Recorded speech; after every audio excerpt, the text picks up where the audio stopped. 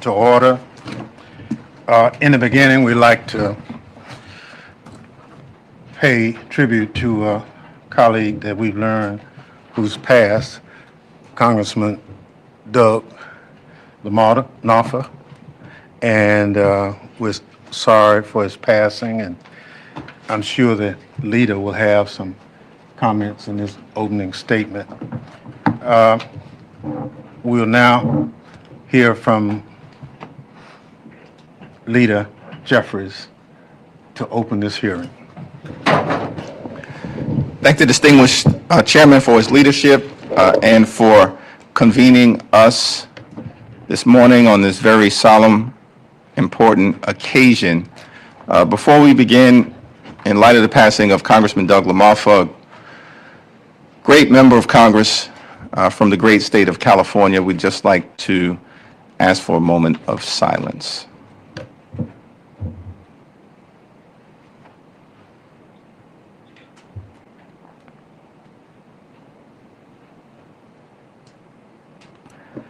Thank you.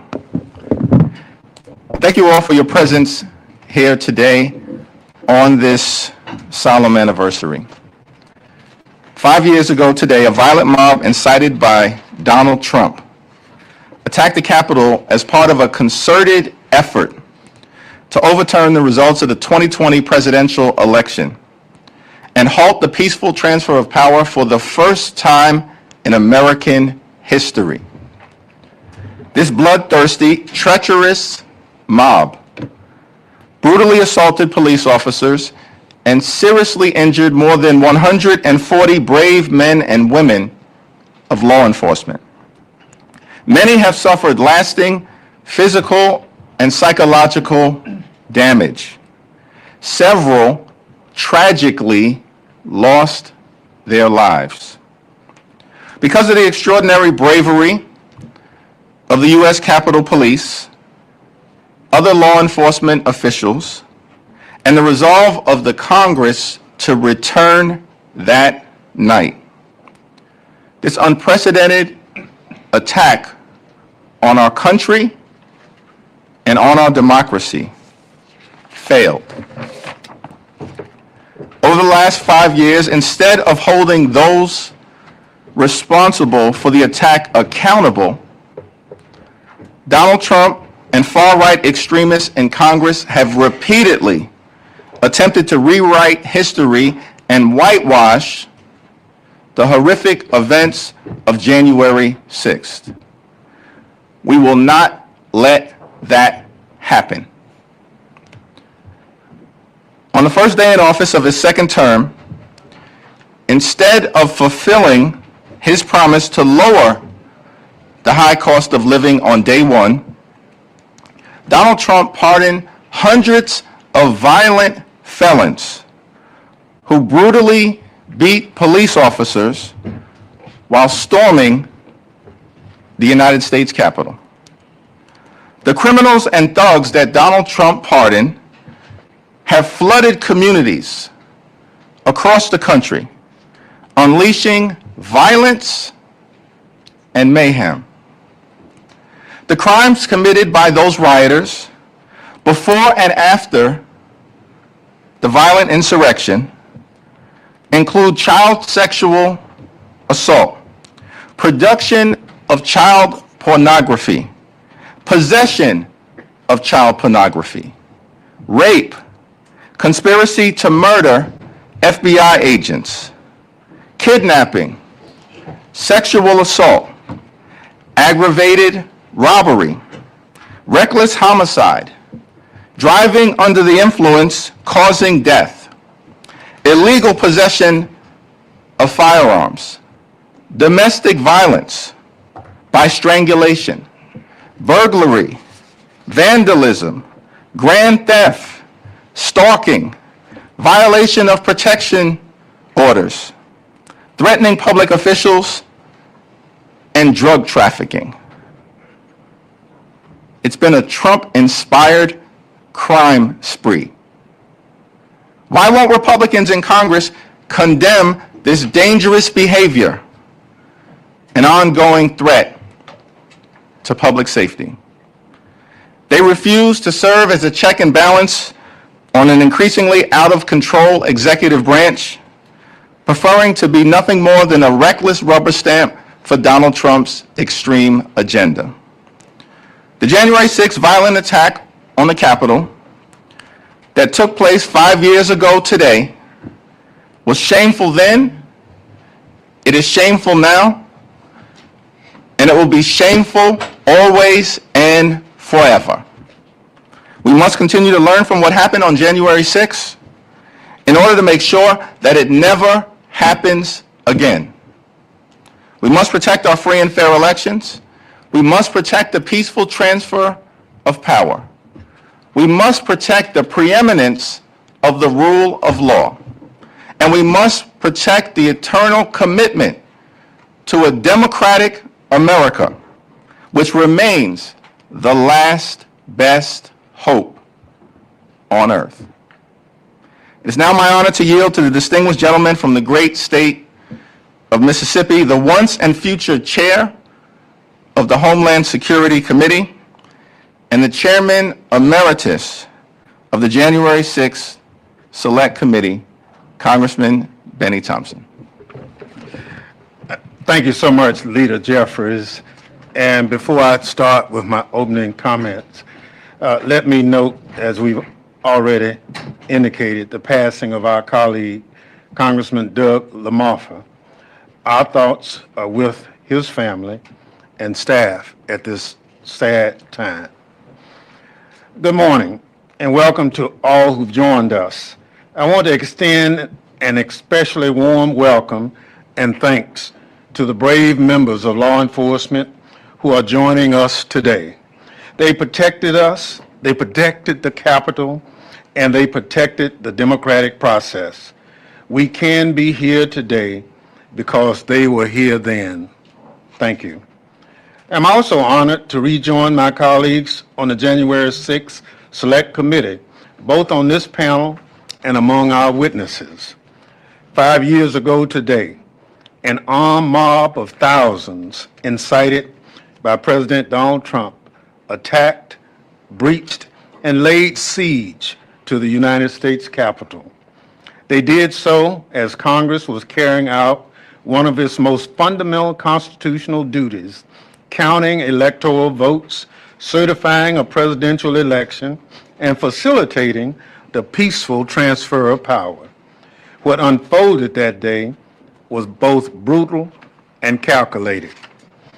Officers were stabbed with metal fence stakes and bludgeoned with flagpoles. They were crushed in doorways until their ribs were broken. Eyes were gouged. At least one officer was dragged into the mob, beaten, tased, and left for dead. Others suffered lasting damage from concussions and traumatic brain injuries. In the days and weeks that followed, 5 police officers died due to the physical or psychological trauma they endured protecting Congress and the Constitution. The years may have muffled the screams we heard, and the horrible images of that day may have faded. So as we mark this grim anniversary, it's important that we remember exactly what happened. January 6th was not a regular tourist visit. It was not a day of love. It was a bloody riot that pushed our democracy to the breaking point. To bring us back to that day, we're going to play a short video reminding us that for a little over 3 hours, 5 years ago, this sacred temple of our democracy, where we are sitting today, was transformed into a war zone. I warn those watching that this video contained violence and strong language. DC is a motherfucking war zone! Give you 12 up to help maintain the lines.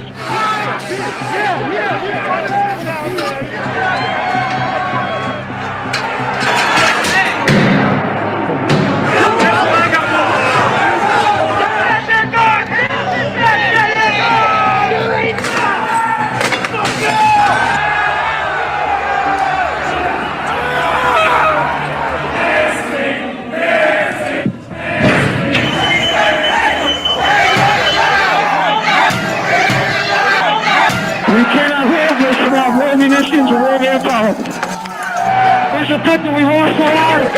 We've lost the line. All we need, get back. 1033. I repeat, 1033, west part of the Capitol. We've been placed and we've lost the line.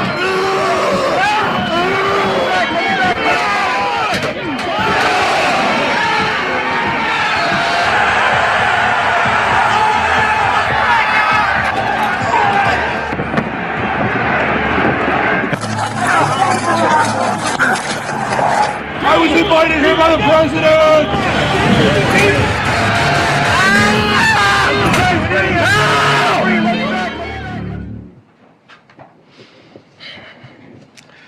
Some people want to rewrite the history of January 6th, to ignore what we saw with our own eyes. Some people want us to forget the lessons of that day, to pretend that we have overcome the threats facing our democracy and the rule of law. We will not allow that to happen. We gather to continue to uphold our oath to support and defend the Constitution against all enemies, foreign and domestic, to defend against the lawlessness of that day and the lawlessness we continue to see today. We gather because, in the words of Martin Luther King Jr., human progress is neither automatic or inevitable. Every step toward the goal of justice requires sacrifice, suffering, and struggle.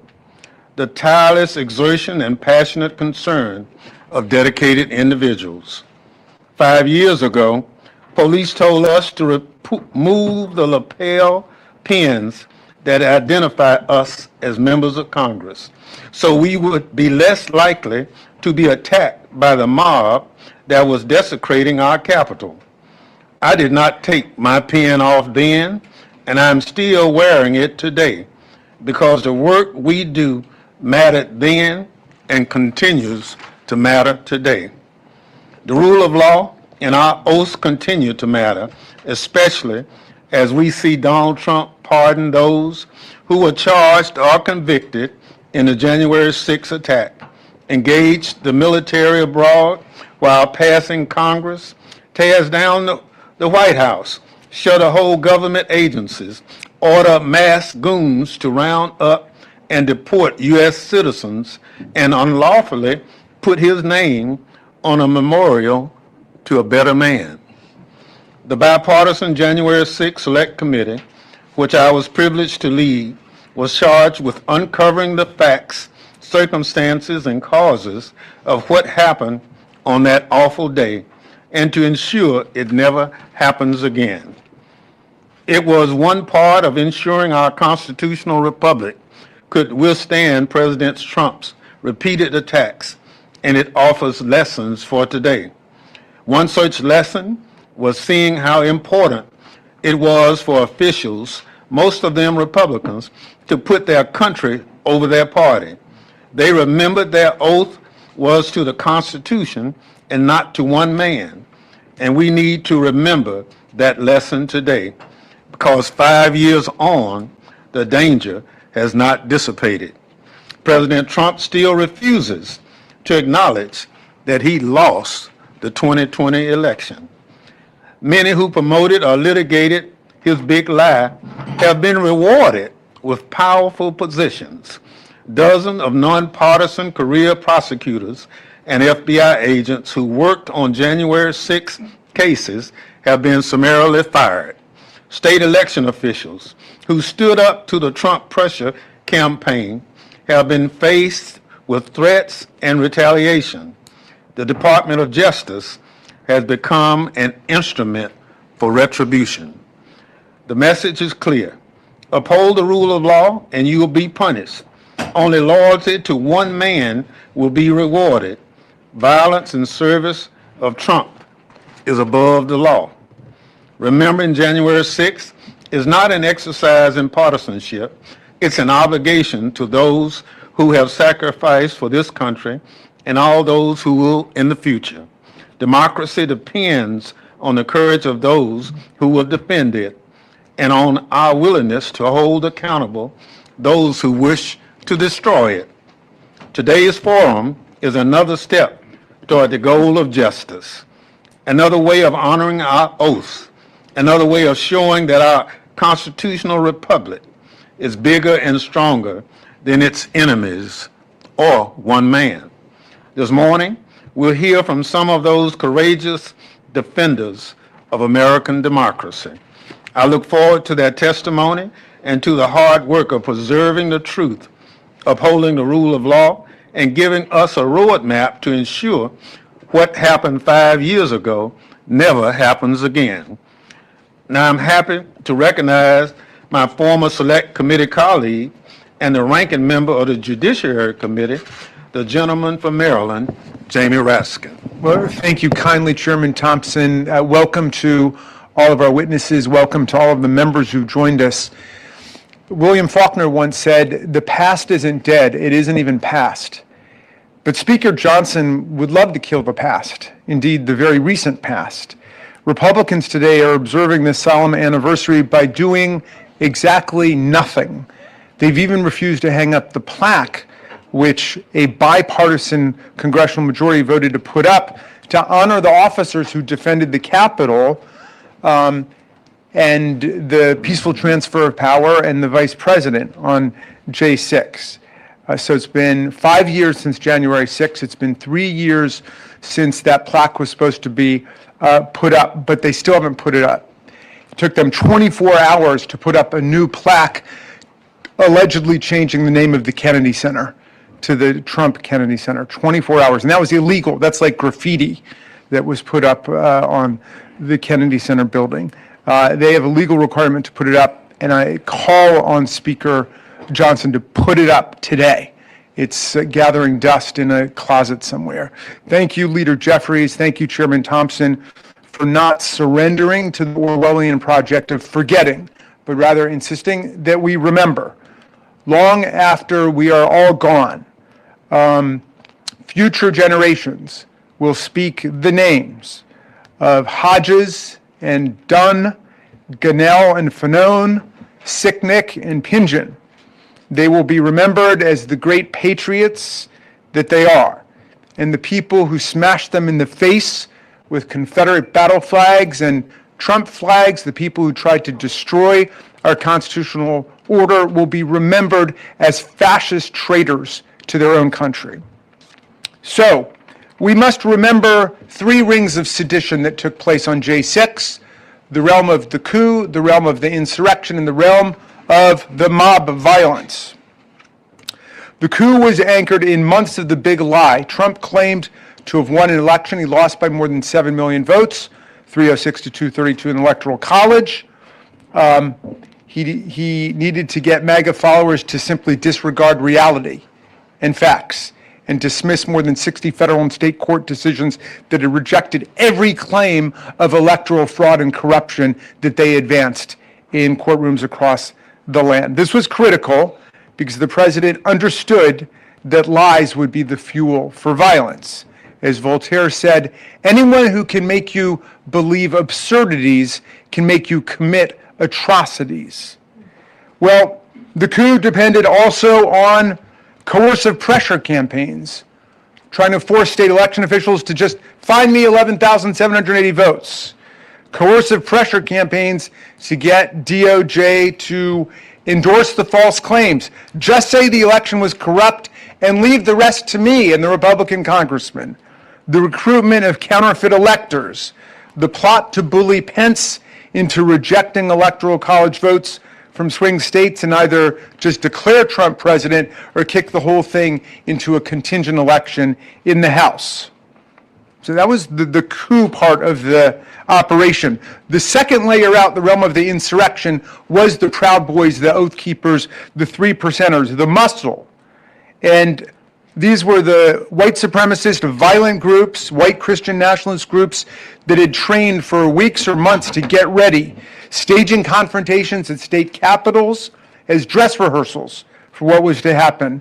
The Proud Boys came to D.C. twice in the lead up to J6 and provoked brawls with anyone that they would describe as Antifa.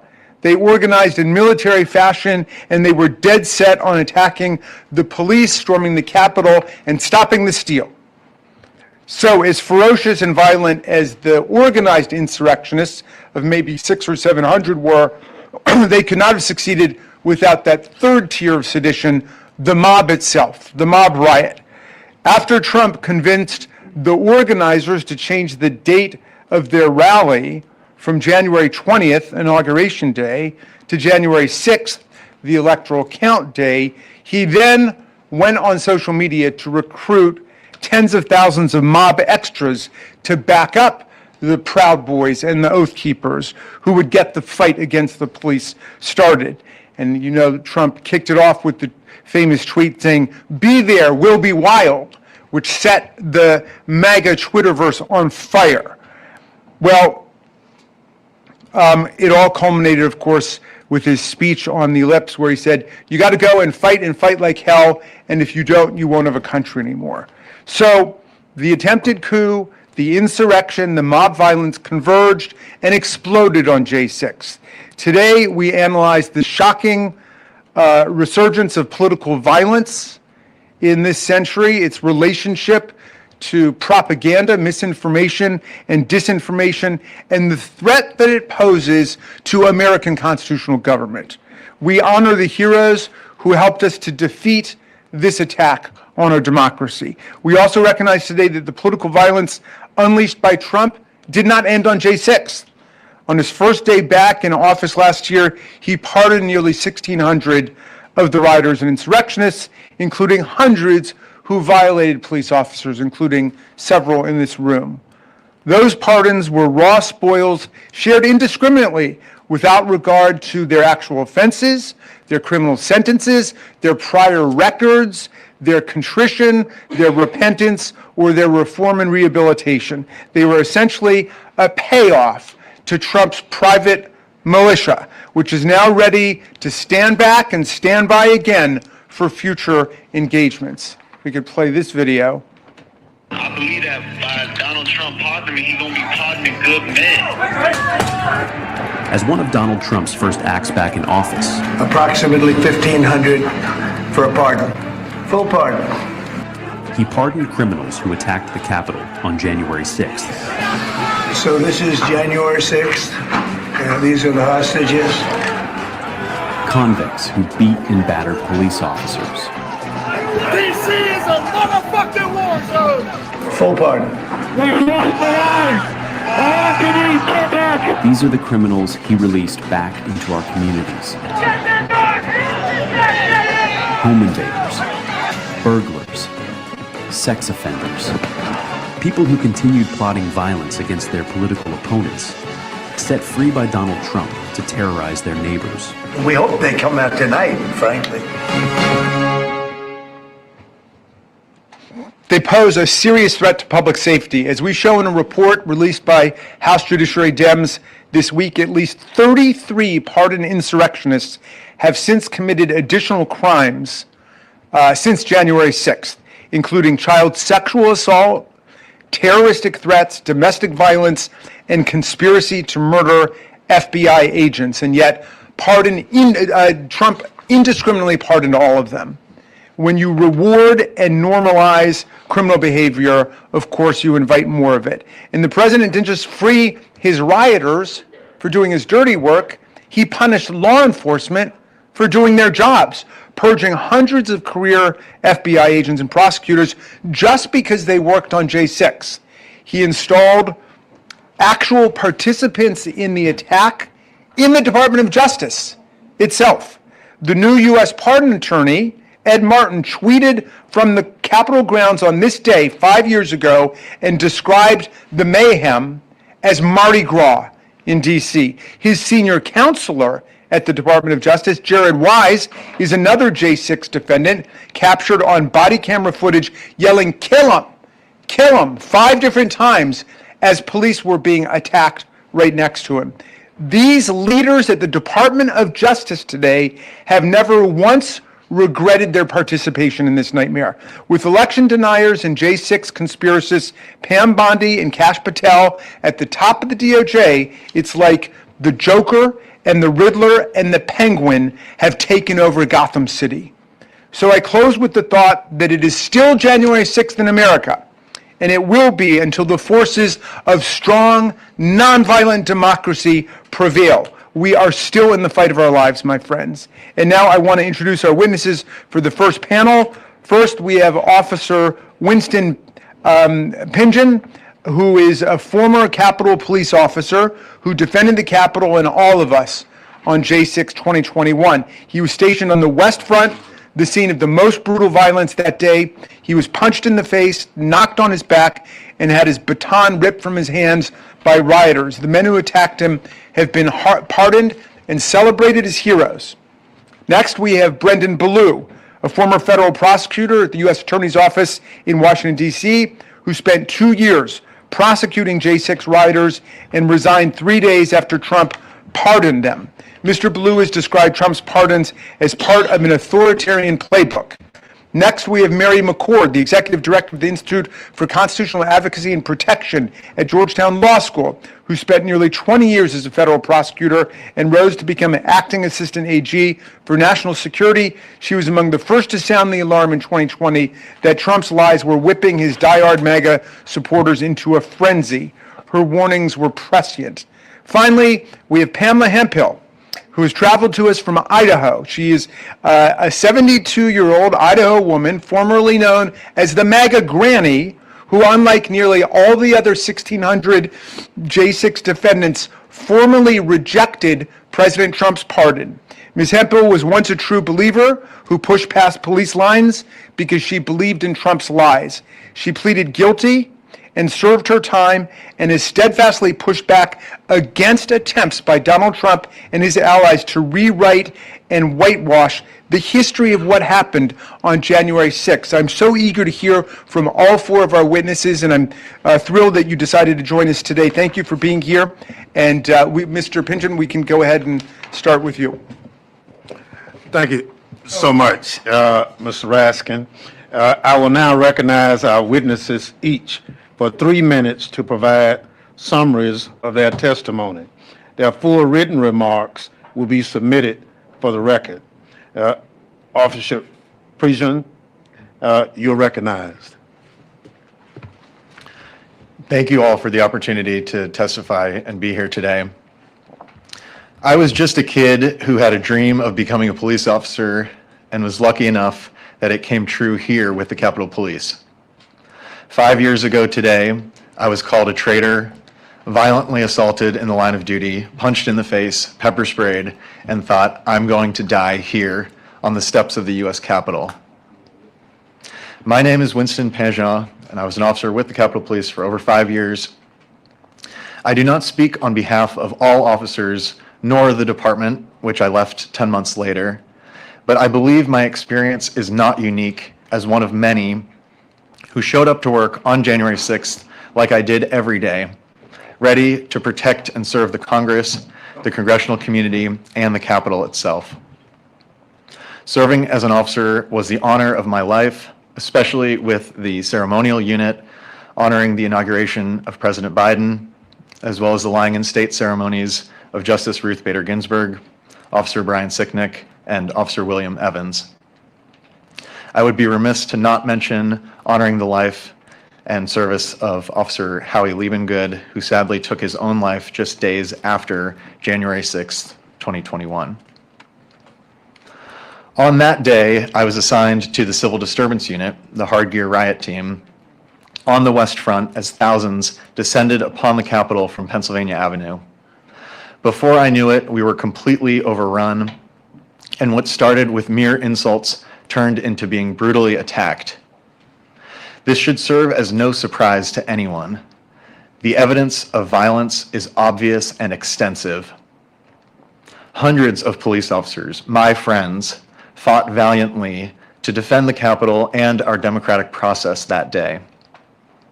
From the West Front to inside the Capitol, the mob said to me, "President Trump sent us, and we don't want to hurt you, but we will." While I suffered immensely on and because of January 6th, I do not wish to dwell on my own pain and want to be clear, this is not about me or any one person here today. The events of that day are bigger than any of us. What happened that day is wrong. It should go without saying. Pardoning criminals who severely beat me and my fellow officers that day is completely unacceptable. We cannot accept violent felons being pardoned and released back into our neighborhoods without consequence. That is not justice. Violence is never acceptable. It must be unequivocally condemned by the president and our fellow Americans, not selectively ignored or pardoned. I implore America to not forget what happened on January 6th. We must refuse to accept the normalization of violence. In this deeply divided time, I believe the vast majority of Americans have so much more in common than what separates us. And finally, to all the officers who continue to show up day in and day out in service to Congress and to our nation, thank you. Thank you so much. We'll now recognize Mr. Blau. Thank you. My name is Brennan Ballou, and for 2 years I was on the team that prosecuted rioters who attacked the Capitol on January 6th. I should make clear that I was a very small part of a very large team, but because I'm in a position to speak publicly, I will. Let me start not with January 6th, but with January 20th, 2025, when President Trump pardoned over 1,500 rioters. Now, here I confess my own ignorance. I believed, if nothing else than out of pure political self-interest, President Trump would not pardon those rioters who attacked and tried to kill police officers. I was wrong. In fact, the president pardoned rioters who attacked officers with pipes, flagpoles, bear spray, and whips, who dragged officers into the crowd, tased them, and tried to gouge out their eyes. He even pardoned rioters who had previously been convicted, as you noted, of manslaughter and charged with production of child pornography. And when his first pardon was insufficient, he re-pardoned one defendant on an unrelated gun charge to set him free. After the pardons, like several of my colleagues, I chose to resign from the Justice Department. But since then, President Trump has continued to try to rewrite the history of January 6th. He's fired or demoted career FBI agents and prosecutors, my former colleagues who investigated and prosecuted rioters.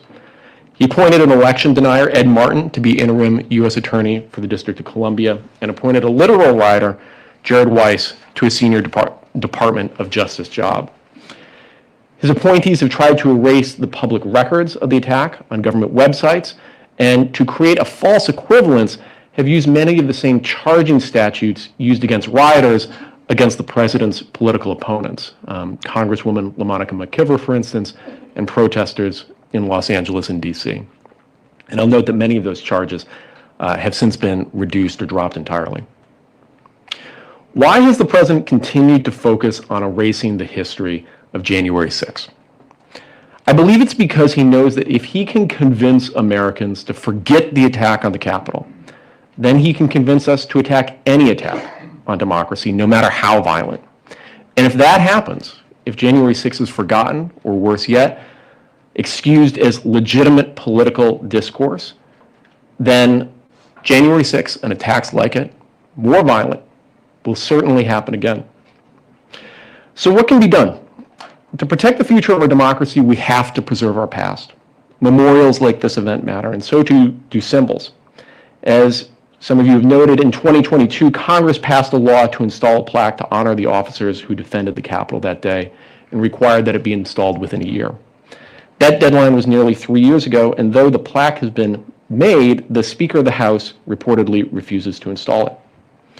Two officers, Harry Dunn and Daniel Hodges, who are here today, both of whom protected the Capitol on January 6th, have sued to have the memorial installed, and we will soon see if the Speaker and his subordinate offices will be compelled to follow the law. But we can do more than lawsuits. For people who want to honor the memory of January 6th, there is much that they can do. Keep talking about the day. Keep writing about it. Develop school curricula. Archive the history of the attack. Have your local government annually memorialize the history of the attack. The fight over the past is ultimately a fight over the future, and there is a role for all of us to play. In a world where so many politicians' political careers depend on forgetting, simply remembering the past is an act of resistance. Thank you. Thank you so much. Professor McCord, you're recognized. Thank you for inviting me to speak about political violence today. To learn from January 6, we must understand both that mis and disinformation are the primary drivers of political violence, and that political violence is not limited to physical attacks, including killings, but also includes the threats, intimidation, and harassment that squelch civic participation and undermine the functioning of our democratic republic. In the years leading up to January 6, conspiracy theories emboldened extremists. The Great Replacement Theory, which posits a conspiracy to replace majority white populations with non-white immigrants, was behind the deadly Unite the Right rally and multiple mass shootings. Conspiracies about Democrats taking away Americans' freedoms were behind attacks on state houses during the pandemic. And by Election Day 2020, President Trump's election fraud conspiracy was well seated in the populace, so that by January 6th, the thousands of people he had summoned to the Capitol were ready and willing to act when he called for them to fight like hell. President Trump's pardons cannot erase what happened on January 6th. His revisionist history is based on more falsehoods: that January 6th was a peaceful protest, that the January 6th defendants were politically persecuted, and that Trump himself was the victim of a weaponized Department of Justice made up of evil people. Add to this the baseless claims of non-citizen voting and pervasive violent crime by immigrants, and the risk of political violence increases despite polls that show that most Americans are firmly against it. Political violence does not have to be physical to cause great damage. Threats against election officials have resulted in the highest recorded rate of turnover in the past quarter century. Elected officials at every level have decided not to run for re-election after threats to themselves and their families. And new research shows that roughly 5.5 million Americans may have not voted in 2024 because of fears of violence. Executive actions in the last year have created a culture of fear and intimidation. The blacklisting of law firms has chilled lawyers from representing people and causes the president opposes. The demands for prosecution of the president's perceived enemies signals that those who challenge him will be punished. The targeting of media organizations risks burying stories about government overreach and failing to fact-check false and misleading statements by government officials. And NSPM 7, the one-sided presidential proclamation directing the federal government to go after those the president characterizes as espousing anti-Americanism, has impacted the crucial work of nonprofits fearful of being subjected to baseless investigations and audits. And there is state-sponsored physical violence as well. ICE and CBP have physically assaulted individuals suspected of being undocumented, as well as protesters, university students, and clergy members, all to instill fear in immigrant communities and to chill First Amendment protected protest. And the federalization and deployment of the National Guard into so-called blue cities attempts to normalize the militarization of the country. We cannot afford to ignore the false narratives that this administration seeks to rely on to suppress voting rights and public protest. Congress has used its authorities to combat disinformation and political violence, whether by private actors or government officials, and Americans must refuse to be silenced or chilled from civic participation. Thank you. Thank you so much for your testimony.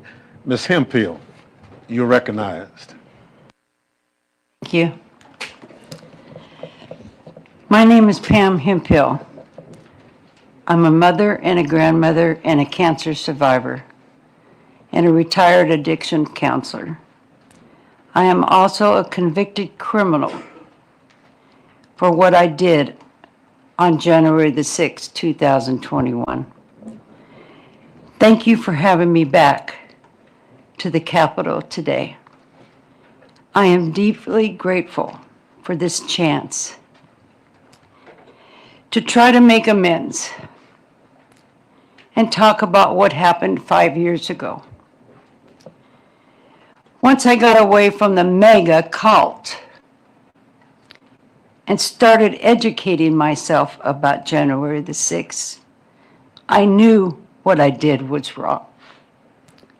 I pleaded guilty to my crimes because I did the crime. I received due process, and the DOJ was not weaponized against me. When Donald Trump pardoned us, I rejected the pardon accepting that pardon would be lying about what happened on January the 6th. I am guilty, and I own that guilt. 5 years ago, I traveled from Idaho to D.C. to see Donald Trump speak. I had fallen for the president's lies, just like many of his supporters. Local people had welcomed me into the circle when I was around them. I heard them saying things like, the Democrats are trying to turn us into a communist country, or the radical left wants to do away with our Constitution. The gaslighting caused a lot of fear, and I was scared. With that fear in my heart, I came here on January the 6th. I went from Trump's speech to the Capitol because I thought Mr. Trump would go to the Capitol with us. I heard people saying that Trump was going to walk down to the Capitol, so I went. Well, as you know, Donald Trump never showed. But the rioters did, and the attack began.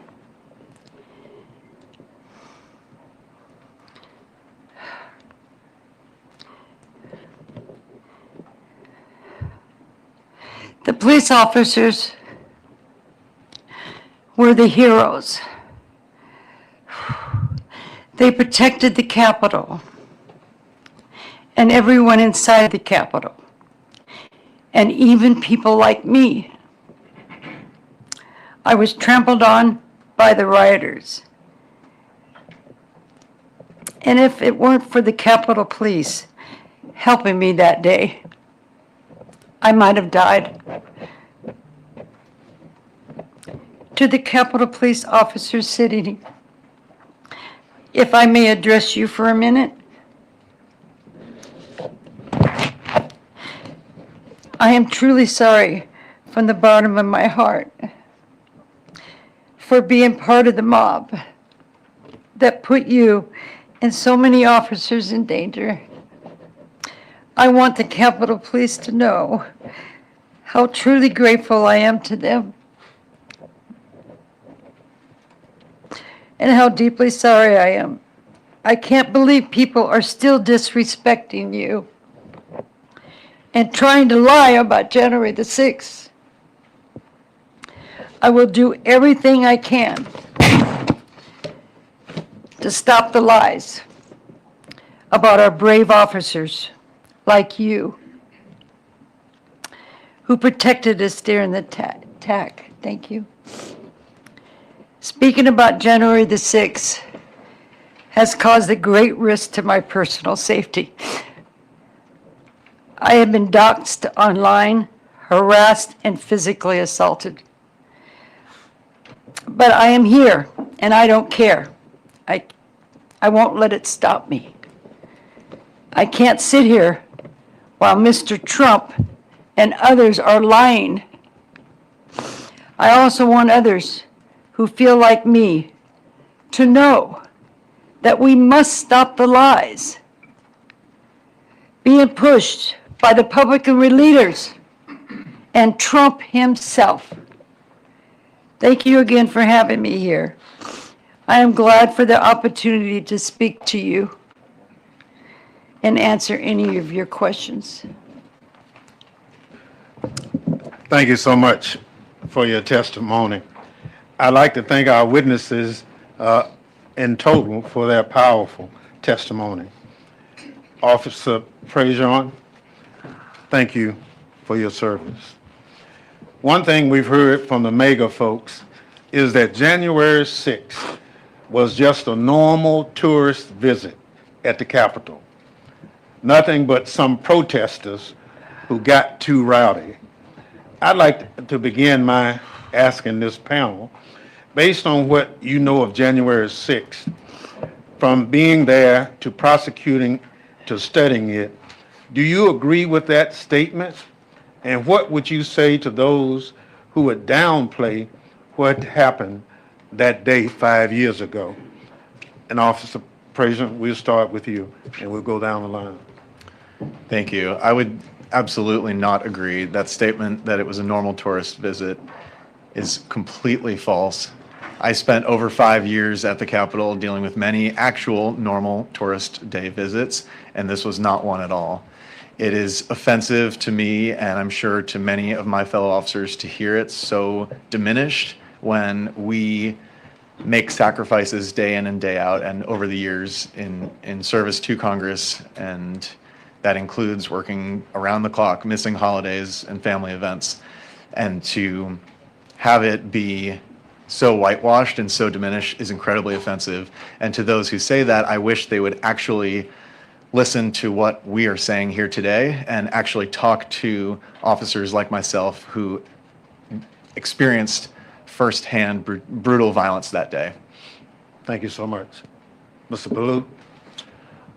For those who question whether January 6th was a day of violence, they should just look at the tape. This was the most documented crime in American history, and it's obvious what happened there. In terms of what the experience was like for those who were there, in the course of being part of the teams that investigated and prosecuted rioters, we had the opportunity to talk to many U.S. Capitol Police and Metropolitan Police Department officers. If you talk to most officers, they're pretty stoic folks. The number of officers that we had that candidly broke down crying in our office, still processing the horror of that day, is something that's very hard to forget. And I think that pain is evidence alone of how violent that day was. Professor? The video shown this morning makes clear this was not a normal day of peaceful protest. I've never seen tourists break through windows and come in the second floor or scale the walls of the Capitol in my nearly 40 years in Washington, D.C.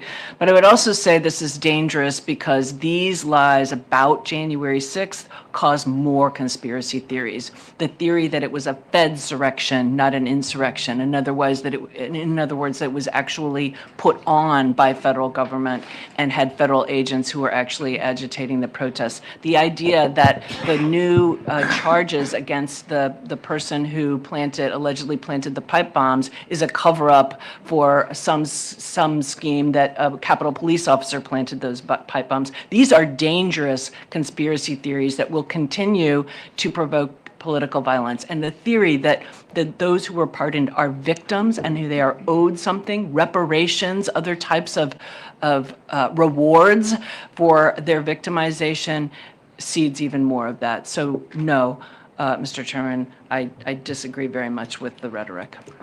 Thank you so much. Ms. Hemphill? Thank you for the question. You can't gaslight me. I was there. I saw what you did. I saw the officers being pepper sprayed. When I was on the steps, I watched one of them fall down and hit his head and his back. So don't be telling me it wasn't violent. Don't come to me with that ever again. I watched you. I was on the east side, but I saw what you did. Thank you so much. I now recognize other members for question as we identified. Mr. Swalwell, you recognize. Thank you. Since the Civil War, the three most important days in American history are December 7, 1941, September 11, and January 6. And we don't need the years for the last two because we know what happened. They aren't dates on the calendar, they're scar tissue. And as you just said, Ms. Hemphill, we saw them unfold live and in terrifying detail with our own eyes. But 5 years later, Donald Trump has pardoned the insurrectionists. The steps have been cleaned, the broken glass has been repaired, and because the 22nd Amendment says he can't run again, maybe we exhale. If this country had one word that defined its march higher, it wouldn't be liberty or justice, it would be next. Because we have a tendency to just move on so quickly from the tragedies that define us. We have a tendency to not look back, but I can't do that.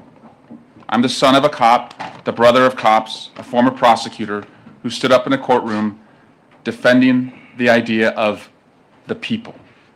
But you don't need a badge on your chest to know that January 6th was a moral crater. You don't need a law degree on your wall to know that in a country like ours, we don't tolerate violence. You don't choose the criminal over the constable. What Trump is attempting to do is to gaslight a nation on an industrial scale. It's the same playbook the fringe theorists used after September 11. They told us there were no planes. They told us it was holograms, missiles, a controlled demolition. We didn't buy that nonsense then, and we cannot whitewash history now. Ms. McCord, I was hoping you'd engage in a hypothetical with me and put aside the politics. Picture George Bush. Remember him standing on the pile of twisted steel at Ground Zero, his arm around a retired firefighter, holding that bullhorn. He bucked us up. He gave us a spine when ours was fractured. Now, imagine if he had been the one to incite the attacks. Imagine if he had held a rally in Battery Park 10 minutes before impact. Imagine if he had pointed at the towers and told a seething, armed crowd to fight like hell, to stop the steal, and make them do the right thing. Could January 6th have happened if Donald Trump had not called to assemble the mob? I think that it could not, Representative Swalwell, and I think Jack Smith's testimony during his deposition recently makes that very clear. The evidence amassed about what Donald Trump knew, how many people, Republicans included, had told him there was no fraud in the election that's significant enough to change the results. His own attorney general had told them that. He called the crowd knowing that they responded to his dog whistles.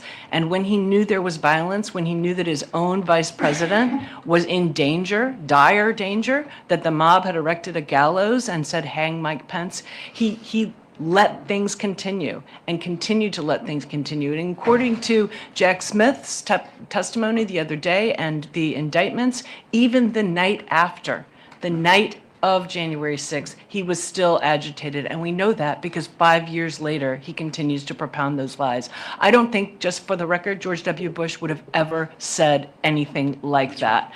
Whatever policy disagreements those in this room may have with him, he is a man of integrity who would have never done such a thing. Agreed. And on January 6th, what you just described is what happened. That's reality. It's important that we tackle the future. More than ever, it's coming at us at a breathtaking speed. But if we don't acknowledge a past wound, it stays poisoned. If we don't right these wrongs, we don't just get a repeat of January 6th, we get January 7th and 8th. And the country we are barely holding on to now will slip forever through our fingers. It doesn't matter who you voted for. Our job, our civic sacrament is to reject the comforting lie, even when it comes from our friends, as Pamela Hemphill has told us. So we remember, we don't look away. We treat the day with the same reverence, the same sorrow, and the same resolve as the day the towers fell, because the moment we forget is the moment we, as a country, also fall.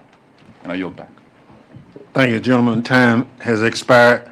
We now recognize for 3 minutes the gentleman from Maryland, Mr. Raskin. Thank you, Mr. Chairman. Ms. Hemphill, thank you so much for joining us today.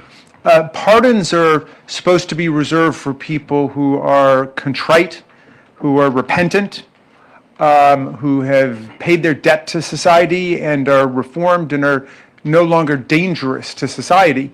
On those standards, you may be the only one of the J6 insurrectionists who actually deserves a pardon, and yet they all got pardons and accepted them. You were granted a pardon as part of the en masse action, but you decided not to take it. Can you just elaborate a little bit further why you decided not to take the removal of the criminal record? Thank you for the question. I do not deserve a pardon for what I did on January the 6th. I deserve to finish my sentence. I broke the law. To me, taking a pardon would be a slap in the Capitol Police's face. It was wrong that day, and you don't take a pardon for when you broke the law. No, ever.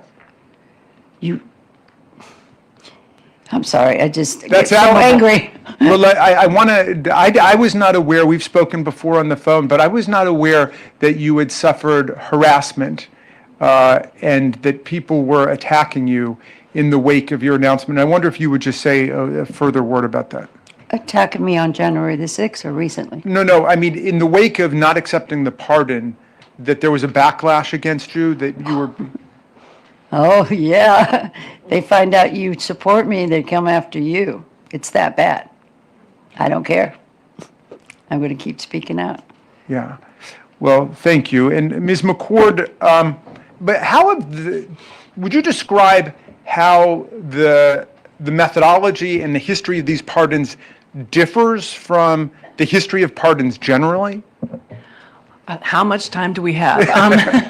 So the pardon attorney is an office within the Department of Justice that normally reviews the applications for pardons, and they look at things like the person's criminal record, their individual characteristics, the things you already mentioned, right? What is their contrition? What have they done with their lives since they committed their crimes? And all of these things are taken into consideration, and recommendations are being made to the president. Here, so far as I can tell, the pardon attorney was completely sidelined, and there was no individualized assessment about the criminal records of those that were going to be pardoned. Criminal records before January 6th, their indications of dangerousness, whether they had accepted responsibility, it was just en masse. So it is as far removed from anything that I've ever seen. The closest is the pardons of draft defectors after Vietnam. Very, very, very different situation.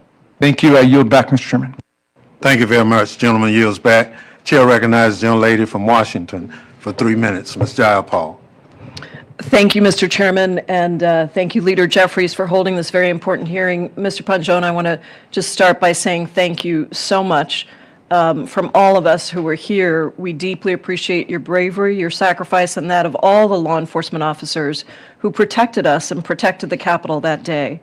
Ms. Hemphill, I want to thank you for your very honest and moving testimony, and I hope that it inspires others across the country to do and say what you have said. I think it's incredibly important. And I want to focus my few minutes on the toll on our democracy with Mr. Ballou and Ms. McCord. When I questioned Jack Smith recently, Special Counsel Jack Smith recently, about the toll on our democracy if we do not hold those who try to steal an election accountable, he described it as catastrophic. Mr. Ballou, can you talk about the effects of these pardons, not only on January 6th defendants' actions going forward, but on Trump supporters more generally? Yeah, I think that there are two concerns here with the January 6th pardons specifically. You know, with the mass pardons of January 6th rioters, particularly the violent ones, I think the clear message here, probably the intent and certainly the effect of the pardons, was to empower a group of people who were loyal to the president, willing to enact violence in his name, but quite literally beyond the reach of the law. Immediately after the pardons came out, a number of rioters made statements saying that they were going to get retribution or revenge. Some said that they were going to immediately buy guns. It's clear what the effect of being told that the law doesn't apply to them is having on these rioters. But I also think that the January 6th pardons fit into a broader narrative of what's going on with this administration, that if people are sufficiently loyal and willing to support the president, either in words or financially, they will be put beyond the reach of the law. You look at the extraordinary donations, for instance, to the Trump Inaugural Committee, people giving $1 million to have their SEC or CFPB investigations dropped or their criminal prosecutions dropped. I think it means that, quite literally, for a certain group of people right now in America, the law does not apply to them. Ms. McCord, I want to ask you what this does for public safety. I'm deeply concerned that the total lack of accountability here puts our country at risk of another January 6th or something much, much worse. Do you believe that we can deter future insurrections like what happened 5 years ago when the president has pardoned all of these people? I think that there's the damage to sort of the even-handed administration of justice is really very strong, and people can think rationally right now that if what they do is at the behest of someone like Donald Trump, who has the power to absolve them from the wrongs that they commit, that there is an incentive to continue to commit those wrongs. And we are in a dangerous place right now where Mr. Trump still has 3 more years left of his term and is even talking about things like a third term, which of course would violate the Constitution. So these are all seeding these narratives already now that I think could prompt additional acts of violence. I don't think this Capitol could be attacked the way it was before because of what has happened since January 6th, but that does not mean that there can't be other, similar acts of violence elsewhere. Thank you all so much. I yield back, Mr. Thank you. Chairman. Gentlelady's time has expired. Chair recognizes the gentleman from California for 3 minutes, Mr. Correa. Thank you, Mr. Chairman. I also want to thank our witnesses for your bravery for being here today, testify to make sure we don't forget January 6th. If I can turn to Ms. Hemphill, ma'am, thank you also for being here. If I can ask you some very quick questions. Do you believe in God? Thank you for the question. Absolutely. Are you a God-fearing person? Yes. Why did you come to Washington on January 6th? I believe that the election had been stolen. So you believe the lies that the 2020 election had been stolen? Absolutely. Were you involved in politics before that? No. So you're not a person involved in this process? No, sir. You pled guilty to a crime committed on January 6th. Why did you plead guilty? Because I was guilty. You I'm not you came to fight to stop steal, and you pled guilty. Did you realize that the 2020 election was not stolen? At the time I pleaded guilty. Did you serve time in jail? Yeah, 60 days in prison. And you refused Donald Trump's pardon. Why? Because it was a lie. January 6th was an insurrection. I broke the law. Police officers were being assaulted that day, were getting beat up. I know, I was there. I watched. I felt it. Yet these police officers also came to your rescue? Yeah, the crowd had knocked me down in front of another officer and stepped on my head, pulled my shoulder, cut my knee, and broke my glasses. I was not breathing. If it hadn't been for the Capitol police officers, I would have died. So these same police officers that were assaulted also saved your life, despite you being one of the rioters. They saved those inside the Capitol and even rioters like myself. What would you say to people watching this today about what's going on in the country? What would you say to them today about whitewashing, about forgetting what happened January 6th? It's wrong. I point the finger, everything, to Trump. So it really happened. This was an assault on our democracy, on our Capitol. Absolutely orchestrated by Trump. Thank you, Mr. Chair. Thank I you very yield. much. Gentleman's time has expired. We now recognize the gentleman from Tennessee, Mr. Cohen, for 3 minutes. Thank you, Mr. Chair, and thank you for your heading up this panel, which Speaker Emeritus Pelosi appointed, which needed to be done, and it was important, and this day is important too, because we should never forget this day. This, like Pearl Harbor, is a day that will live in infamy, an attack on our country by a man who had been president and who was again president. Mr. Blue, as I understand it, you resigned from your position with the Justice Department. How many years had you worked at Justice? 6 years. And why did you resign? Well, it became clear what the president was going to do to the Department of Justice, and then it was a question about whether you could be most effective at resisting sort of the illegal actions, or at least unjustified actions, that the president seemed to be pursuing, whether you could do so most effectively inside or outside of government. It became clear to me that given that this administration was so willing to fire people that opposed it, that there was very little point, as I saw it, to staying in government, and instead I would be most effective outside. Many of the people in Justice Department who engaged in the prosecutions were fired or dismissed. What damage has that done to the Department of Justice?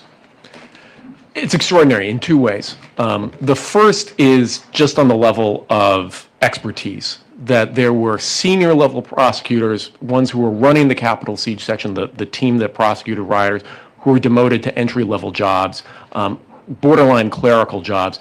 You simply lost the muscle memory of experienced prosecutors in the office because of those demotions and firings.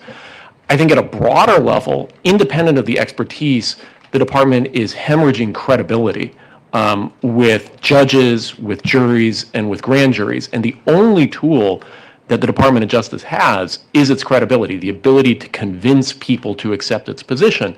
And it is rapidly losing that power. The president has gone after quite a few people on this panel who were on the January 6th committee. Mr. Schiff, who's here, Senator Schiff, he's been targeted for the same kind of situations as the former FBI director and the New York prosecutor. Grand juries refused to indict a couple of people there.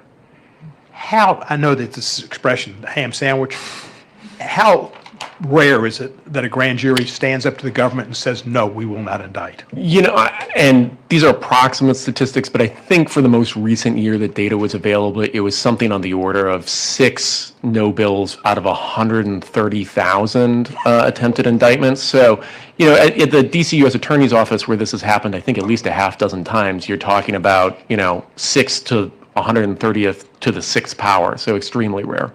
Well, it's good that the citizenry that serve on the grand juries have got more understanding and more backbone than most of our Republican colleagues, unfortunately. We must never forget this day, and I won't. I was in the gallery. I was concerned. Capitol Police came up in the gallery, locked the doors, had their guns ready, helped me with my gas hood, which I couldn't put on, and all experience, and got out of there. But I was certainly frightened, and I don't think I had post-traumatic stress disorder, but I've thought about it a lot. And when I sit in my house now and watch television, I lower a shade next to me at night so nobody can see in. Thank you, officer. Thank you. Gentleman's time has expired. Thank you so much. Chair now recognizes a young lady from North Carolina, Ms. Ross.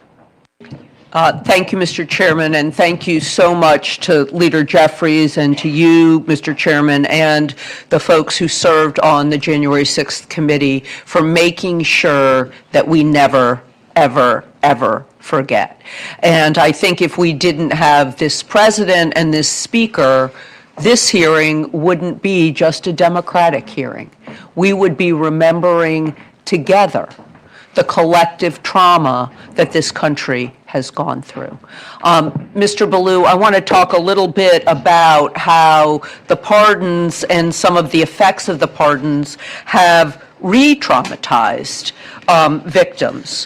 One of the things that we don't talk about with the pardons is that the fact that the insurrectionists who were convicted owed $3 million in restitution to Capitol Police officers and others who they had injured on that day. And only about 15% of that amount, $400,000, was paid before President Trump liquidated the rest of the restitution owed with his pardon spree. Can you talk about how that restitution was an important part of the work that you and others did in your prosecutions? Absolutely. So, January 6th was an attack on individuals. It was also an attack on quite literally the Capitol itself. The architect of the Capitol, I think, estimated that there was $29 million in damages to the building itself. And that's separate from the restitution that you're talking about to individual officers. That is a life-saving amount of money for people, many of whom, are no longer working, many of whom are no longer able to work. And so the fact that they may not be able to, collect on this means that quite literally they might not be able to heal. Okay. And what does it say that the president instead now wants to provide some kind of restitution to the insurrectionists who caused this pain, these injuries, and has left people uncompensated? Well, I think this fits to the broader concern that the pardons of the rioters are going to empower people that are loyal to the president, but beyond the reach of the law. If they are given money, which it seems like the president is trying to do, the Proud Boys are seeking $150 million in damages. The Department of Justice is currently opposing that, but we don't know how that's going to play out. We're going to have a situation very similar to what we've seen in other countries, where you have essentially militias or paramilitary forces that are loyal to an administration but unaccountable to anyone or any institution. And paid with our tax dollars. Precisely. And I only have 5 seconds left, but I'd really like our officer to speak to this issue too. Do you know people who haven't been compensated? I don't know of any officers who have been received any kind of compensation outside of their normal salary for what they sacrificed on January 6th. Okay. Thank you, and I yield back. Thank you very much. Gentlelady yields back. Chair recognizes the gentlelady from California, Ms. Kamala Dove, for 3 minutes. Thank you, Mr. Chair, and I just want to thank all of you for your courage, for what you did for us on January 6th, and for what each of you continue to do today by speaking out and by showing up. This is a very emotional room. It's been very sobering to watch the videos and to hear the testimonies. I watched it on television and didn't think I was watching something happening in the United States, and wondered if every single person inside the Capitol was going to die. It was terrifying. And I can only imagine what you're going through as you're recounting what you experienced. Ms. Hemphill said that she received due process. Is that true? Thank you for the question. Absolutely. Yes. And so, Mr. Balu, you resigned from the Department of Justice. Would you agree that Ms. Hemphill and many others, all of the other 1,500 cases that were prosecuted, did they all receive due process? Absolutely. I think it was the largest prosecution in American history, and it was extraordinary to watch, sort of more senior prosecutors, the care and attention they brought to every case. I would agree with that. In fact, I think it's probably an example of how due process actually can and should work in this country, if only all of us were afforded it. Mr. Balu, I want to ask you a couple of additional questions. Let's just say hypothetically that Joe Antifa showed up at the Capitol, upset that this president was doing away with his health care and causing him to spend more money at the grocery store and at the gas station because of the tariffs. And let's just say that Joe came up and he was so upset that he started bear spraying and pepper spraying and beating up members of the Capitol Police because he was so outraged. Would it be right to call Joe Antifa a patriot? No, absolutely. He committed a crime. And would it be right to arrest him? Absolutely. And if I can just briefly say, this isn't a hypothetical. The Department of Justice was prosecuting protesters that turned into rioters from the summer of 2020, the very same 12-month period. And the analysis was, at least the initial analysis, was that those rioters actually received harsher sentences than those from January 6th. That's right. And yet this president said that we assaulted the January 6ers, right, the insurrectionists, and that they were illegally detained, and in fact sort of presume that they didn't receive any due process. I'm so glad that you're sharing with us that it is not a hypothetical, that in fact it happened. And I just also want to share, Mr. Chair, that now we've learned that the Department of Justice is actually and actively deleting records of the January 6th cases, that they are scrubbing references to the January 6th insurrection as a riot, and in fact have fired prosecutors that worked on all of these cases. Would you agree to those statements? Yes. Thank you for the time. Thank you very much. Chair recognizes the gentleman from Texas, Mr. Castro, for 3 minutes. Thank you, Chairman. And I want to say thank you to each of you for your courage and for your bravery and your candor today. I had the opportunity to serve as an impeachment manager to try to convict Donald Trump in the Senate, thanks to the appointment of, at the time, Speaker Nancy Pelosi. January 6th was an attempted coup. The mob that showed up was trying to stop Congress from doing its job of accepting the election results of the 2020 presidential election. And on that day, Donald Trump left everyone in this building for dead. Our brave police officers, elected officials of both parties, of course, but also our staff who work here in the House and the Senate, the journalists who covered this place, people that are not often discussed, like maintenance workers, cafeteria workers, all of the support staff in these buildings. Their lives were at stake as well. And for 5 years, we've had to listen to Donald Trump and others whitewash that history and pretend as though it was a tourist visit or something peaceful. That day was a dangerous day, not just for the people in this building, but for our democracy and our country. So thank you, each of you, for the roles that you played. Thank you, Ms. Hemphill, for the grace that you've shown in accepting responsibility for what you did and also acknowledging the truth of that day and that mob. I wanted to ask you, Mr. Ballou and Ms. McCord, you know, we exist now in a time of social media where misinformation, lies, distortions can become accepted as truth, unlike any other time in human history. And Donald Trump has exploited that.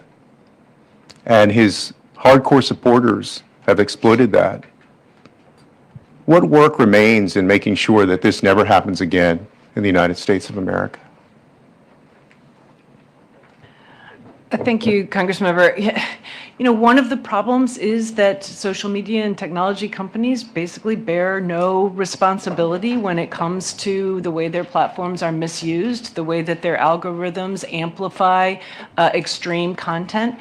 And people, unfortunately, many studies have shown if you do not yourself break out of that loop of more and more extremist content, you will just be feeding more and more. So I think, one thing for Congress to take under consideration, and I know it's a very difficult task, is, what to do about the Communications Decency Act.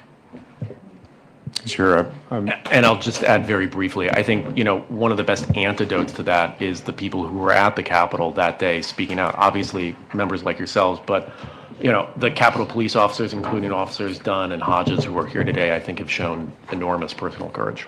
Thank you. I'll yield back, Jim. My name is Adam Villarreal. I was the January 6th defendant. And if I could respectfully ask, why is this committee only composed of Democrats? I'm glad you asked, because no Republicans participated. You're not part of the thing. You're welcome to be here as a spectator. Thank you very much. Chair now recognizes young lady from Pennsylvania, Ms. Dean.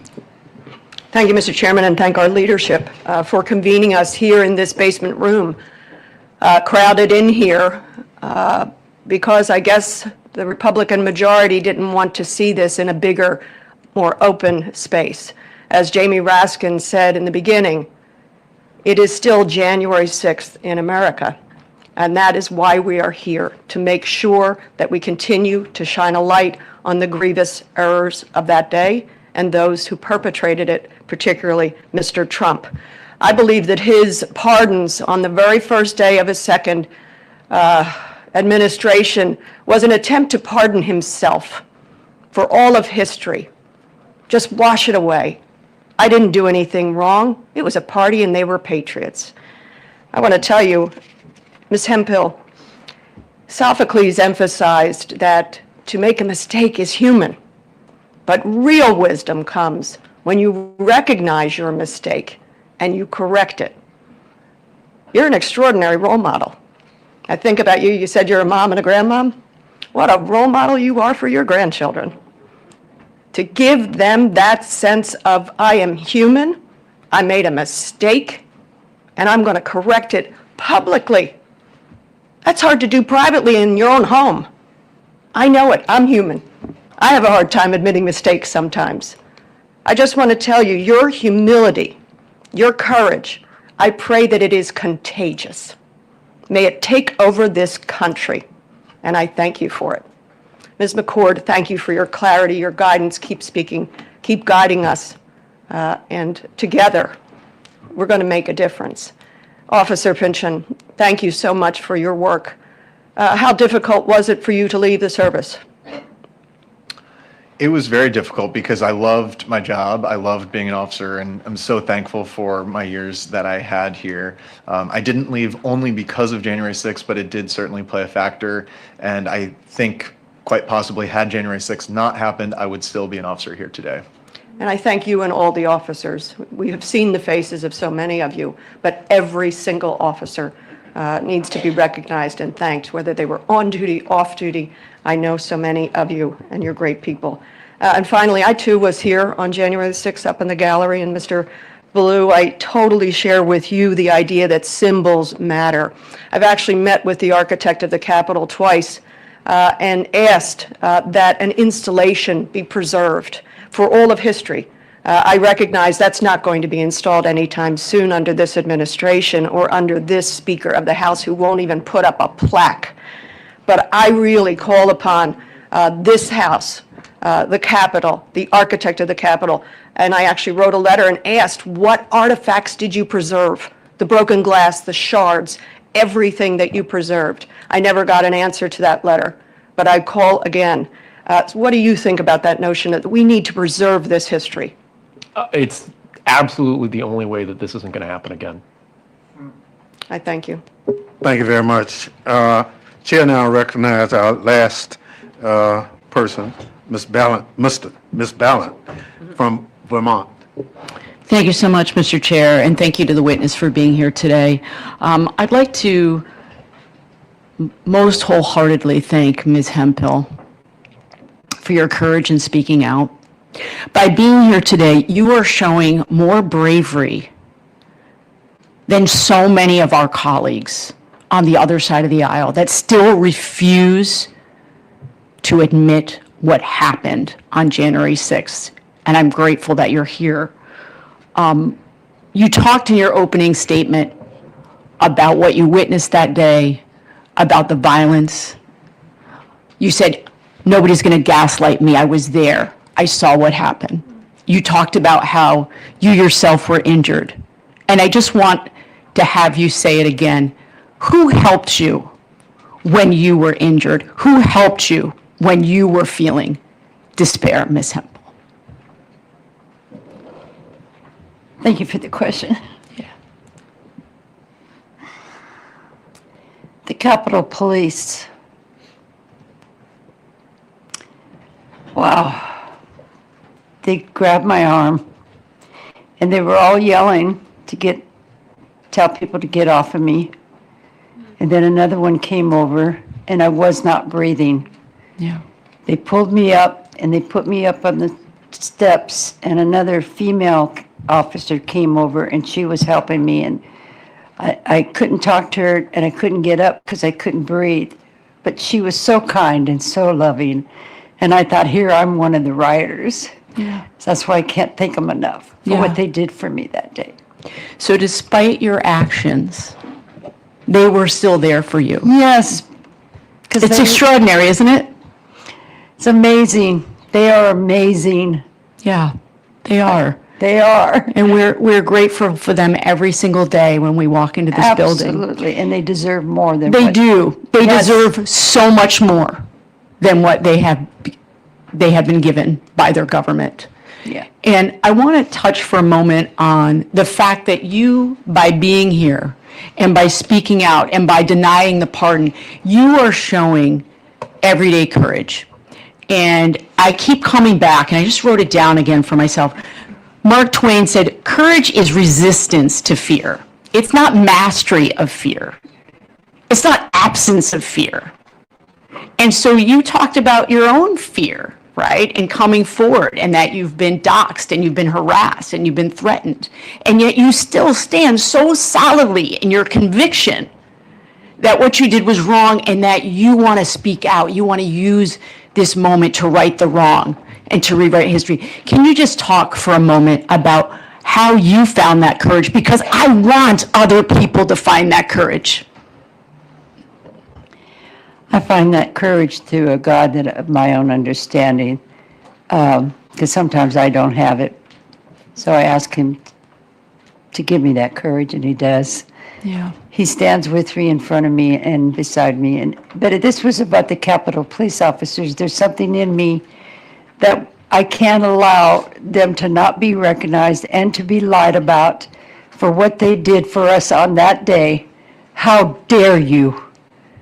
The Capitol Police and those that lost their life as a result bothers me to this day deeply. And until I can see that plaque get up there, I'm not done. Thank you. Thank you so much. I see my time has expired. Again, thank you so much for being here. We can never forget. I yield back. Thank you very much. Gentlelady's time has expired. Once again, I'd like to thank our witnesses for appearing here today and thank the members for their excellent questions. I now excuse you as witnesses and invite our second panel of witnesses to take their seat.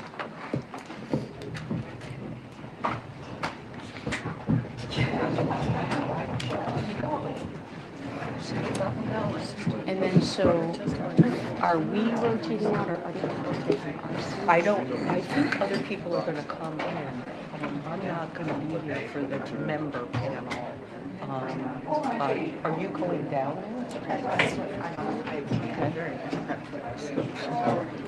I don't know. I'm gonna leave because I'm doing a whole bunch of press. Yeah. So, Okay. so I'm not gonna be here for the next.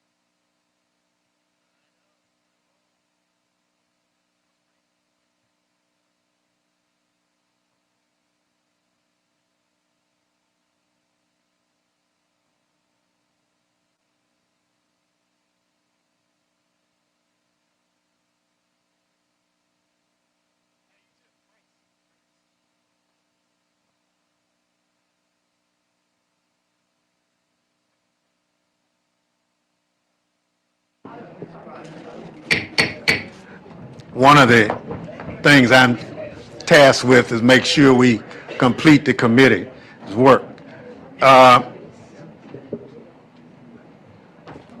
30 seconds.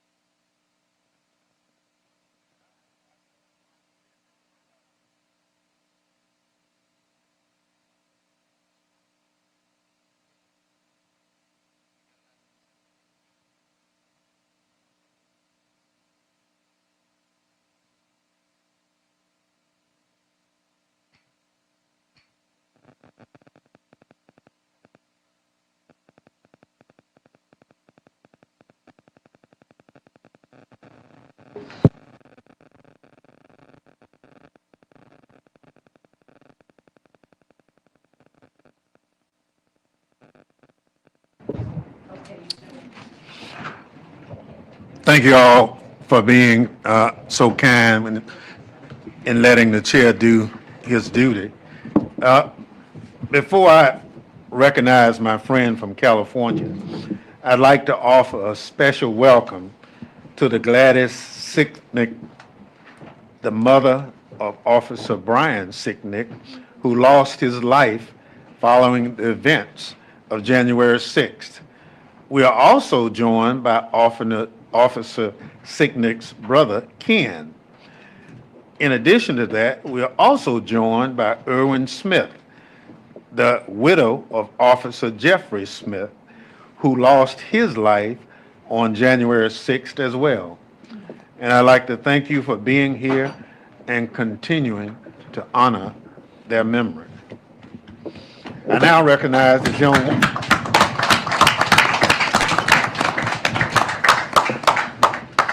I now recognize the gentlewoman from California, Joe Lofgren, my colleague on the January 6th Select Committee, the former chair of House Administration Committee, and the current ranking member of the Science, Space, and Technology Committee. Good morning. Well, good morning, and thank you, Mr. Chairman. 5 years ago today was one of our country's darkest days. It's one of the few dates in history where most people can remember exactly where they were. On January 6th, I was chair of the House Administration Committee and therefore was one of the tellers during the counting of electoral votes for the 2020 election. I stood on the House rostrum with then Vice President Mike Pence and then Speaker Nancy Pelosi as we formalized the election of Joe Biden and Kamala Harris.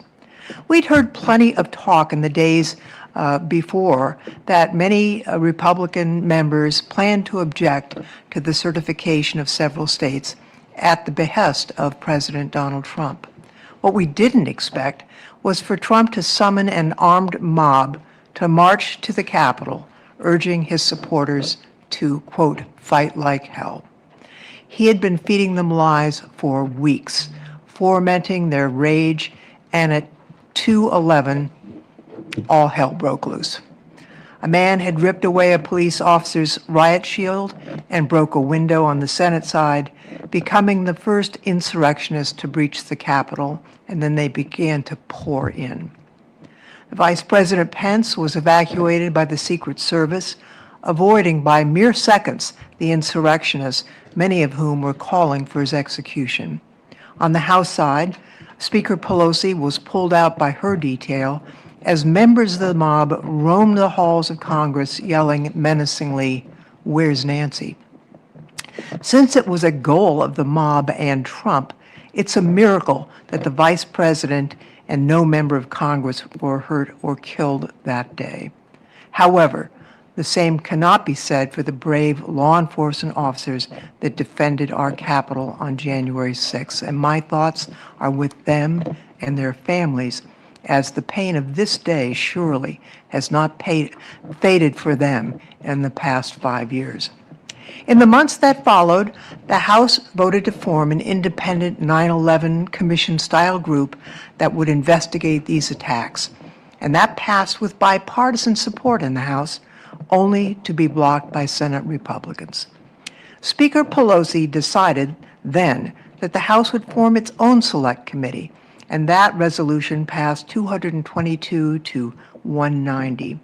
I sit here today with several of my January 6th committee colleagues, including now Senator Adam Schiff, who had to step away, will be back in a minute, former Representative Elaine Luria of Virginia, and former Representative Adam Kinzinger of Illinois. Our work together was an intense, bipartisan, and collaborative effort. We were focused on getting the truth and then revealing the truth, and I think both our hearings and the final report succeeded in doing that.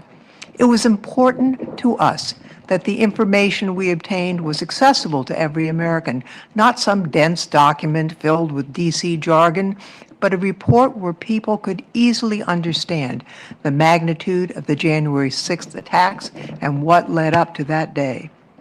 January 6th each year serves as a somber reminder of how fragile American democracy is and how close we came to losing it.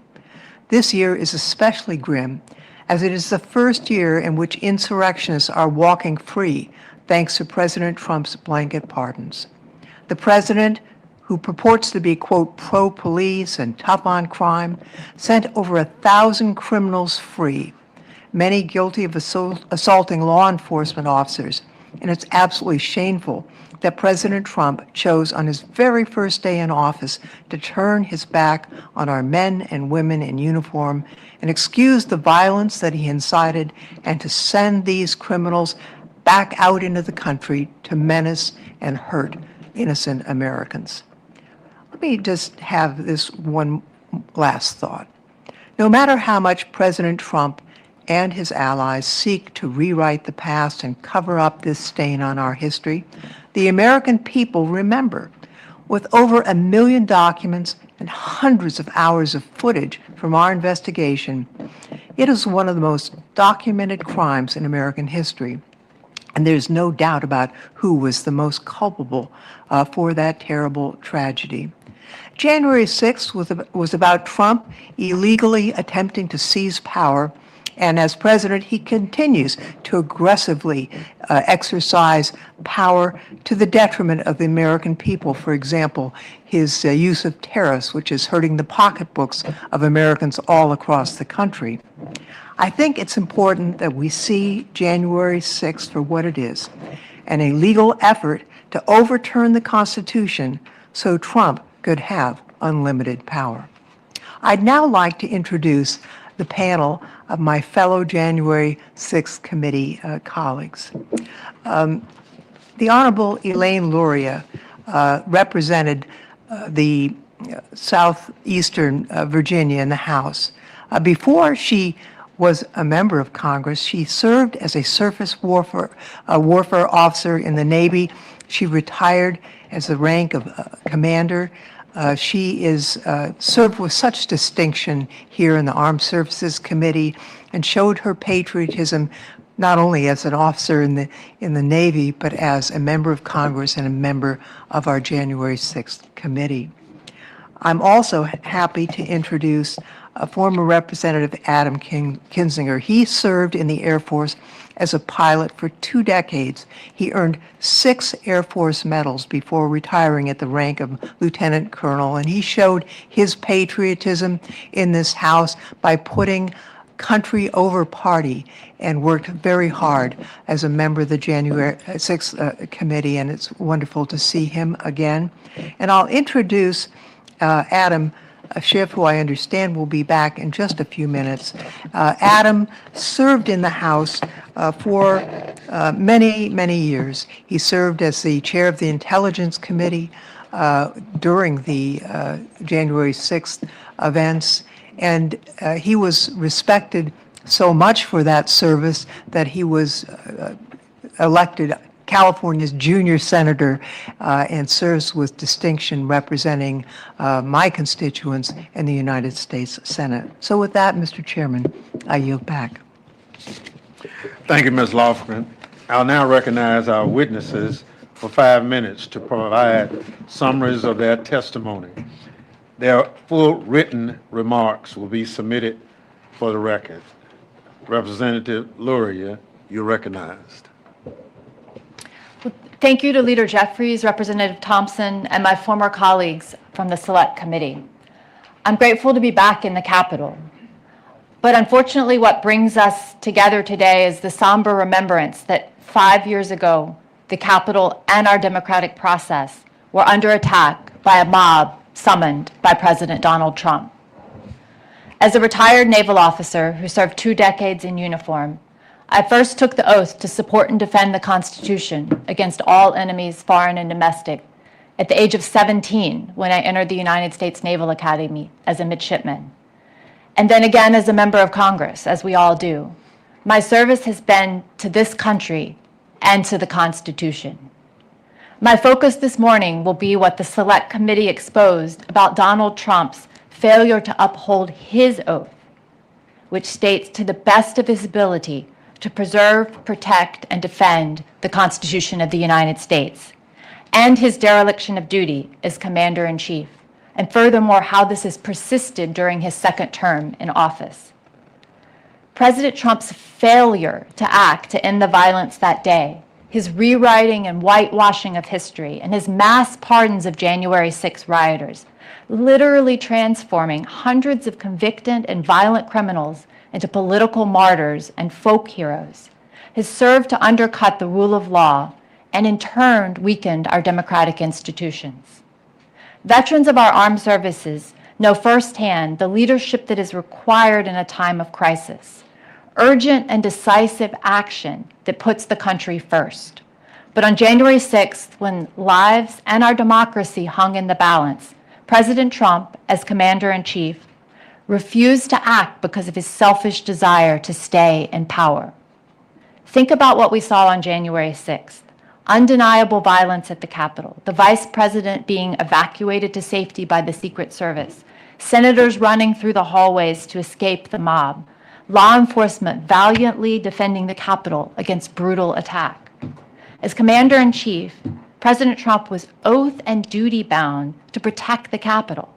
But for over 3 hours, as Adam and I in our hearing described in detail, for 187 minutes, he disregarded the advice and pleas from his closest staff and his own family members to take action, to simply speak the words necessary to stop the violence and send the rioters home. And furthermore, when he spoke, he addressed those who instigated the violence with words of solidarity. He said, "I know your pain. I know your hurt." He doubled down on the stolen election claims and then finally said, "I know how you feel, but go home and go in peace." President Trump also bears responsibility for the extreme delay in the D.C. National Guard arriving at the Capitol until after the violence had largely subsided.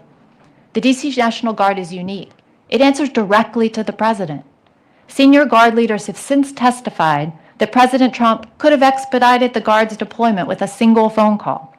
Instead, the Guard waited for hours, despite being positioned merely blocks away at the D.C. Armory. Rather than act, President Trump watched the chaos unfold on television from his private West Wing dining room. He made no call to deploy the Guard. Instead, he watched the attacks on Vice President Pence and justified the mob's "Hang Mike Pence" chants as common sense. The Guard arrived 3 hours and 19 minutes after being requested, well after the worst of the violence had already occurred. We'll never know how many law enforcement officers might have been spared their brutal injuries, or how many lives might have been saved had the Commander-in-Chief done his duty in the moment when it mattered the most. What we do know is that it was an outrageous dereliction of duty and a profound violation of President Trump's oath of office. President Trump has rescripted the norms of government service to require personal loyalty over loyalty to the Constitution. Our military leadership has resisted this and has held firm despite ever-increasing pressure. Yet President Trump continues to blur the lines between the duty of the military to the Constitution and his political aims.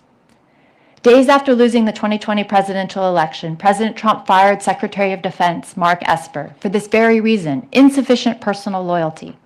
This was an extraordinary action by a lame duck president during a presidential transition that alarmed national security professionals on both sides of the aisle. Secretary Esper had resisted Trump's efforts to use the active duty military forces for domestic political purposes. He opposed invoking the Insurrection Act to deploy troops to American streets during protests. He counseled against Trump's suggestions that troops should just shoot protesters.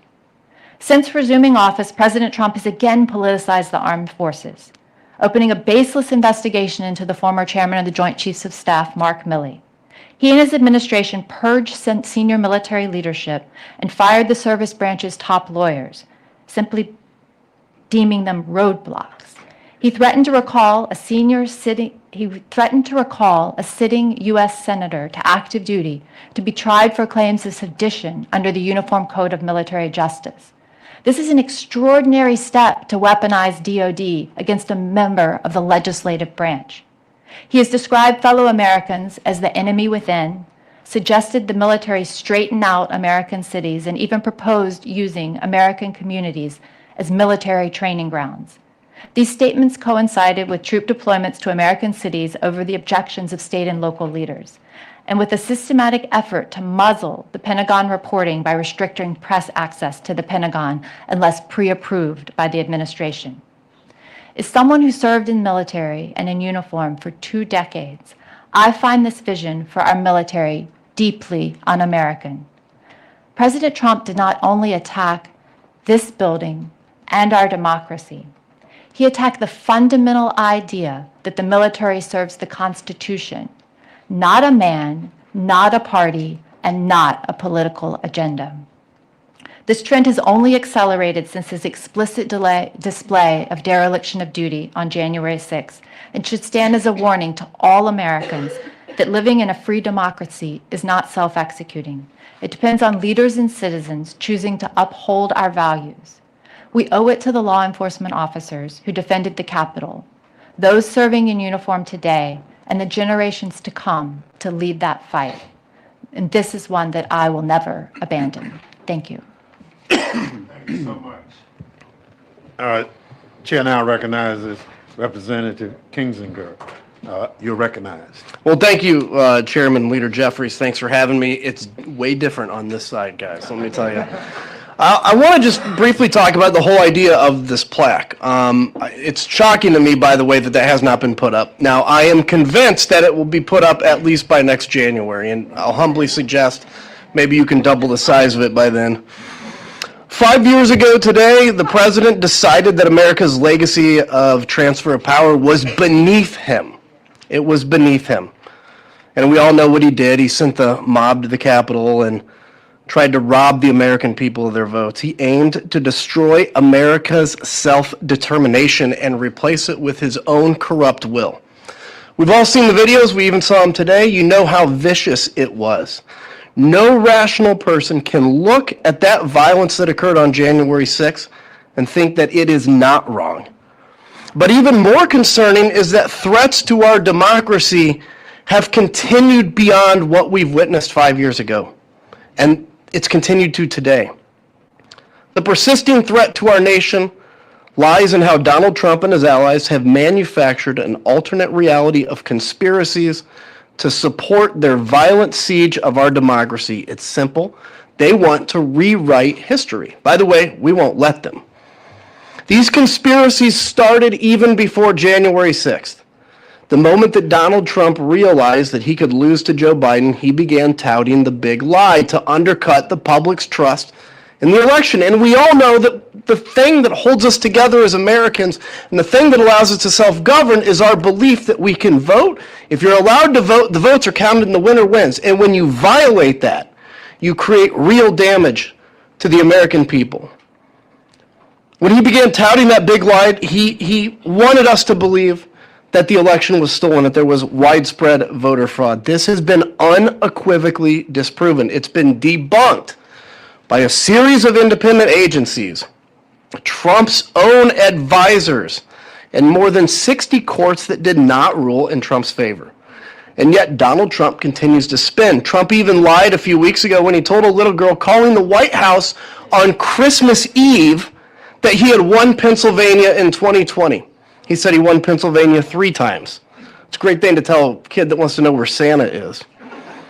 And his supporters follow suit, either knowingly pushing debunked conspiracy theories or still duped by the MAGA cult to spread ridiculous, widely disproven narratives whitewashing Trump's role and minimizing the attack. For example, his followers claim that Capitol Police opened the door to rioters, even though we have the footage of these officers being attacked and run down, with rioters literally stepping over injured officers to get inside.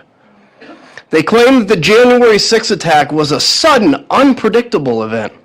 In reality, Trump sent rioters to the Capitol on January 6th, and we have the receipts showing that extremist right-wing groups planned the attacks for weeks beforehand. They also like to claim that the left-wing group Antifa, not Trump supporters, secretly orchestrated all the violence on January 6th. But we know it was groups like the Proud Boys, Oath Keepers, that started the violence on the 6th. DOJ's and FBI's own investigation debunked that wild theory.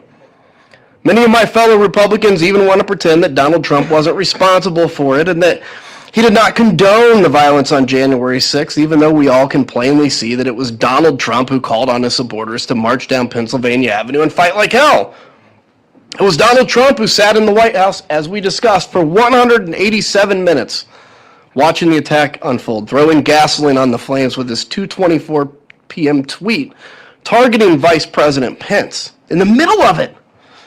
And since then, he's called January 6th defendants political prisoners and hostages. I want to point out here for a second that when these folks were arrested, they were contrite, as Ms. Hemphill was.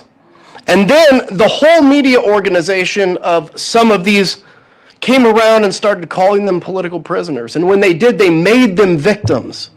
And then that's when you saw the narrative change from they broke the law to they're victims. This is then in one of the first acts of the president's term, he immediately pardoned all of those people who took up arms for his wicked cause that day. I hear often, well, Adam, Trump only pardoned the innocent ones. He never pardoned cop beaters or real criminals. Well, that's obviously another false narrative.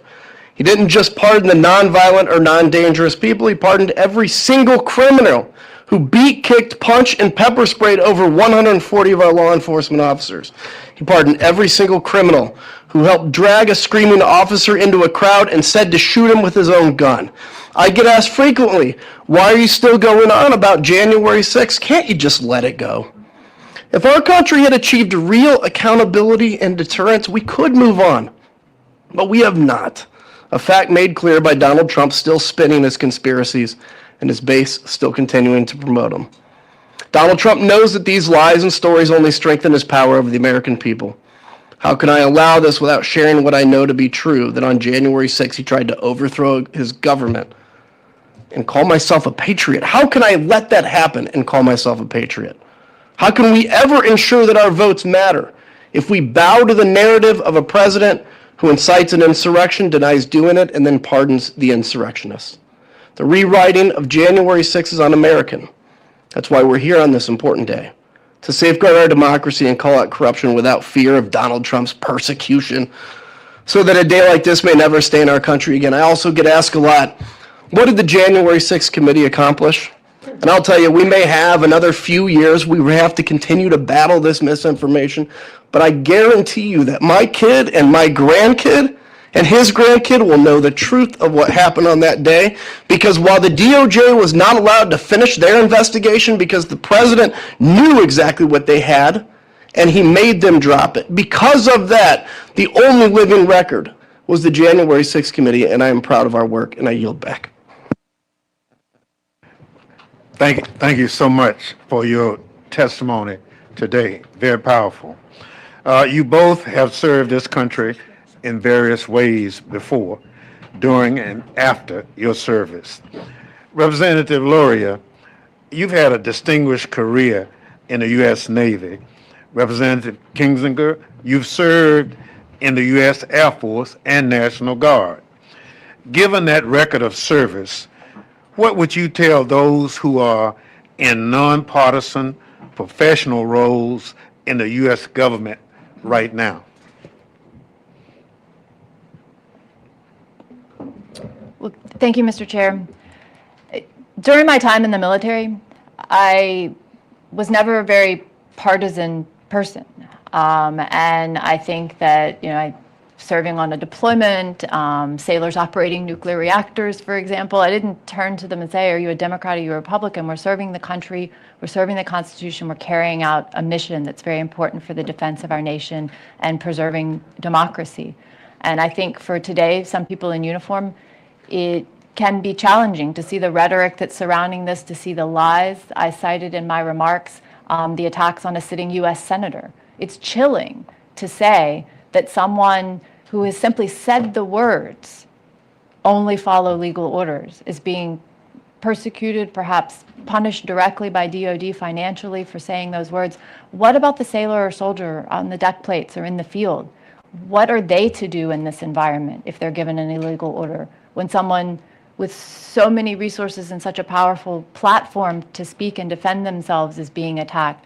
So I find it very concerning, and along the themes of what I was trying to describe about how not only January 6th, but the follow-on to January 6th, and how that has perpetuated through the second Trump administration, has a very dangerous and chilling effect on our democracy and for our armed services.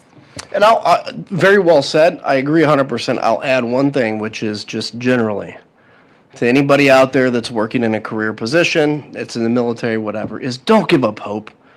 Listen, this is all going to get better in a year and in 3 years, okay? Those are like different increments of how much better it's going to get, I believe. And someday we're going to look back and 4 years is going to seem like nothing. I mean, we always know in history it seems like nothing.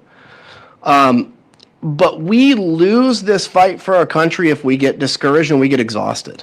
In chaos, like the people that we're up against, they love chaos. This actually energizes them. It's like a shot of 5-hour energy drink. For us, it exhausts us. And so our battle is to stay engaged through the exhaustion. And so that's what I would encourage.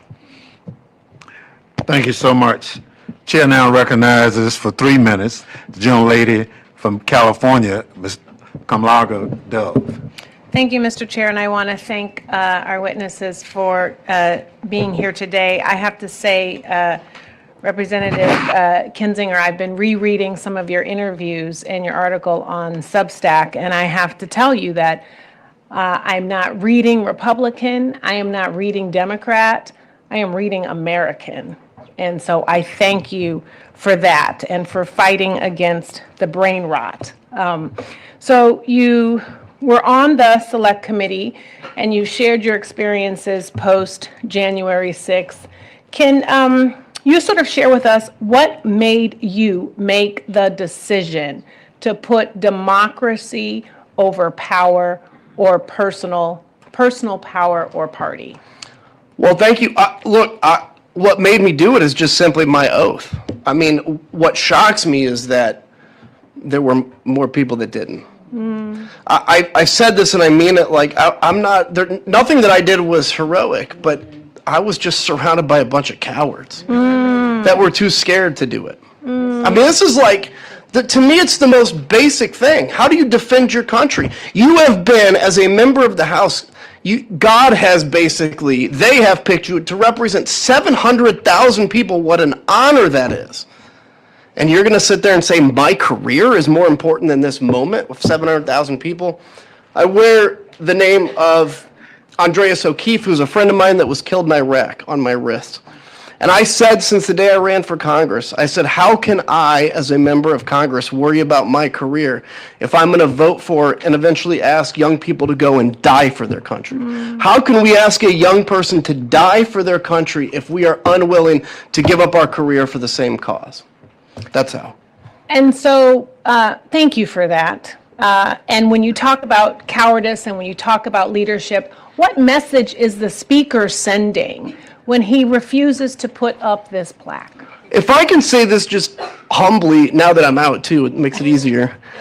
Look, I'm a Christian. I have no reason to doubt that the speaker's a Christian. What I have a hard time seeing is how we can openly lie to 300 million people and say that's in line with our faith. Look, I'm not walking in his shoes. But the plaque is very simple. You don't have to say that Donald Trump won or lost 2020. All you have to say is DC Metro and Capitol Police did a hell of a job defending this Capitol that day. And had they not been there, and I can tell you, hand on the Bible, had they not been there, it would have been a very different and very bad day. So why the speaker can't do it? Because is he scared of people saying, oh my gosh, you put up a plaque? That's why I say double the size of it when you guys put it up. I am running out of time, but I just want to say thank you. I want to say thank you for your voice and for your courage and for your commitment to this country. We must work and be as steadfast as possible in fighting against the rationalization, the socialization, and the legitimization of political violence and terror. And you are a warrior in that space. Thank you. I yield back. Thank you. Young lady yields back. Chair recognizes gentleman from Maryland, Mr. Raskin, for 3 minutes. Mr. Chairman, thank you. Adam Kinzinger, you're a great American patriot. It was such an honor serving with you on the January 6th Select Committee under Chairman Thompson. You were the only member of the committee who flew himself to work.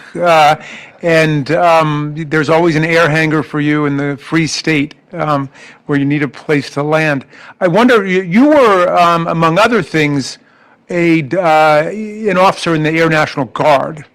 I wonder if you've had an opportunity to reflect on January 6th and the National Guard and what happened there. What was the standard set by Donald Trump on the threshold for activating the National Guard, because he was unilaterally on top of the DC National Guard, so he could have sent it at any point and decided not to, even when you had thousands of people in a violent mob storming the Capitol, driving the members out of the House and the Senate. Is that a standard that you think he has maintained in his new administration in terms of deployments to places like Los Angeles and Chicago? Look, it's interesting because I was an active guardsman during January 6th, and I remember the whole time, like, just where's the National Guard, right? My people. And I remember actually when I left after we reconvened and voted, I saw my first Guard soldiers, and that was very emotional for me. In a good and bad way, it was good because it's like I'm proud of them. It was bad because, like, why, they're here. If you guys remember, after that day, my fellow Republicans tried this conspiracy theory that it was either Speaker Pelosi or the mayor of D.C. who was in charge of the D.C. National Guard. And I would get hit all the time saying, well, why didn't Speaker Pelosi or why didn't the mayor activate the National Guard? Well, easy, because they have no control over the National Guard. The commander-in-chief of the D.C. National Guard is not, there's no governor of D.C., it's the President of the United States, and by definition, the Secretary of the Army. And so it was clear. And ironically, 4 years later, the president is very proud to announce how in charge of the D.C. National Guard he in fact is. So all those conspiracies that we conveniently forget, yeah, he has a very different viewpoint now. Yeah. Ms. Luria, it's wonderful to see you again, and thank you for joining us from Virginia. I wonder to what extent you think the work of the January 6th Select Committee, in terms of the hearings, the videos, the report, has been important in terms of the understanding of your constituents back in Virginia. Do you think that this is something that's actually made a difference in terms of developing an historical memory and consciousness of what happened? Thank you, and it's great to be back with you and other members from our committee. I think it's been stated in several ways, and Adam mentioned it just a few minutes ago. It is the record that will exist for history and for posterity. Our children, our grandchildren, their children, they will know the history, they will know the truth as much in this moment in time, however brief it is in the big scheme of things, although it may feel long day to day. That will be recorded for history, that President Trump summoned a mob to the Capitol, which violently attacked police officers, caused deaths, threatened the functioning of our democracy, but it didn't succeed. And the myths that are being perpetuated today to keep it alive, they're not going to succeed either, because the history books that our grandchildren will study, and not only about the day of January 6th, but continuing to study the way that our government is continuing to function as an effective and fair democracy, will prove that the work we did on January 6th was important. Yield back. Thank you. Thank you very much. We've been joined by Senator Schiff. We've been anxiously awaiting your testimony. Senator Schiff. Thank you, Mr. Chairman.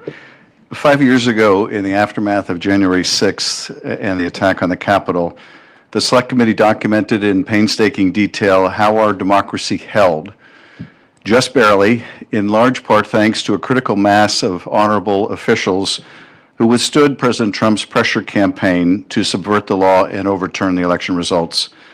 People like Brad Raffensperger, Gabriel Sterling, Rusty Bowers, Ruby Freeman, and Shay Moss, among many others, who, as the Select Committee documented, faced extraordinary pressure to betray their oaths and to overturn the will of the voters. They never bent or yielded, and their names will be etched in history. The Select Committee's final report detailed how President Trump pressured, for example, Georgia Secretary of State Brad Raffensperger in that now infamous phone call demanding that he find 11,780 votes. As Raffensperger told the committee, I felt then, and I still believe today, that this was a threat. When Raffensperger refused, the president and his allies turned their ire on election workers like Ruby Freeman and Shay Moss, subjecting them to threats and harassment that upended their lives. The committee's report documents at least 200 acts of pressure by President Trump targeting state and local officials through meetings, phone calls, text messages, as well as social media campaigns. Then Arizona Speaker Rusty Bowers testified to the committee that when asked by President Trump and Rudy Giuliani to overturn Arizona's results, he told them directly, "You are asking me to do something against my oath, and I will not break my oath." Officials in Michigan and Pennsylvania received the same phone calls from President Trump telling them to have some backbone and do the right thing. What allowed these officials to hold the line in 2020? Courage, yes. Patriotism, without question. Dedication to duty, without a doubt. But they also had federal partners willing to follow the law. They had the Cyber Security and Infrastructure Security Agency providing critical election security support.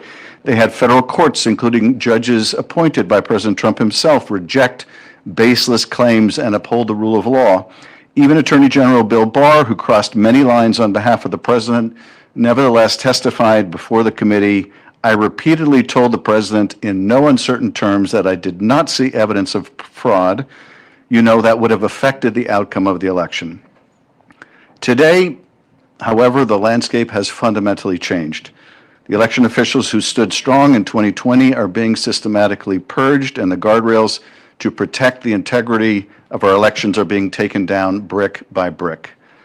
By Donald Trump, by his enablers, by those willing to look the other way for the sake of political expediency.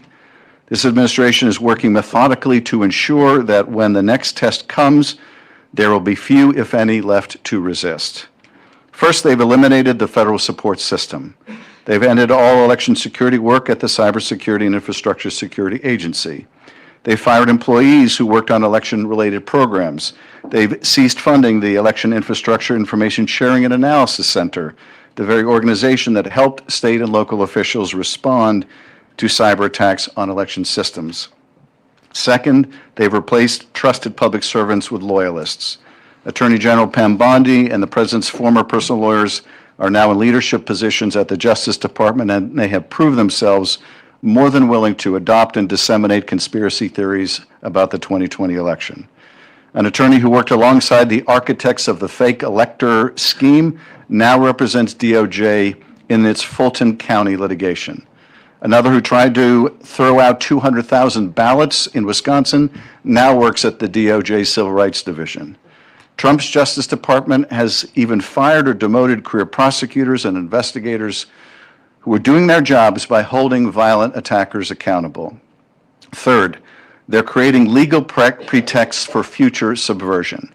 In March 2025, the President issued an executive order that purports to establish documentary proof of citizenship requirements for voter registration, to decertify voting machines used throughout the country, and to restrict election funding to states that allow post-election day receipt of ballots. While federal courts have stopped parts of this order, it serves to sow confusion and provide cause to refuse to certify future election results. How, the President may ask in November, can we trust the results from an election run on voting machines that he previously sought to decertify? And fourth, they're weaponizing DOJ to intimidate voters and local officials. The department has filed lawsuits against 18 states, largely those with Democratic majorities, seeking complete unredacted voter rolls with Americans' personal identifying information. It's easy to see the script they could deploy to call into question future election outcomes without any basis in fact.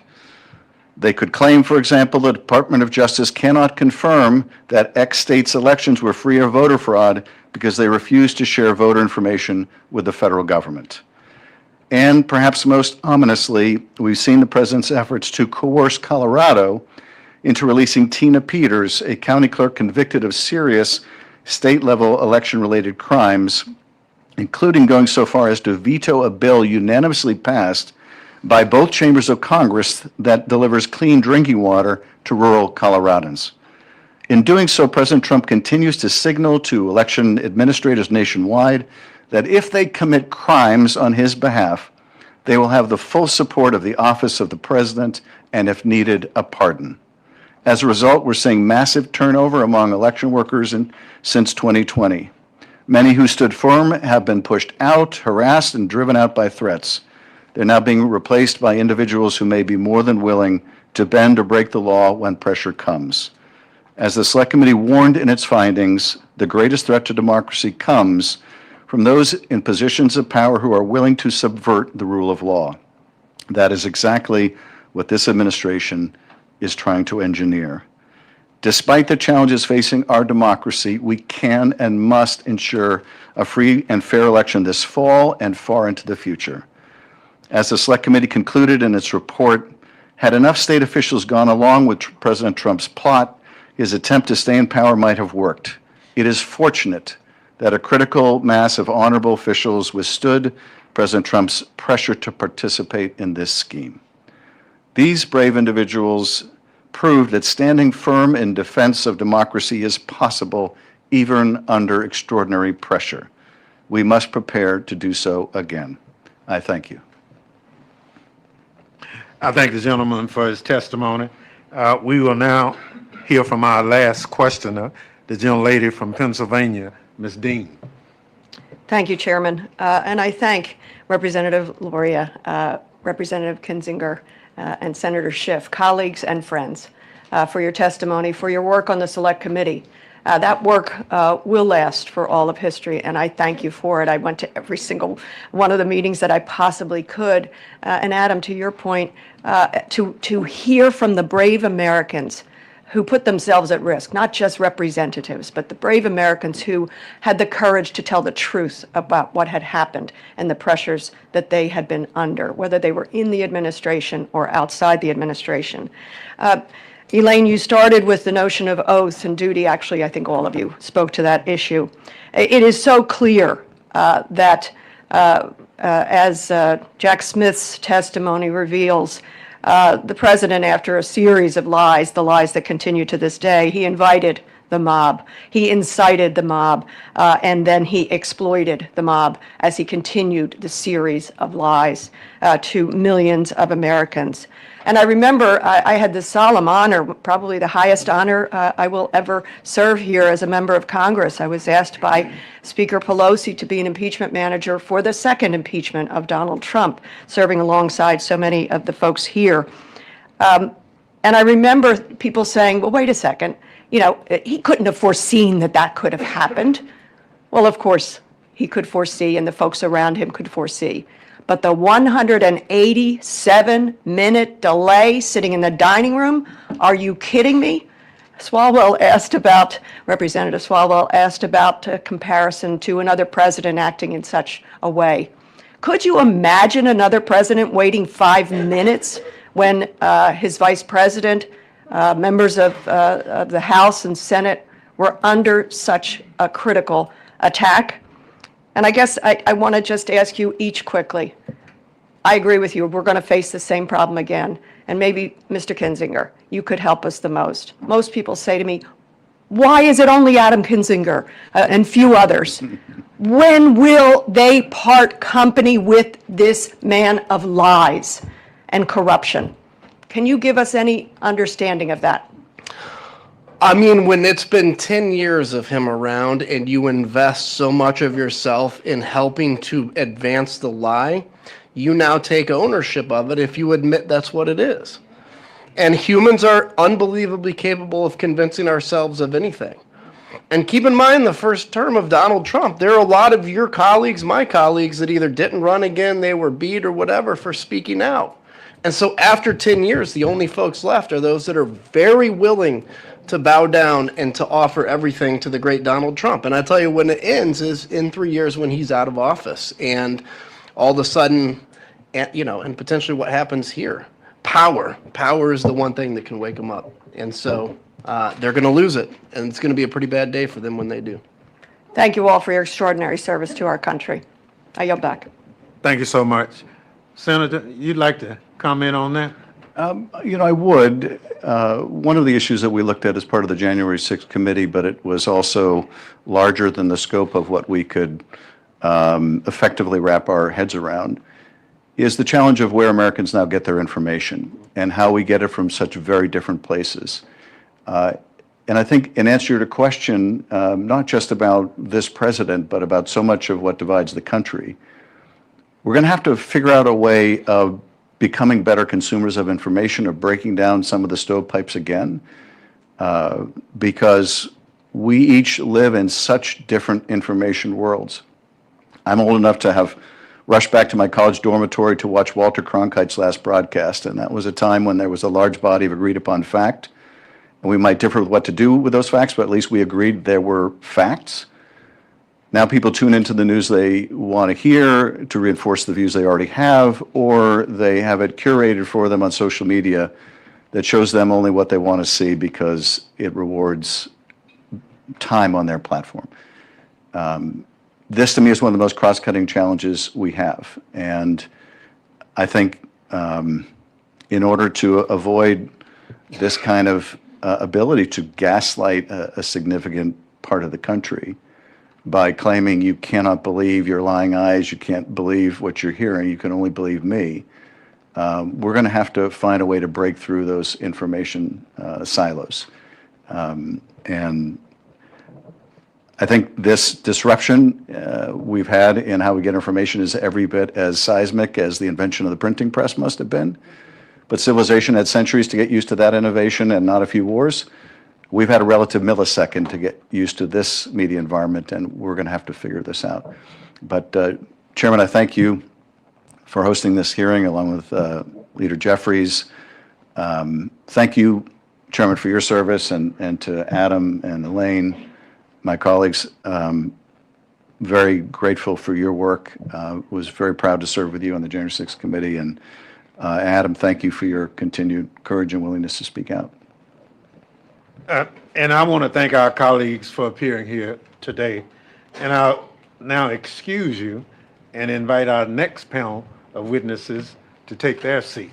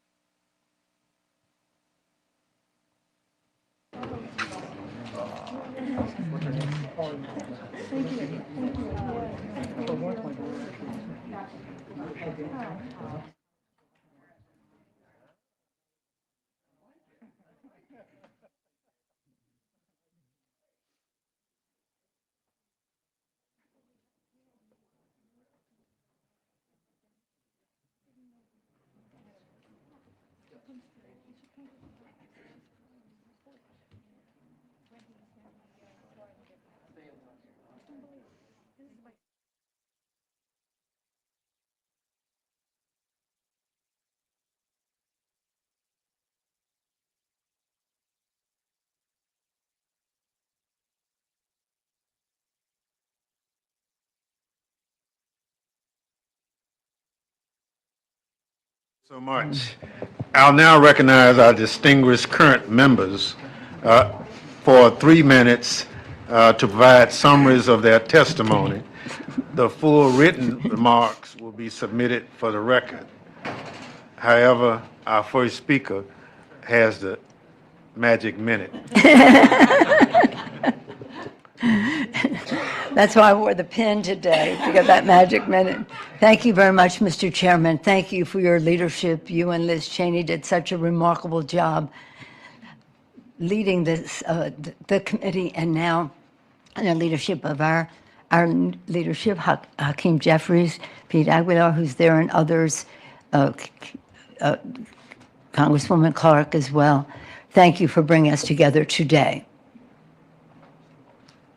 On January 6th, 5 years ago, we began the day prayerfully. We had a Zoom call with our members because it was the time of COVID.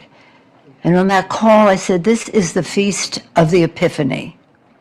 This is an important Christian feast, and let us hope that that word epiphany, which means we also not only a feast of the Epiphany, but the idea of the Epiphany, that people will see the light in a different way.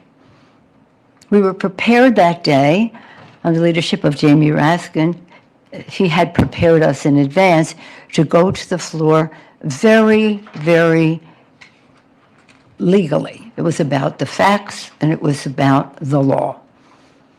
And it was very nonpartisan. In fact, all of our testimony was based on Republican testimony throughout the states that would be in question. We prayed for the president. We said we weren't going to mention his name in our testimonies, the facts and the law, the numbers and the races.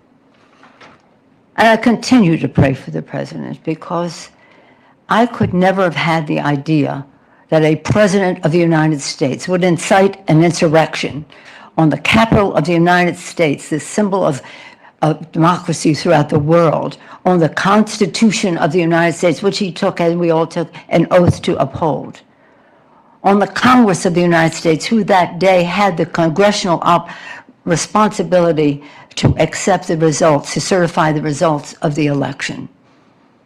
The list goes on. And today, that president who incited that insurrection continues to lie about what happened that day. On my way over here, I saw on TV that he was claiming that we did not ask for the National Guard. I thank Representative Hensiger and as well as Elaine Loria for setting the record straight and other testimony that you have heard here. For over 3 hours, we begged him to send the National Guard. He never did it. He took joy in not doing it. It was savoring that. And right now, he was saying on TV today, I wanted to send it, they just wouldn't do it. His own Secretary of Defense, acting Secretary of Defense, testified under oath against what the president is saying today. Maybe not in public, but under oath. God forbid that they ever put this president under oath. His people know never to do that because who knows what will happen. But what he's saying today, still lying about it, is an insult to the American people. Good-thinking people in our country, and I believe in the goodness of the American people. Believing in their goodness is what gives us hope that we can move on from this even stronger. His lies that he continues to tell are an insult. The courage of our founders, the beautiful vision they had of this country. And they wrote the Constitution. Thank God they made it amendable so that we could expand freedom over time. But in that Constitution, they knew that we could have a rogue president. Hence, they put impeachment there. but they never suspected that at the same time we'd have a rogue United States Senate wouldn't have the courage to testify to the truth. However, Senator Mitch McConnell, the leader of the Senate at that time, joined us in calling for the National Guard. Get it over here right away.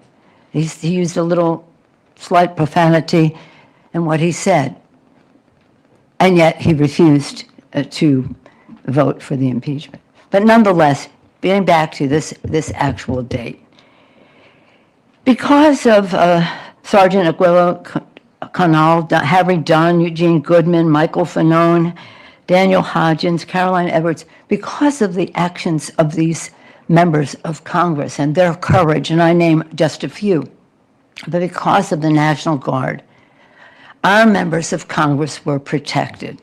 And some of them are here, and I see so many more who will testify. We all know the leadership that was provided by one of our colleagues who will testify, and he told them to take off their pins because these people were coming to get us. How many times did I hear they were going to put a bullet in my F-word head? That's what I heard on TV while we were seeing this on TV. But one thing I knew when we saw that on TV was, despite what anybody would say, that we would go to the floor that night and show the world that the Congress of the United States, that our democracy had survived the insurrection that the United States president had incited.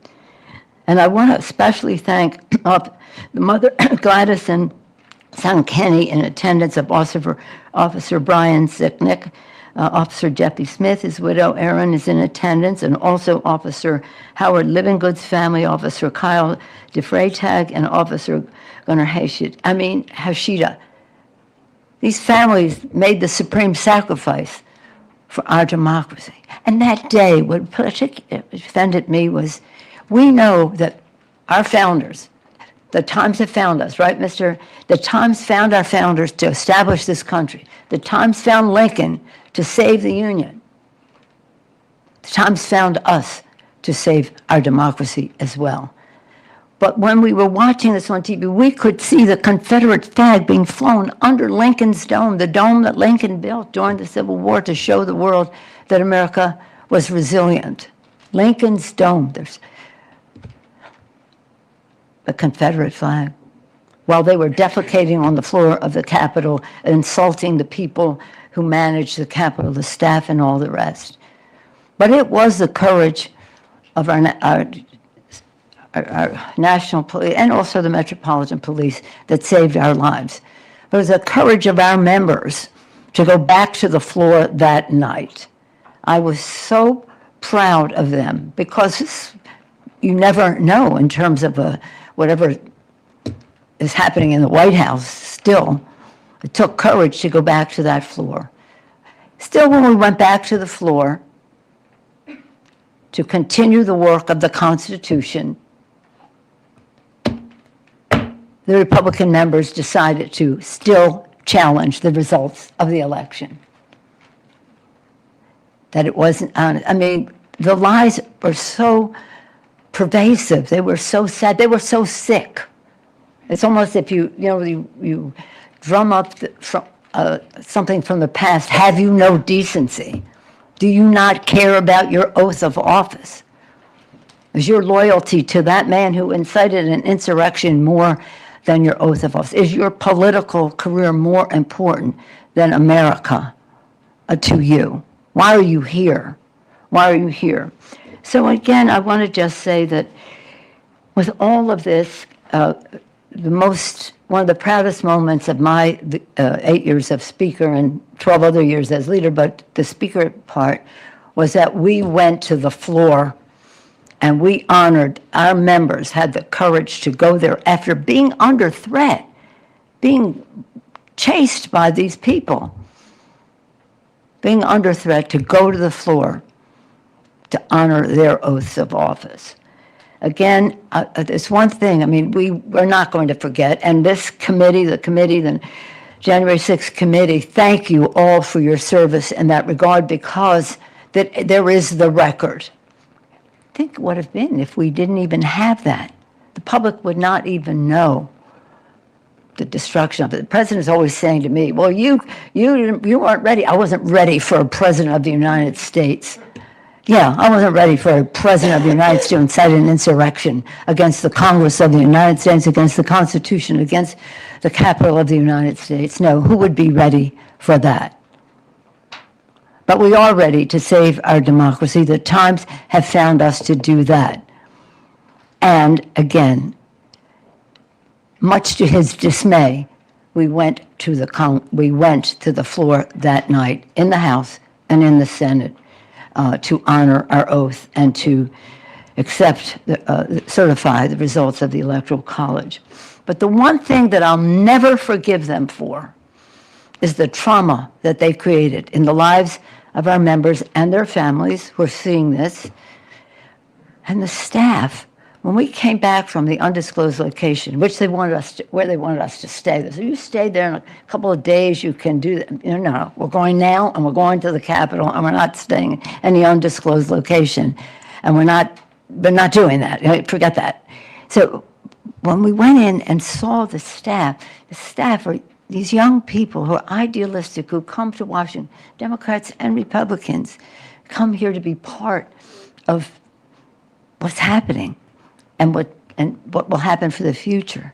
And to see the trauma in their eyes because of this inciter of an insurrection and these people who followed him. Again, one of them having a shirt, Auschwitz, 6 million were not enough, for example, of some of the people who were there. So, again, I thank you for the magic minute. Again, I have so much, there was so much going on there. But what was going on there is, in a bipartisan way, we were asking the President of the United States again and again and again. When we had the Department of Defense on the phone, we said, pretend this was the Pentagon, and they were doing this at the Pentagon. What would you do? What would you do? But this president continues to lie about that fact. And that fact is important because it costs lives. It caused trauma. It sent the wrong message to the world about what democracy is. It was something that made Putin proud. See, democracy doesn't really work because of this president of the United States. An insult to the institution in which he serves, an insult to the founders of our country, an insult to the intelligence of the American people. I yield back. Thank you very much. The gentlelady yields back her time. For the record, I'd like to say that there are between 2,300 and 2,600 National Guardsmen stationed in the District of Columbia right now, brought here by the President of the United States. Chair recognizes the gentlelady from Illinois for 3 minutes, Ms. Kelly. First, I'd like to thank Leader Jeffries and the leadership team, Congressman Bennie Thompson and Congressman Jamie Raskin, for hosting this hearing as we remember January 6th, insurrection 5 years ago. We remember this day as Republicans try to erase this insurrection from history. I will never, ever forget hiding on my hands and knees in the gallery. I'm not as brave as Congressman Bennie Thompson, so I took my pin off, it was COVID, I took my mask off, anything that was identifying. I remember texting my late husband and my adult children to tell them what was happening. After receiving so many texts and phone calls because family, friends, and associates were so concerned, I clearly remember hearing the shot when the police officers shot the woman. I remember the 3 knocks on the door and no one wanted to answer because we didn't know who it was. And then finally it was the Capitol Police telling us that we could run out the door, running downstairs and running across halls to get to the safe place.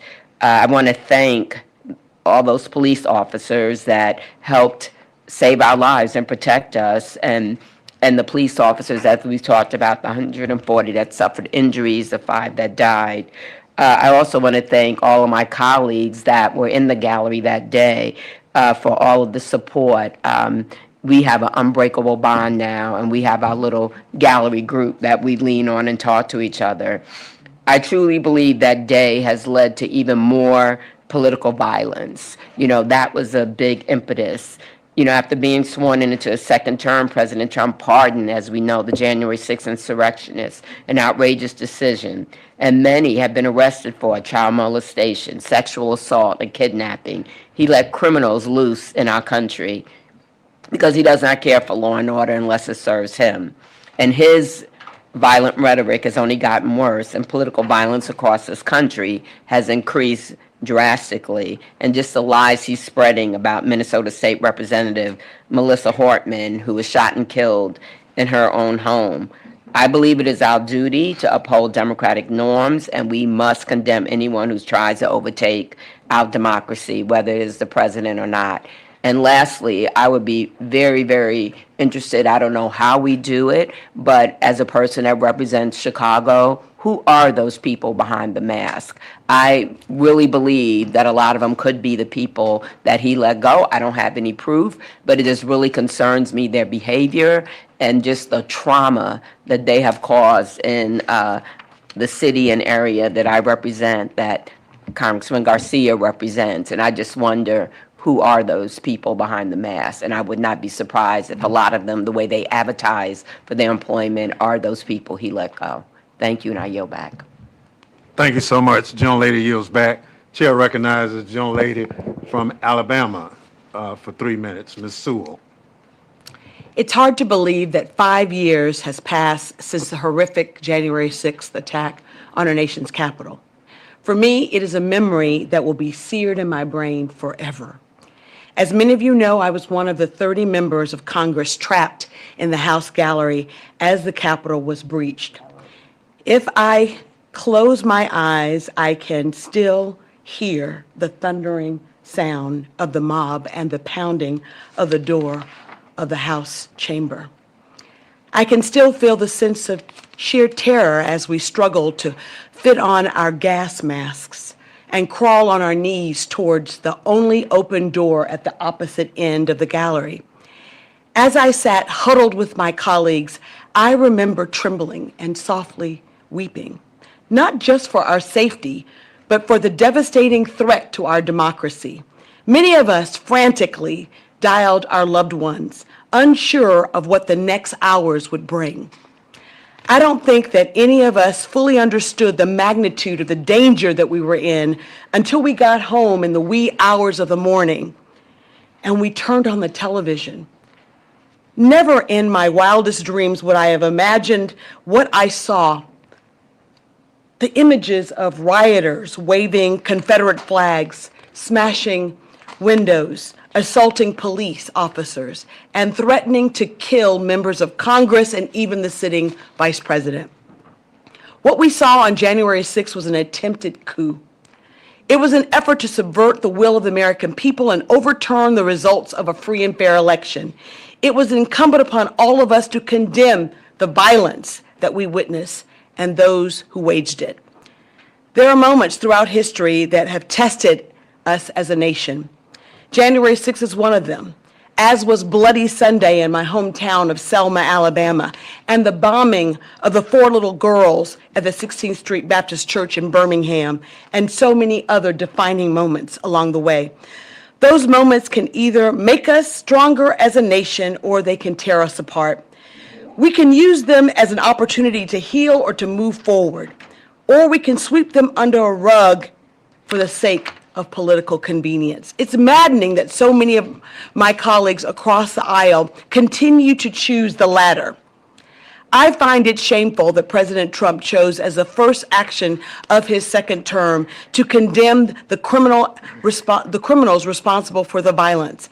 I find it equally disturbing that Speaker Johnson refuses to honor the brave officers who defended our democracy by installing the plaque that Congress voted on and passed more than 3 years ago.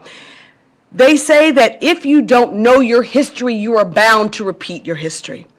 As a member of Congress who represents Alabama's Civil Rights District, I often tell my constituents, if we don't tell our stories, others will tell our stories, and they may not get it right.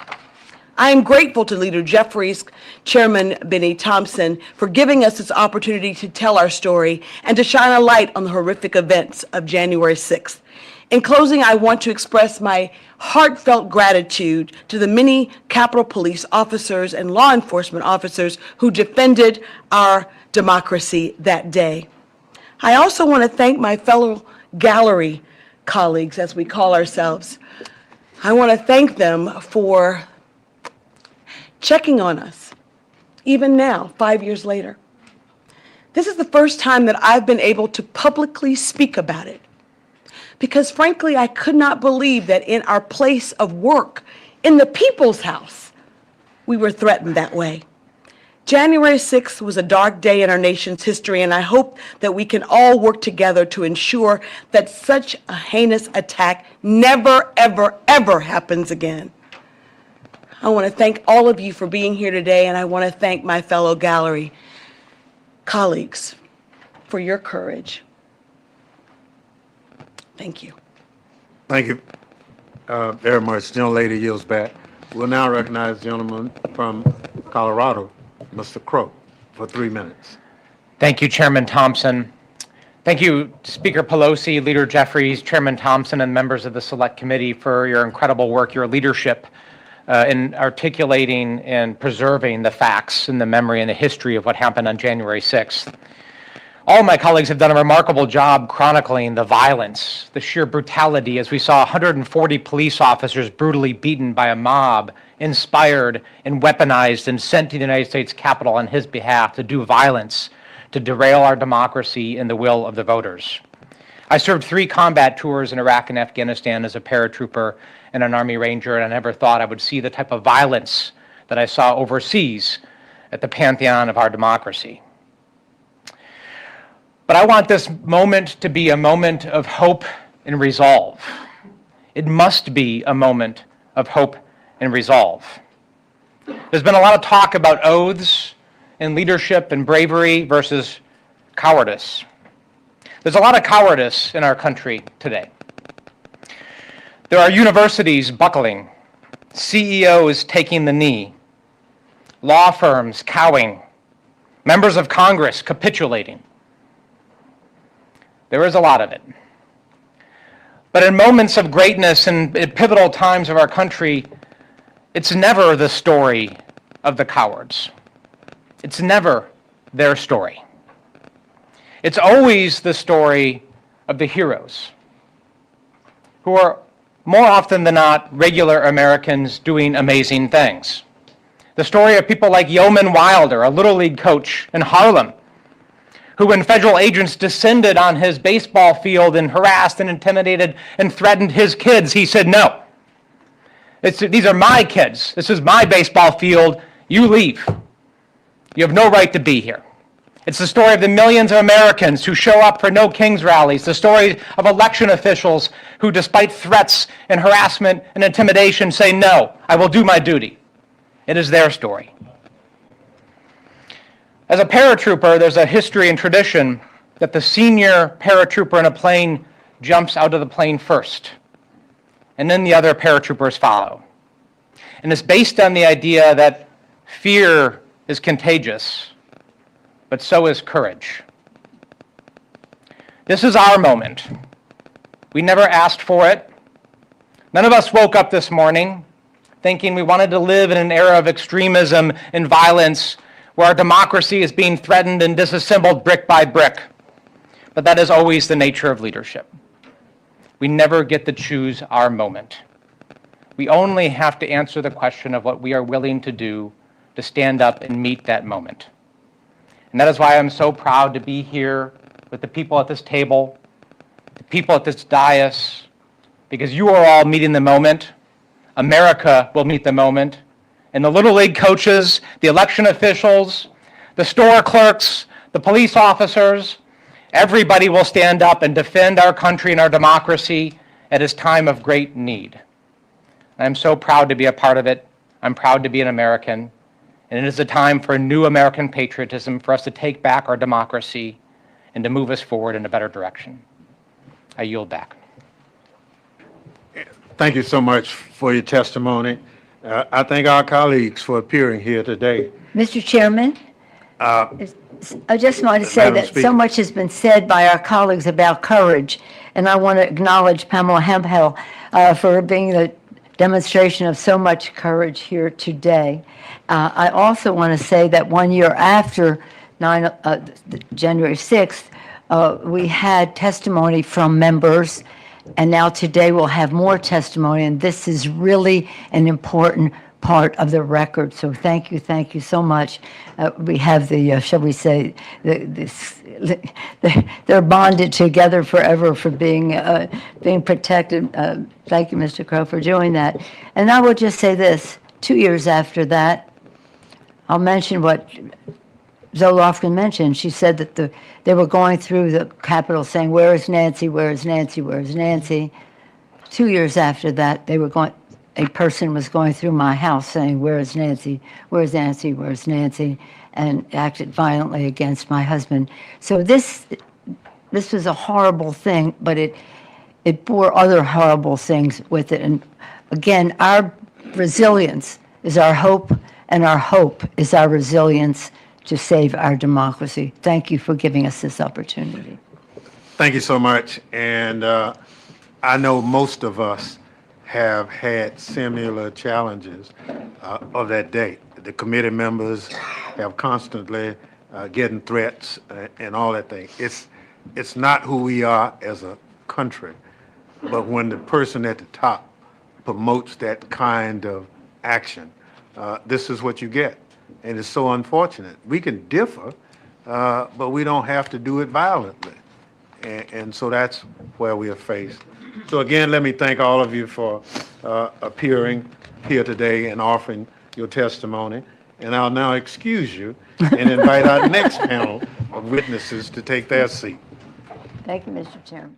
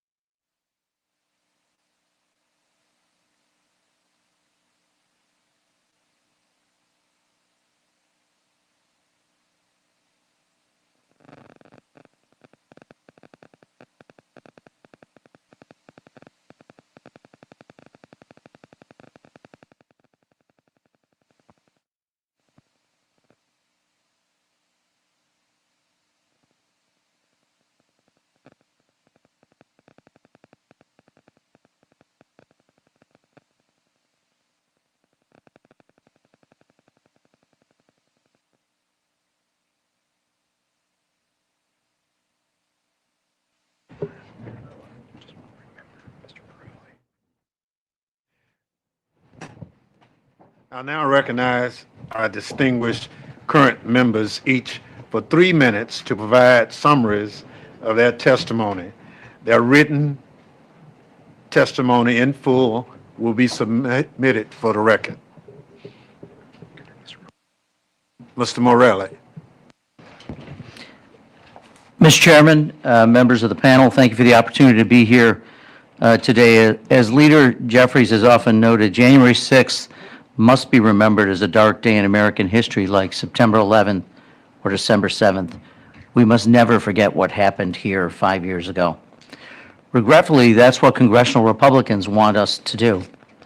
House Republicans' attempts to whitewash January 6, 2021 began the weeks that followed the attack, but they accelerated when then Leader McCarthy reportedly promised to direct the Committee on House Administration to release tens of thousands of hours of sensitive Capitol security footage in exchange for votes to become Speaker of the House. As a result of this corrupt bargain, in February of 2023, the committee provided unfettered access to tens of thousands of hours of sensitive Capitol security footage to MAGA media personality Tucker Carlson. The footage was made public without approval from the United States Capitol Police. To the contrary, the Capitol Police had already informed committee Republicans that it opposed releasing the footage, citing the significant security concerns it presented. Indeed, the top lawyer for the Capitol Police noted, and I quote, "The location of each CCV camera might enable a bad actor to exploit vulnerabilities in the system, end quote. The Assistant Chief of Police testified that camera footage of the interior of the Capitol is, again I quote, highly sensitive information that access to it should be strictly limited, end quote. Congressional Republicans ignored these law enforcement officials and released it anyway. This disclosure was just the first of many efforts to rewrite the history of the Capitol attack. Congressional Republicans created a subcommittee of the Committee on House Administration to investigate the Select Committee's investigation. That subcommittee issued an ahistorical report in service of nothing more than politically distorting a shameful and tragic chapter in our nation's history. They lied about the Select Committee members, about their work, and they haven't stopped lying about January 6th ever since. Yet after spending millions of taxpayer dollars during their 2-year sham investigation, the subcommittee found no evidence of wrongdoing by the Select Committee because there was none. The absurd effort lasted longer than the Select Committee itself. Instead, the majority spent nearly 2 years trafficking in paranoid, long-debunked conspiracy theories and dangerous lies while ignoring its actual responsibility to run the House of Representatives and ensure that members and their families are safe from the very people that perpetrated the attack. Colleagues, if given the privilege to chair the Committee on House Administration under Speaker Jeffries, I will restore the committee's proper oversight functions. I will not waste taxpayer dollars entertaining ridiculous and disproven but nonetheless harmful conspiracy theories. We will respect the women and men of the United States Capitol Police by giving them not just empty words and gestures of appreciation, but the training they need and the pay they deserve. During the Select Committee's June 9, 2022 public hearing, Vice Chair Cheney rightly observed that President Trump summoned the mob, assembled the mob, and lit the flame of this attack. But an arsonist isn't the only one responsible for a fire. Those who stand by and watch it burn, or worse, fan the flames, carry that moral stain as well. Congressional Republicans experienced firsthand a deadly attack on this sacred place, on them, on their staffs, and on their country. But they chose and continue to choose cowardice, demonizing the innocent, protecting the guilty, and disparaging the patriotism of police officers who saved their lives even before the bloodstains were washed from the Capitol steps, all while claiming to back the blue no matter what. We cannot allow that to stand. We will not allow that to stand. And with that, I yield back, sir. Gentleman yields back. Chair recognizes the gentlelady from California for 3 minutes, Ms. Jacobs. Thank you, Mr. Chairman. I wish I didn't, but I still remember January 6, 2021 very clearly. It was my 4th day here in the Capitol as a member of Congress, and I literally didn't know my way around yet. My team walked me to the House gallery so I could watch the election certification proceedings. I was so proud to be one of the members chosen to be there. And I remember sitting there thinking about this incredible feat, peacefully passing the torch in our democracy. But then the insurrectionists breached the Capitol. Even 5 years later, there are things that I can't shake.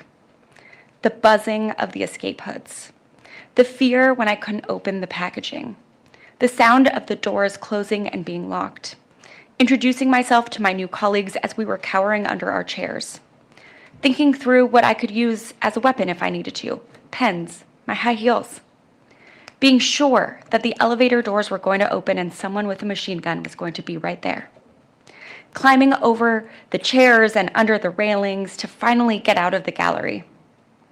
And I remember Annie Custer's hand, pulling me where I needed to go. I learned a few years ago that the insurrectionists were only 30 seconds behind us. 30 seconds.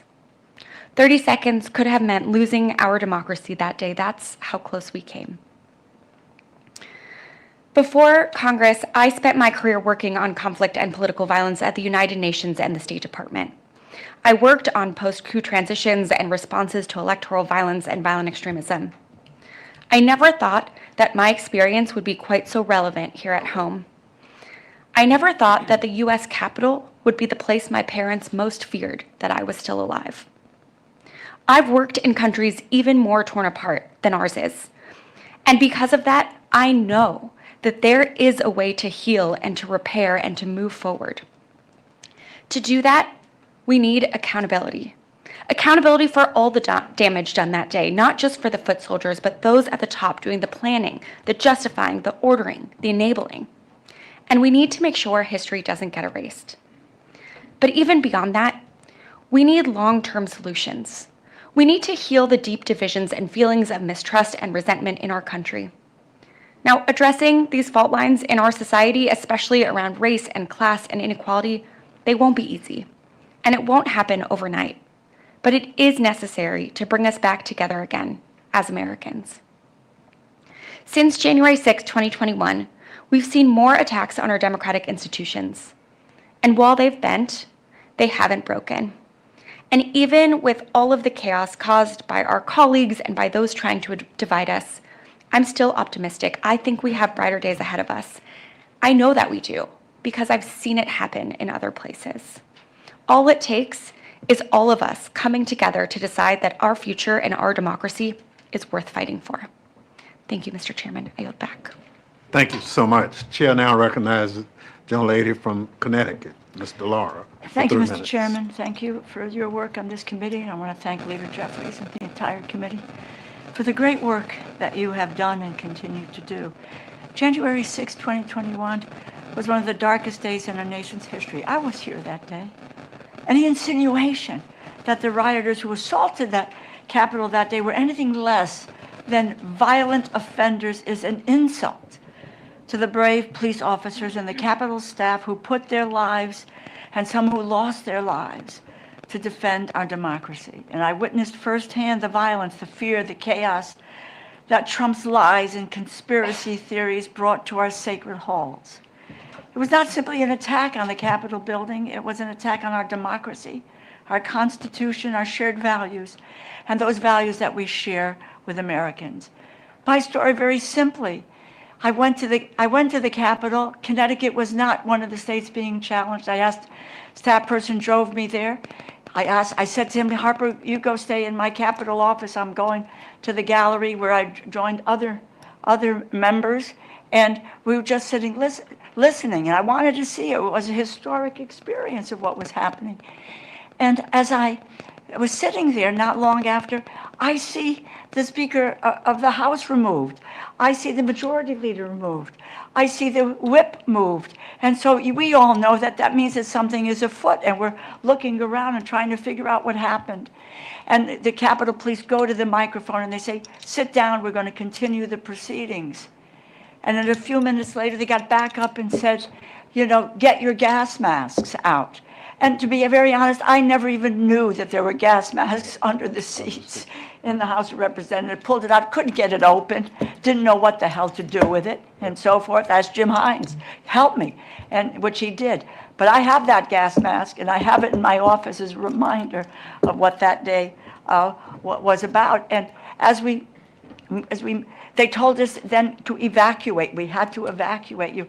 And as Sarah has described, it's not a continuous area around that gallery. You're up over railings, under railings, etc. And we saw the barricaded door, the broken glass window with insurrectionists putting their hands through and guns being pointed at them. And then there were the gunshots. And we heard them say, hit the floor, which we all did. We hit the floor. And Jason Crow told us to take off our pins, take off any form of identification. We held hands going around that Capitol gallery. And I had my phone, and I was afraid to call my husband because it recalled 9/11. 9/11, when people made that last phone call to their loved ones. But I did call, and I said, Stan, just tell the kids, I'm all right. They're going to get us out of here. And the Capitol Police got us out of there. They told us to hold when we got to that door to go out because we weren't sure who was behind the door. And then they said, okay. They opened the doors, and the insurrectionists were lying on the ground with the Capitol Police with guns over them. They hurried us down the steps to get out. I wanted to get my staff member. They said, no, ma'am, we can't do that. He is forever traumatized. It took him months before he would ever go back into the Capitol. Let me just end here because it is We had a president who incited a riot, and we witnessed that he refused to call the National Guard out, which was his jurisdiction. Nancy Pelosi did not have that authority to do that. And so that frightening message is that those who can commit political violence, that the president is there on their behalf. And he says, I have your back. I have your back. We cannot allow the story of January 6th to be rewritten as a mere riot or a protest that got out of hand. To do so would dishonor the sacrifices that the Capitol Police officers made to preserve our republic, embolden those who would undermine it. I join my colleagues today. I thank the Capitol Police every day when they come to work to protect us and our democracy. We faced hell on January 6th, and despite overwhelming violence, they protected our democracy. They secured our Capitol, regardless of who is in the White House. I know that I will, and my colleagues will keep the faith of this great democracy. Thank you. And I know I've gone over time, and I thank you for your indulgence. Gentlelady yields back. Chair recognizes the gentlelady from Washington, Ms. Jayapal, for 3 minutes. Thank you, Mr. Chairman. It has been 5 years since Donald Trump incited an insurrection at the United States Capitol to stop Congress from certifying the 2020 election, and 5 years that Trump and Republicans have tried to erase and rewrite that day. Across the country, Americans want to know what are the consequences for a president who tried to steal an election in furtherance of his own singular power. If we cannot tell the truth of that day, then we fail our founders and our future. We embolden dictators and authoritarians around the world, and we betray Benjamin Franklin's challenge to us when he said, we have a republic if we can keep it. January 6th was created by a madman, his cult followers, and those too afraid to stand up for him. I, too, was one of the few dozen members of Congress trapped in the House gallery, one of the very last to be evacuated. I had just had knee surgery. I was unable to easily move. I had a cane ready to whack insurrectionists that came in. To this day, I vividly hear the pounding on the doors, the screaming of insurrectionists threatening to kill us. And when we finally escaped, I still see those insurrectionists lying spread-eagled on the floor, surrounded by those brave Capitol Police officers with guns pointed at them. I didn't know if I would make it out alive that night. And in the early hours of the next morning, I am so proud that Democrats and a few brave Republicans came back and fulfilled our enormous responsibility to certify the election and ensure a peaceful transfer of power. And I am forever indebted to our incredible gallery group that formed that very next day and that was there throughout this time for each other. However, the personal and collective trauma of that day remain. You hear it here today, and the after effects have continued to ripple out. Trump's pardoning of over 1,500 insurrectionists, the largest pardon of violent criminal offenders in our history, made a mockery of our justice system and allowed for several to recommit violence. Our brave Capitol Police officers and law enforcement officers who defended and even died for our country have still not seen a congressionally mandated plaque installed that honors their service. The refusal of most Senate Republicans to convict Trump after the House impeached him allowed for his return as president, this time unleashed to steal Americans' health care, enrich himself, and engage in authoritarian behavior that violates our Constitution and our separation of powers. Without accountability, our democracy is not safe, and this can happen again with worse consequences. For 244 years, we have had peaceful transfers of power. The founders planned for a potential dictator as president, but they did not plan for an entire party to follow that dictator. They had faith that members of Congress of both parties would put country first. That faith is being severely tested. In the courts, there is one last chance to hold Trump accountable with a case that several of us members filed to ensure that we have guardrails against tyranny. And here in Congress, we have a responsibility every single day to never rest until we have that real accountability for that day. That is the only way we can keep our republic. And I am grateful to you, Mr. Chairman, and our colleagues for having this testimony today. I yield back. Thank you so much. I thank our colleagues for appearing here today, and I'll now excuse you and invite our next panel of witnesses to take their seat.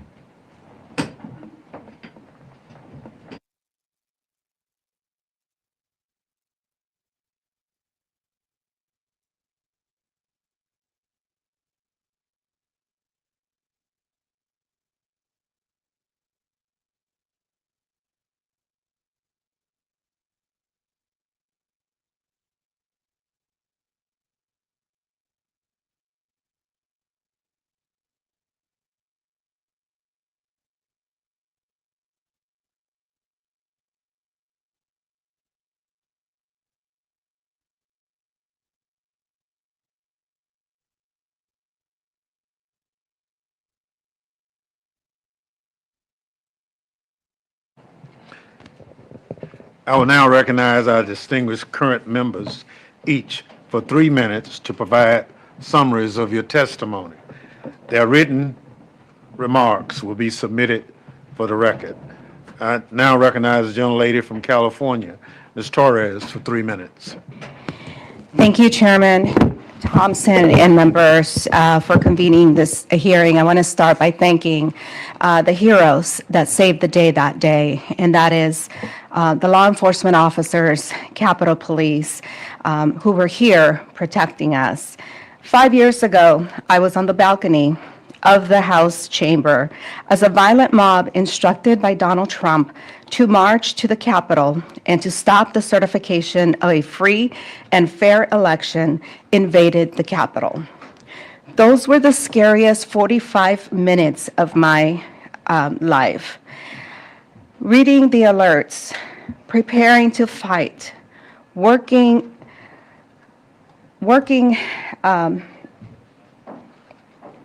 my colleagues being evacuated below us and not seeing a clear exit for myself, no immediate security, and a balcony door that would not be locked, that couldn't be locked from the inside. Before coming to Congress, I spent more than 17 years as a 911 dispatcher. That training took over for me that day. I have heard horrific crimes unfold in my ears. I've never saw myself being involved in one. I began recording and photographing what was happening, not knowing if the security cameras were still working. I did not know then that those images would become some of the only evidence of the terror unfolding in the gallery. I know what gunshots sound like, but when I heard one inside the Capitol, I had to question whether it was real. It was unthinkable that a gun could be fired inside the temple of American democracy. When the shot rang out, we were lying face down on the floor just above it. At one point, officers believed that they had cleared a path for evacuation. We had only seconds. And as I looked back to make sure every member was moving towards safety, time ran out. We were ordered down again to be silent and to crawl away from the threat. Eventually, another path was cleared, and we were told to run. And as we exited the balcony, we saw men running toward us in plain clothes.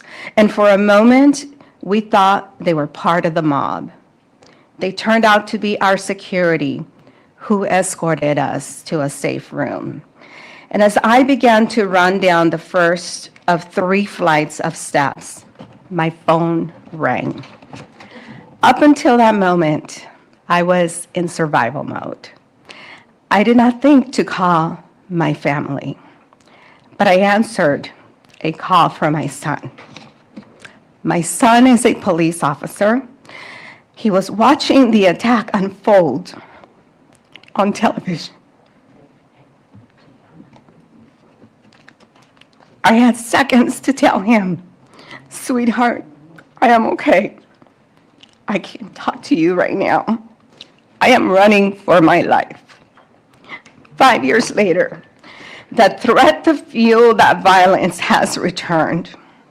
The same president who incited is back, and more than 1,500 January 6 violent insurrectionists have been pardoned. We cannot erase the violence of January 6, 2021, and I am introducing legislation to confront political violence, close accountability gaps, and preserve the truth. The January 6 Truth and Transparency Act tracks whether pardoned individuals reoffend. The Insurrection Sentencing Enhancement Act ensures January 6 convictions carry consequences, even if later pardoned. The January 6 Oral History Project Act preserves firsthand testimony, so the truth is never erased or rewritten. These laws are about truth, responsibility, and memory. We want the American people to know what happens after the January 6 pardons, that violence against our democracy has real consequences, and that the truth of that day is never erased or rewritten. Thank you, Chairman Thompson, for the opportunity to be with all of you today. Thank you so much for your testimony. Chair will yield 3 minutes to the gentlelady from Texas, Ms. Escobar. Thank you, Chairman, and thanks to everyone who took time today to make sure that we do not forget the truth of January 6th. The videos, audio, and photographs of the violent domestic terrorists who attacked the Capitol 5 years ago are still very chilling for those of us who were there that day. And frankly, much of what we've heard today is really triggering. It's for those of us who were trapped in the gallery, it's really hard to relive that terror and that trauma. And so I'm grateful to all of you for your strength and resilience. I've many times recounted the terror, rage, and fear I felt while trapped in the gallery of the House of Representatives and the trauma that followed. But I'd like to focus on something that doesn't nearly get enough attention in our country: the betrayal by Donald Trump of the brave men and women who defended us and our nation's capital that day. Some of them were here with us during this event. These brave patriots, these law enforcement heroes, were beaten, attacked, some died, and the emotional and physical injuries that they sustained remain to this day. Some of them had to leave their law enforcement career, a career that they loved, because of those injuries. And some of those who had to leave their careers still haven't financially recuperated.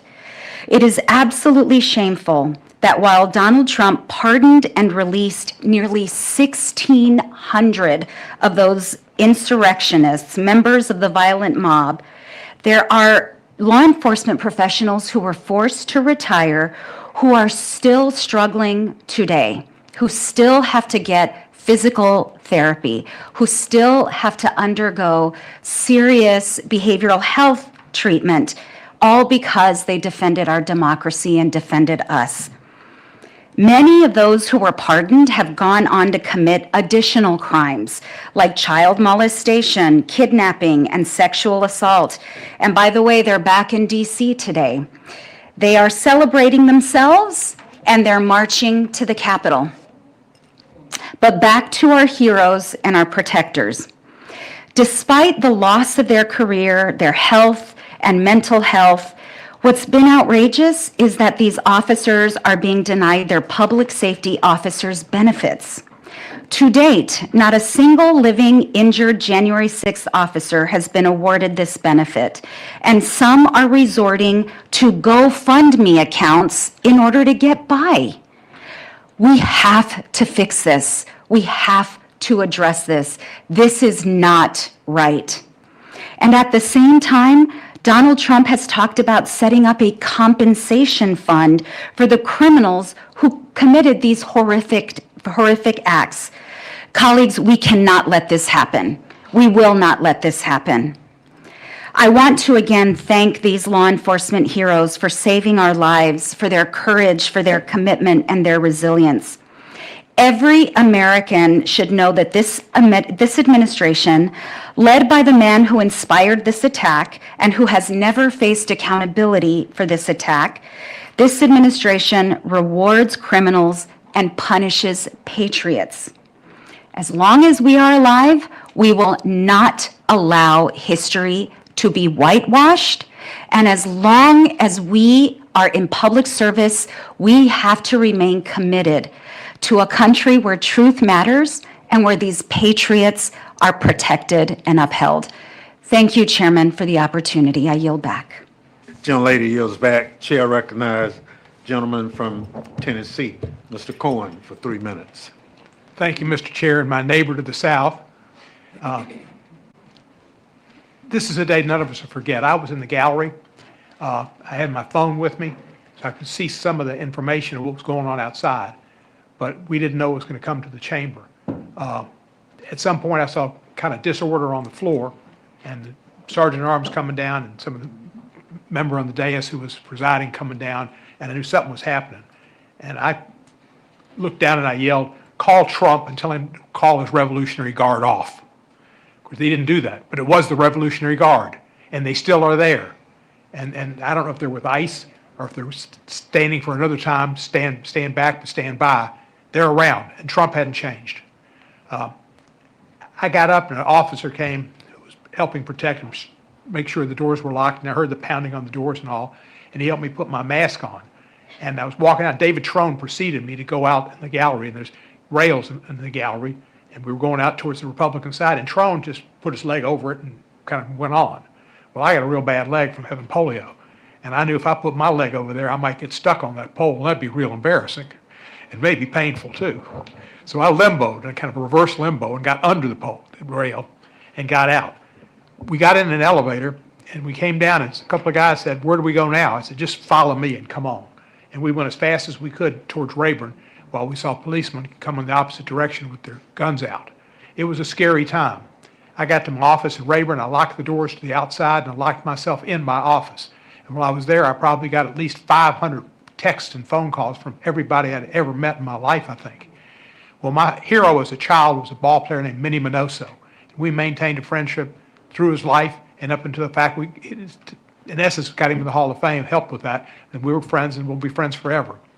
So I'm sitting there with got a Bennie Minoso bat in my hand, sitting in my office, waiting for him to come in. And one of my text messages is from Charlie Minoso, Charlie Rice Minoso, who's Bennie's son. And he said, "I hope you're okay, and I hope everybody in the office is okay. I'm concerned about you. I want you to know, my dad will be thinking about you." I said, "I got your dad's bat in my hand." And he said, "If he was there, he'd be swinging it." I said, "You're damn right he would." Well, we stayed there, and I watched the tube, and then we got up and went and voted. And that was a great day that we voted. Speaker Pelosi was heroic in getting us called back, and Mike Pence was heroic in not succumbing to President Trump's dictations that he changed the law and the rules and count the votes differently.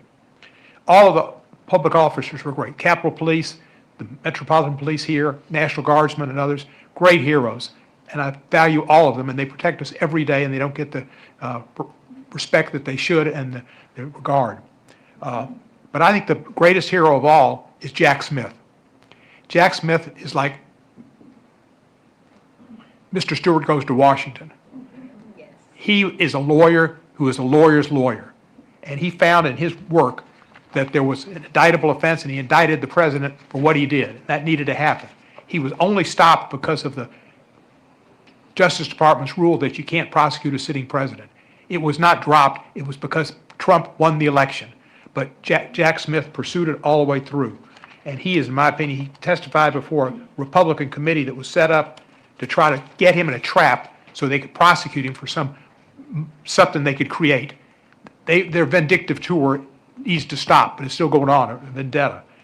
Jack Smith stood firm. He spoke truth, even though he knew that if he said anything at all that they could possibly conjure up in another manner, he would be indicted and they'd probably take his bar license away and try to put him in jail. He said he followed the facts and then applied it to the law.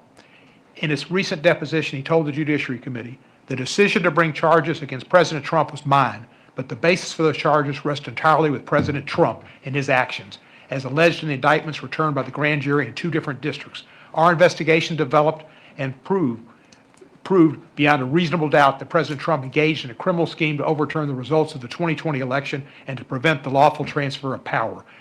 That was heroic actions by him. President Trump is a treasonous individual, and it's awful that he's still in the White House and destroyed the East Wing, and as Mr. Raskin quite said, had graffiti put up over John Kennedy's name at the Kennedy Center. One date, somebody mentioned, dates will always remember it, and a September date, January date, and Pearl Harbor. We'll never forget November 22, 1963, of those of us who are alive. I remember it all the time. Whenever I think about it, I start to tear up. I'm about to tear up now. And the idea that he put his name over John Kennedy's should never be forgotten, and he should be wiped out. I yield back the balance of my time. Chair recognizes the gentleman from Georgia, Mr. Johnson, for 3 minutes. Thank you, Mr. Chairman, and thanks to Leader Jeffries and all of the other leaders who have made sure that we commemorate this day appropriately with this hearing. I was born and raised in Washington, D.C., and the United States Capitol has been a building permanently etched in my mind from an early age. It regularly came into my view as daily life took my family and I around the District of Columbia. To me, the Capitol was always a citadel, a beacon of freedom, democracy, and justice. At the age of 10, I developed the vision that one day I would serve there as a legislator. I was always so proud. Even today, I'm still in awe of the United States Capitol, what it stands for, and the fact that it has been my workplace for the last 19 years. On January 6, 2021, amidst social distancing in response to the COVID pandemic, then still ongoing, I was so proud to be one of a limited number of members of the House to be in the chamber to witness the certification of the 2020 elections. Though somewhat envious of those who were seated on the floor, I nonetheless savored the honor of having a seat in the House gallery from which I could observe this solemn proceeding. As the peaceful transfer of power was taking place in the chamber, the proceedings were rudely, then violently interrupted. The disorder became louder and louder as the insurrectionists got nearer and nearer. The cacophony shut down the speaker and caused the business of the House to stop. From the gallery, I watched as the speaker was extracted from the chair and my colleagues evacuated from the floor. What would happen to us in the gallery, I thought. The situation became scary, dire, and dangerous. I felt like a sitting duck. In those moments, while in self-preservation mode, I thought of jumping from the gallery onto the House floor so that I could be evacuated. My thoughts then turned to my colleagues also in the gallery, and my thoughts turned to my moral responsibility to them. I would never leave them to save myself. As we were being spirited out of the chamber into the hallway, I saw dozens of violent insurrectionists lying spread-eagled on the marble floor under the gunpoint of Capitol Hill police. I later learned that all of those insurrectionists had been released without charges because there were not enough law enforcement manpower to take them into custody. They all walked. They came into the U.S. Capitol, disrupted our work, and desecrated this citadel of democracy, and they all walked. Needless to say, I was gratified later when more than 1,500 perpetrators were prosecuted, some of the worst offenders receiving 20-year sentences. there was a sense that people had been held accountable for their crimes. Then on January 20th, 2025, Donald J. Trump shot Lady Justice on Fifth Avenue in broad daylight by pardoning each and every January 6th insurrectionist. It was a blow to justice and the rule of law in America. And my sense of anger at injustice has intensified as Donald Trump and his lapdog Republicans in Congress do everything in their power in an unholy and futile attempt to whitewash and rewrite the history of what happened on January 6th. While Donald Trump and MAGA Republicans continue their systematic assault on truth and justice, I will proudly stand in the breach with House Democrats and all people of goodwill to defend the concepts of truth, freedom, liberty, and justice for all, which is American democracy.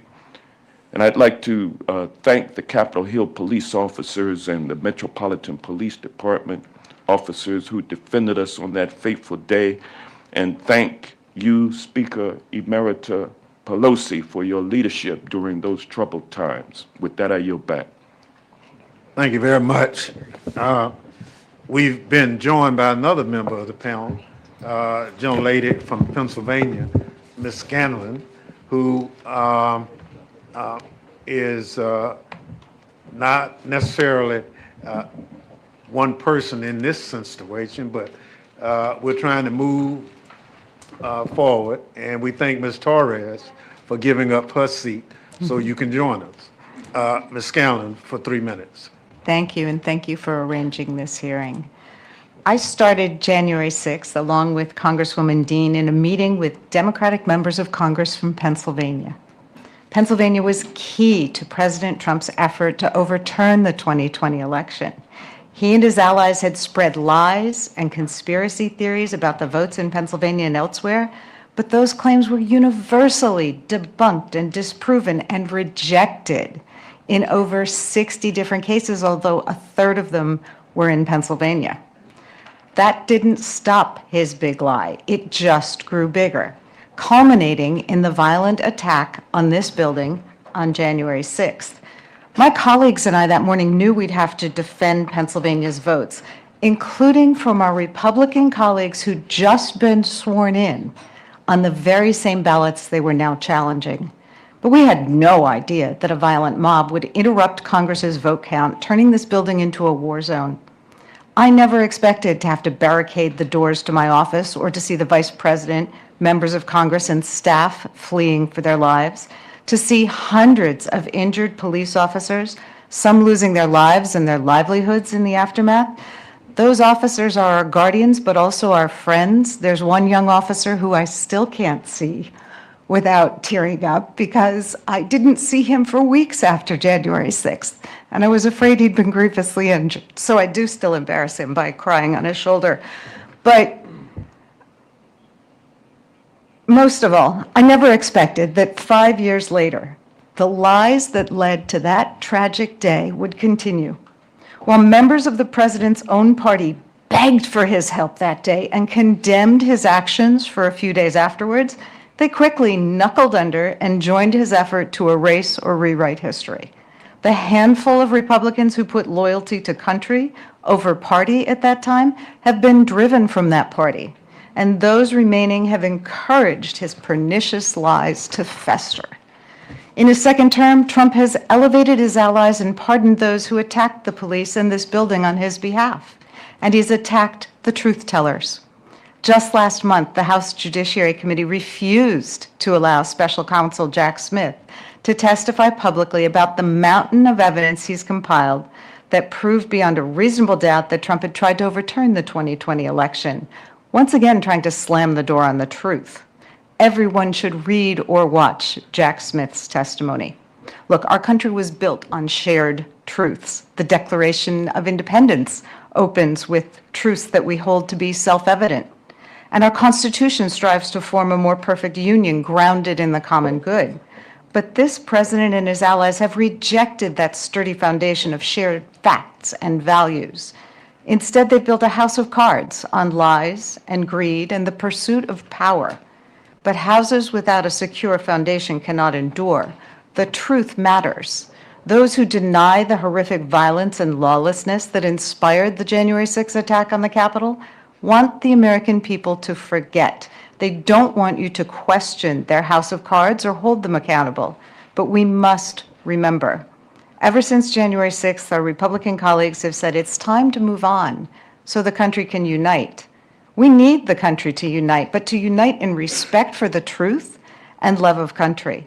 To unite in holding accountable those who would lie and undermine our Constitution, because we've seen the consequences of the failure to do so. There can be no unity or accountability without a shared truth based on facts. So today, we remember and thank you for this opportunity. I yield back. Gentlelady yields back. Let me thank the witnesses for that testimony. I'd like to now excuse that witness and bring on our next panel of witnesses.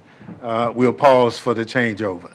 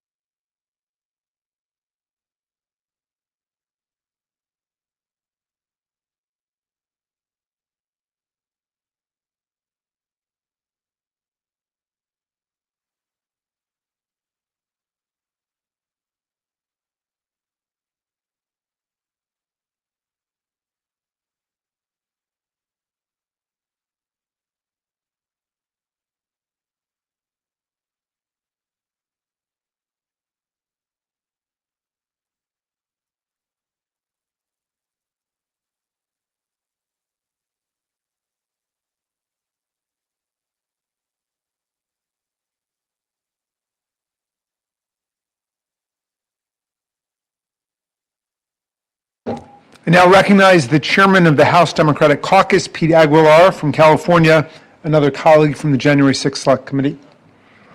Thank you, Ranking Member Raskin. It's a privilege to be here with you, Chairman Bennie Thompson, our current and former colleagues, to mark the 5th anniversary of the attacks on the Capitol and to honor the bravery of the police officers who sacrificed so much for our safety and democracy that day. We know Donald Trump is determined to whitewash what happened on January 6th, but try as he might, the facts have not changed. 5 years ago today, Donald Trump sat in the White House for 187 minutes, more than 3 hours, and did nothing.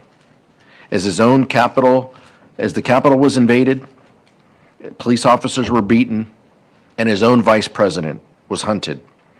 The most powerful person in the world watched his supporters attack the Capitol from just blocks away and did nothing to stop it. Not only did he refuse to call off the mob, but he poured fuel on the fire. As rioters were chanting, "Hang Mike Pence," streamed into the Capitol through smashed doors and windows, Trump tweeted, "Mike Pence didn't have the courage to do what should have been done to protect our country and our Constitution." In the minutes following that tweet, the violence intensified. Vice President Pence was rushed to safety, coming within 40 feet of the very people searching for him. Rioters closed in on the House and Senate chambers, and members of Congress still trapped inside. And all around the Capitol, police were beaten, bear sprayed, tasered by the mob acting in Trump's name. But still, Trump sat back and did nothing. As shocking as the January 6th insurrection was to us, it shouldn't have been a surprise to Donald Trump. It was what he wanted. For months, Trump had undermined the results of the 2020 election with the help of Republicans in Congress, concocted criminal schemes to subvert the Constitution, and ultimately instructed his supporters to march on the Capitol, all in an attempt to cling to power. In the words of former Special Counsel Jack Smith, the evidence was that he caused it, and that he exploited it, and that it was foreseeable to him. And the dangers of that day did not cease when the Capitol was eventually cleared. For years, career prosecutors and law enforcement professionals worked tirelessly to put the perpetrators of that day behind bars. Now, President Trump is putting the perpetrators in power and punishing those who held them accountable. Let's watch. This is Jared Wise. He breached the Capitol on January 6. Now he's a member of Donald Trump's Department of Justice, where he is a senior advisor to the head of the Weaponization Working Group, targeting law enforcement officials who pushed for accountability after January 6. Multiple capital injury! Multiple capital injury! It's a key tool in Donald Trump's retaliation campaign. In the last year, the Department of Justice and Donald Trump have pressured FBI leadership to hand over lists of staff who worked on January 6 prosecutions. For that to suddenly be coming from inside the Department of Justice, for this extraordinary example of political violence to be normalized and legitimated, that was what was most shocking to me. Trump fired senior FBI officials who didn't cooperate, purged dozens more prosecutors who worked on January 6 cases, and pardoned hundreds of rioters who continue to seek their own retribution. The people who did this, they need to feel the heat. They need to be put behind bars, and they need to be prosecuted. For the people who bravely defended the rule of law on and after January 6, the political violence continues. These political firings, I believe, have the purpose and effect of empowering vigilantes and militias that are loyal to the president, but ultimately unaccountable to the law.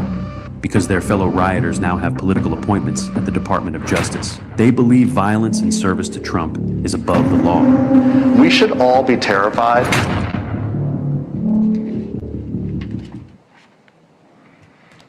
Since January 6th, Donald Trump has only intensified his attacks on America's fundamental democratic institutions.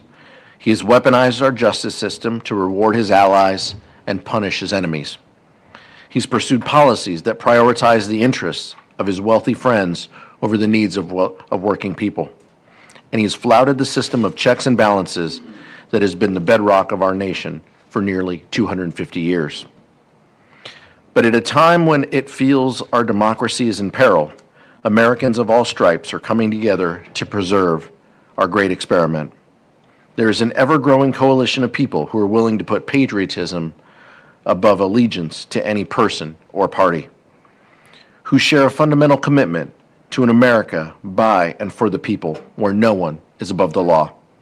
That's why I'm honored today to introduce three witnesses who have been center to those efforts. Jeff Duncan served in the Georgia House of Representatives from 2013 to 2017, and then as the state's lieutenant governor from 2019 to 2023. As lieutenant governor, Mr. Duncan was instrumental in resisting Trump's pressure campaign to overturn the results of the 2020 election in Georgia. He rebuffed Trump's bogus calls to find 11,780 votes and refused to convene the special legislative session to facilitate Trump's illegal fake elector scheme. Because of his continued refusal to bend the knee to Donald Trump, he was expelled from the Georgia Republican Party. We're also joined by Illinois Attorney General Kwame Raoul. A Chicago native, Attorney General Raoul served in the Illinois State Senate for 14 years before becoming state's Attorney General in 2019. Mr. Raoul has repeatedly and successfully taken the Trump administration to court to combat its unlawful actions, including its efforts to deploy the National Guard in Chicago. Our third and final witness is Skye Perryman. Ms. Perryman is the president and CEO of Democracy Forward, a nonpartisan legal organization dedicated to defending our democracy. Under her leadership, Democracy Forward has led hundreds of legal challenges designed to expand reproductive rights, combat corruption, protect workers, and safeguard Americans' civil liberties. Welcome to our witnesses. Lastly, I'd like to take a moment to note that January 6th isn't the only anniversary of political violence we remember this week. 15 years ago, this Thursday, a gunman opened fire on our former colleague, Congresswoman Gabby Giffords, as she met with constituents outside a supermarket in Tucson, Arizona. 6 people were murdered and 14 injured.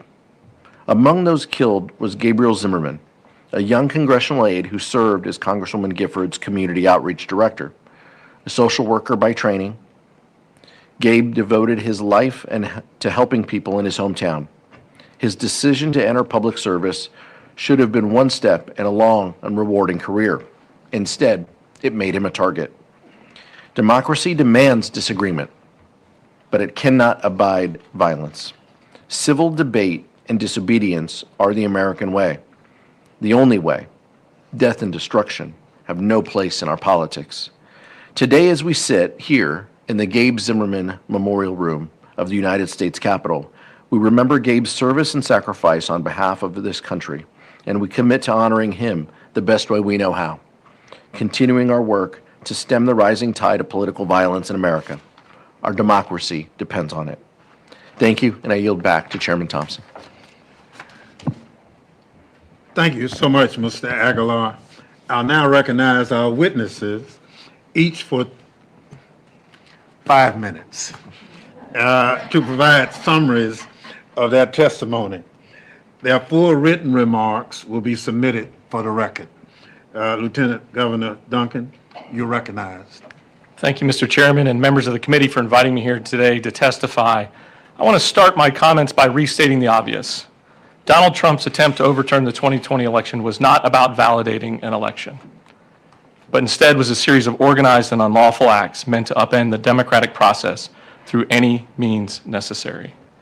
In 2020, Donald Trump lost the election in Georgia by more than 11,000 votes, and he immediately launched a pressure campaign trying to get elected officials from all around the state to overturn the election.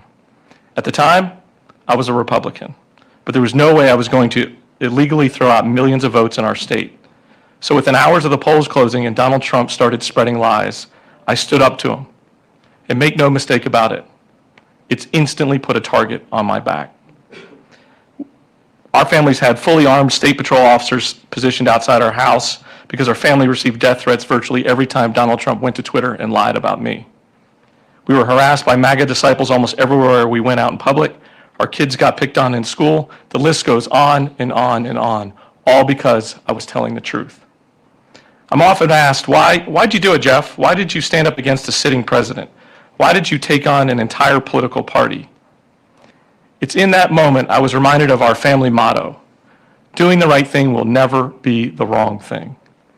In the immediate aftermath of the 2020 election, it was a very difficult time for my family, as you can imagine, between the threats and the constant harassment. In the depths of that terrible moment in time for our family, one of my 3 sons came downstairs and reminded me of our family motto. Hey, Dad, doing the right thing will never be the wrong thing. Stay strong. That gave me the courage to stand up and to keep moving. Doing the right thing is why I endorsed Vice President Kamala Harris and spoke at the DNC on her behalf. It's why I campaigned for her in the 2024 election in battleground states all across the country. All because I was bold enough to say out loud that Donald Trump should never be president ever again. And guess what? I was right. It's also why I switched parties. And it's why today I'm grateful to wake up every day as a proud Democrat. When asked by some if I've lost my mind, the answer is no. I found my heart. As a Democrat, I have access to a much improved toolkit to meet the needs of millions of Georgians. I can now talk about things like expanding Medicaid, passing common sense gun legislation, and yes, even repealing Georgia's 6-week abortion ban. Trump's #1 ally in our state is current Lieutenant Governor Burt Jones. Trump said it himself. The New York Times just put out a story with audio where Trump specifically said that Burt Jones is totally on our side, and he is. Burt Jones was a fake elector and tried to call for a special session to try to steal the election on behalf of Donald Trump. He tried to rally troops with lies and conspiracy theories, and that's exactly why I fired him as the chairman of the Insurance Committee when I was lieutenant governor. When he was sitting in my office and asked why, I said, if you're willing to lie about an election, how can Georgians trust you to chair a committee as important as this? It's this willingness to put Trump above all else that is the fundamental difference, not only between myself and Burt Jones, but also between the Trump's Republican Party and the rest of us who believe in service to others above self-interest. Trump is a man-made disaster, and hard-working Americans are paying dearly for it. Georgia, like all states, is in the midst of a crisis like we've never seen before, and we need somebody who has the courage to stand up, not just to only stand up to Donald Trump, but to stand up in this moment for them, their families, and their communities. I've decided to take that challenge, and I'm encouraging millions of Georgians to join me on that journey. It will never be okay for any of us in this room to let the reality of what happened on January 6th give way to the lies, corruption, and violence of Donald Trump's jaded vision of America. It's time we start turning the chaos into conversations in this country and get back to solving people's real problems instead of creating them. I'm working with a coalition of Georgians ranging from Democrats, independents, and the growing list of disgusted Republicans to continue to fight back against Donald Trump. I implore all of us in this room and across the country to do the same. It's time for all of us to stand up. Thank you. Thank you very much. The gentleman yield back. I will yield to Congressman Garcia to introduce the next witness if he chooses. Thank you, Mr. Chairman, and to all the witnesses that have testified and are about to testify. I wasn't meaning to introduce him, but I certainly will, because Attorney General Raul is a longtime friend, former state senator in Illinois, a true public servant, and someone who's distinguishing his office and the people of Illinois by fighting for democracy, by standing up for the Constitution, the rule of law, and of course protecting communities across the state of Illinois. So without further ado, please join me in welcoming the Honorable Kwame Raoul. Mr. Attorney General, welcome. Thank you, Mr. Chair and members of the committee. I'm honored to testify in front of you this afternoon, and since you gave me a couple of extra minutes, I want to say thank you to Congressman Garcia, who's served the community within Illinois for years and who's been a friend and a strong advocate on communities who have been under siege. And I would also thank Congresswoman Kelly, as well as former Congressman Kinzinger, both also from Illinois, for their courage. Today, I want to address the work that I and several of my state attorney general colleagues are doing to protect the rule of law. The rule of law isn't an abstract concept. It's the principle that laws are applied in consistent and predictable manner. The rule of law ensures that the Constitution's bedrock principles of separation of powers, state sovereignty, democratic accountability, due process, and equal protection under the law can be relied upon. To protect the rule of law in 2025, I collaborated with other state attorneys general to file 48 lawsuits and more than 100 amicus briefs. Those lawsuits have successfully addressed dozens of issues, including education and the environment, privacy and public health, birthright citizenship and terrorists, and state sovereignty and public safety. One particularly critical example of executive overreach and the need to protect the rule of law has been the President's efforts to federalize and deploy the Illinois and Texas National Guards into Illinois over our state's strong objection. Let me be clear, the American people, regardless of where they reside, should not live under the threat of occupation by the United States military, particularly for the reason that their city or state leadership has fallen out of the President's favor. With regard to deploying the National Guard, a president cannot go beyond the authority granted by Congress, consistent with the Militia Clause of the United States Constitution. In addition, the Posse Comitatus Act prohibits members of the military from engaging in civilian law enforcement activities. There has been no emergency requiring a militarized response in Chicago or anywhere else in the state of Illinois. Since our country's founding, protecting against precisely this threat has been at the core of creating constitutional protections against executive overreach. Alexander Hamilton stated in the Federalist Paper 29 that just the suggestion that one state's militia could be sent to another state for the purpose of political retribution was inflammatory, and that it is impossible to believe that a president would employ such preposterous means to accomplish their designs. Yet, that is exactly what President Trump did. This is an extraordinary moment in American history. My office immediately filed suit to stop the president's unlawful and autocratic actions. Within days, we won a temporary restraining order in the district court. And 2 weeks ago, after considering our respective briefs, the Supreme Court in the 6-3 ruling agreed with us. In its decision, the Supreme Court recognized that deployment of the military to execute the laws is exceptional, and held that the government has failed to identify a source of authority that would allow the military to execute the laws in Illinois.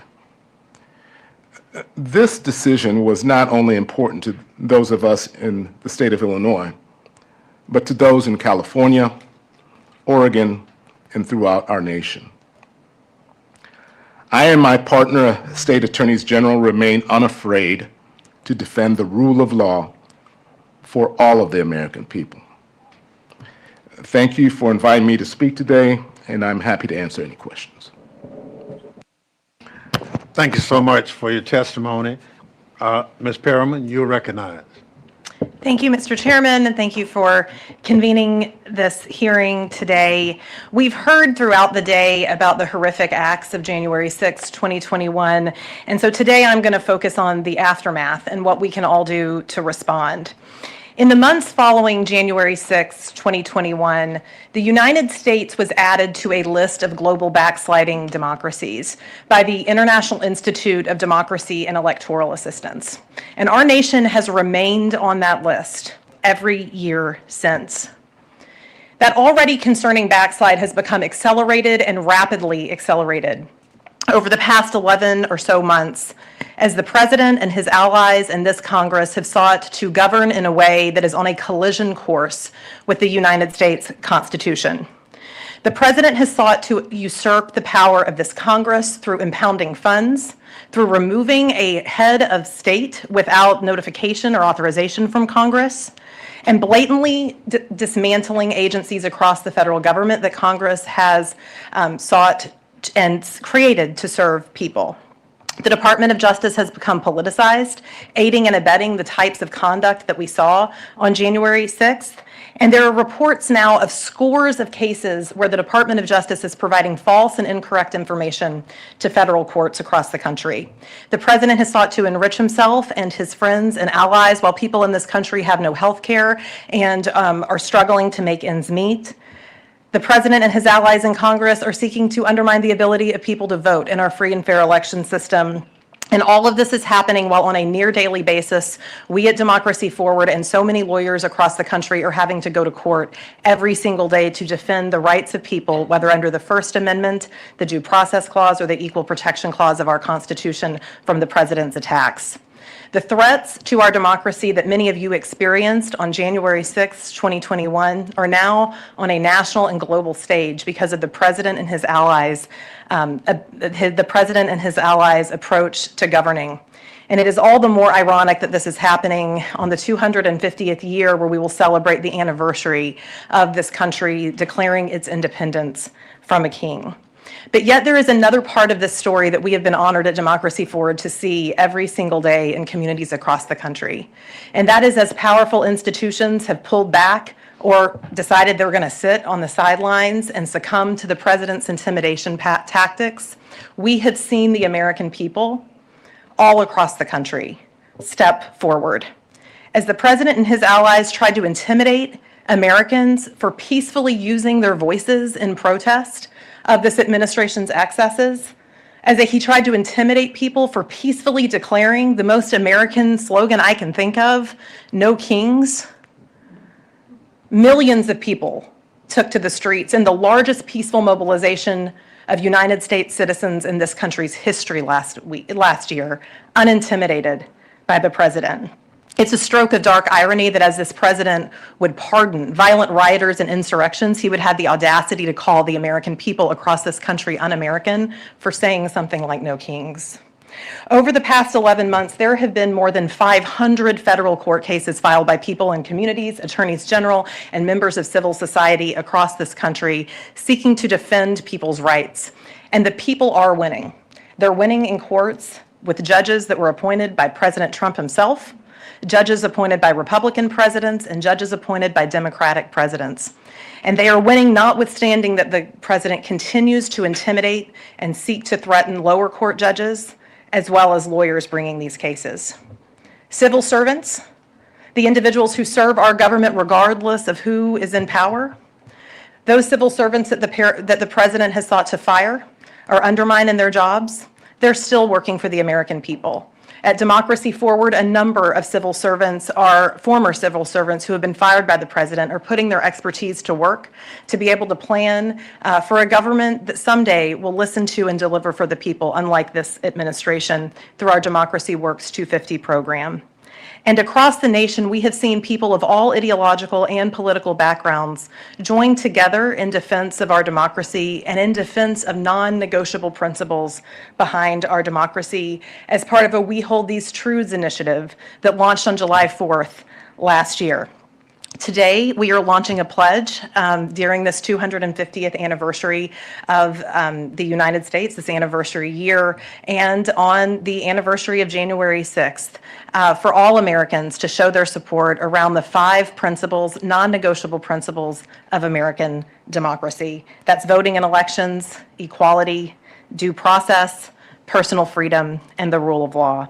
And so as we reflect on 5 years since January 6th, our democracy is in peril and is in crisis, but there is a path forward, and it is through the people.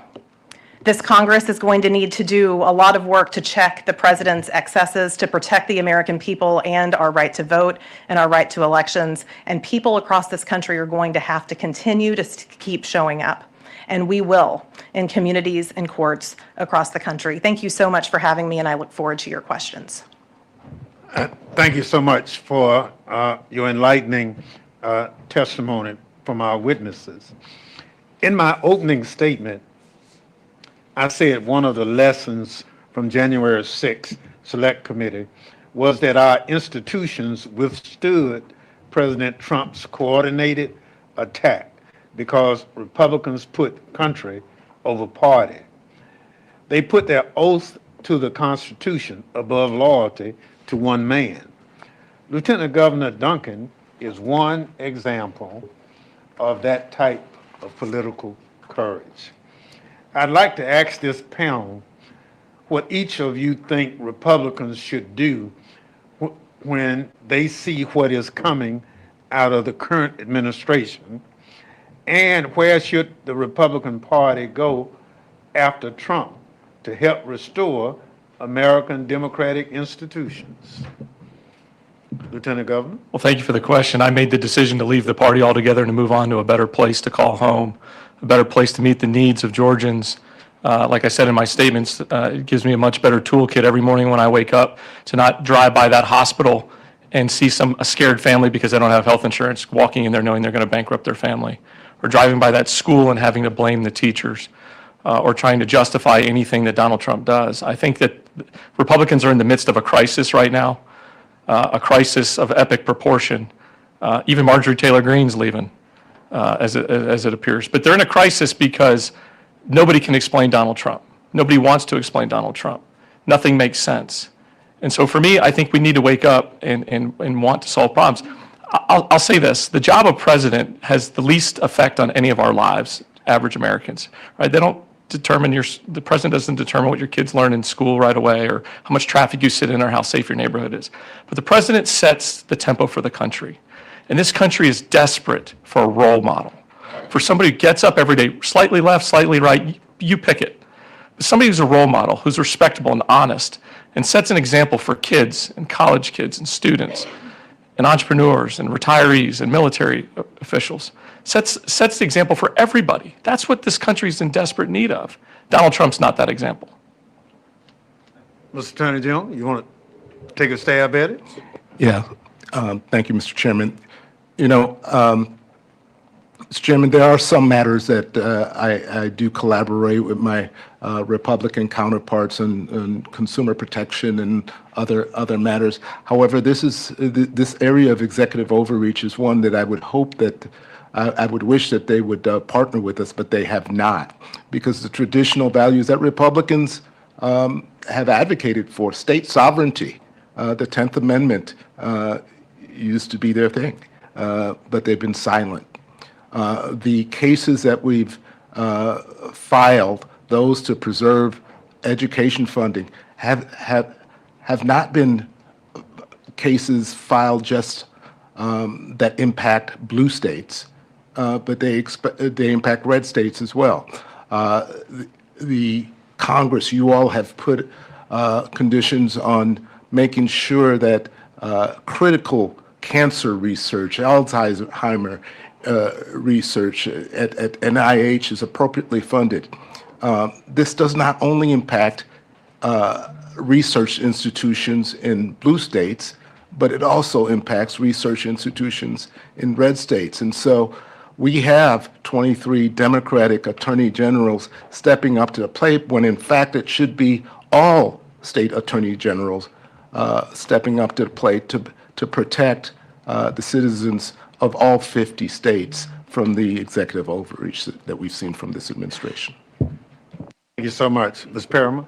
I think the president and his allies in this Congress and the Republican Party need to understand that people are watching and that history is watching. And the Republican members of this body, as well as any member of this body, has to understand in this moment that this is a moment where history will look back to see, is the Republican Party going to sit idly by while this democracy completely backslides into an autocracy? Or is it going to be part of the turnaround?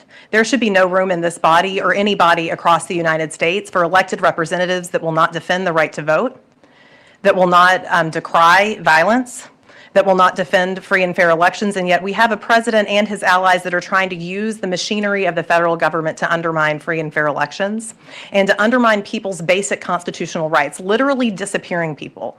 Right now at Democracy Forward, we have attorneys that are in courtrooms across this country arguing right now to try to have to preserve programs that are keeping infant mortality rates down and programs for pediatricians and doctors and public education, let alone rights that everyone in this country has to due process and to civil rights. And so I think that this is really that moment, and we need everyone to step up to the plate, and there should just be these non-negotiables. I would encourage anyone listening, including any Republicans that may be listening, to go to weholdtruths.org, which is the 5 non-negotiable principles around American democracy. Ranking Member Raskin has already signed on to the pledge, and really do some soul searching and determined to be part of the solution, as opposed to continuing to aid and abet an administration that is on a collision course with the U.S. Constitution and that is operating harmfully to the American people. Thank you so much. We recognize our members for 3 minutes. Our first person will be from Illinois, Mr. Garcia, for 3 minutes. Thanks again, Mr. Chairman. Today's hearing shines a spotlight on a dark chapter in our country's history where an outgoing president sought to overturn a democratic election. Trump's insurrection was not a random act, nor was pardoning the rioters on his first day in office. Instead, he was deploying the playbook of chaos and lawlessness that's at the heart of the MAGA movement. Let's take one example, the abuse of military power. Despite pleas from local officials and law enforcement, Trump refused to deploy the National Guard on January 6, 5 years ago, during a literal rebellion against the federal government. He got away with that. So in his second term, he's tried to illegally invade our cities, including Chicago, with the National Guard under wildly false pretenses. as Attorney General Raul described in his remarks. And Trump is not stopping there. He's abused military power to invade our cities, and now he's abusing military power to attack a foreign country, kidnap its leader, and steal its resources for the benefit of big oil companies. It's a shakedown. This is not a coincidence. This is the defining feature of Donald Trump and his political movement. They want a gangster state where violence, corruption, and abuse of power are the norm, not the exception. And the only way we'll stop them, the only antidote to impunity is accountability. Attorney General Raul, can you speak to your office's work on stopping the illegal National Guard deployment in Illinois? You made reference to it already, and the lessons that we can learn about the role of states in holding the federal government accountable for its lawless actions? Yes, thank you, Congressman. In doing so, I want to thank you all, Congress, for filing an amicus brief in the case where you all spoke to the extremity of what the federal government was asking for. What the federal government was asking for, and essentially in that case, was to ignore Congress and Congress's power given through the militia clauses, to ignore the courts. They basically argued that the president has discretion.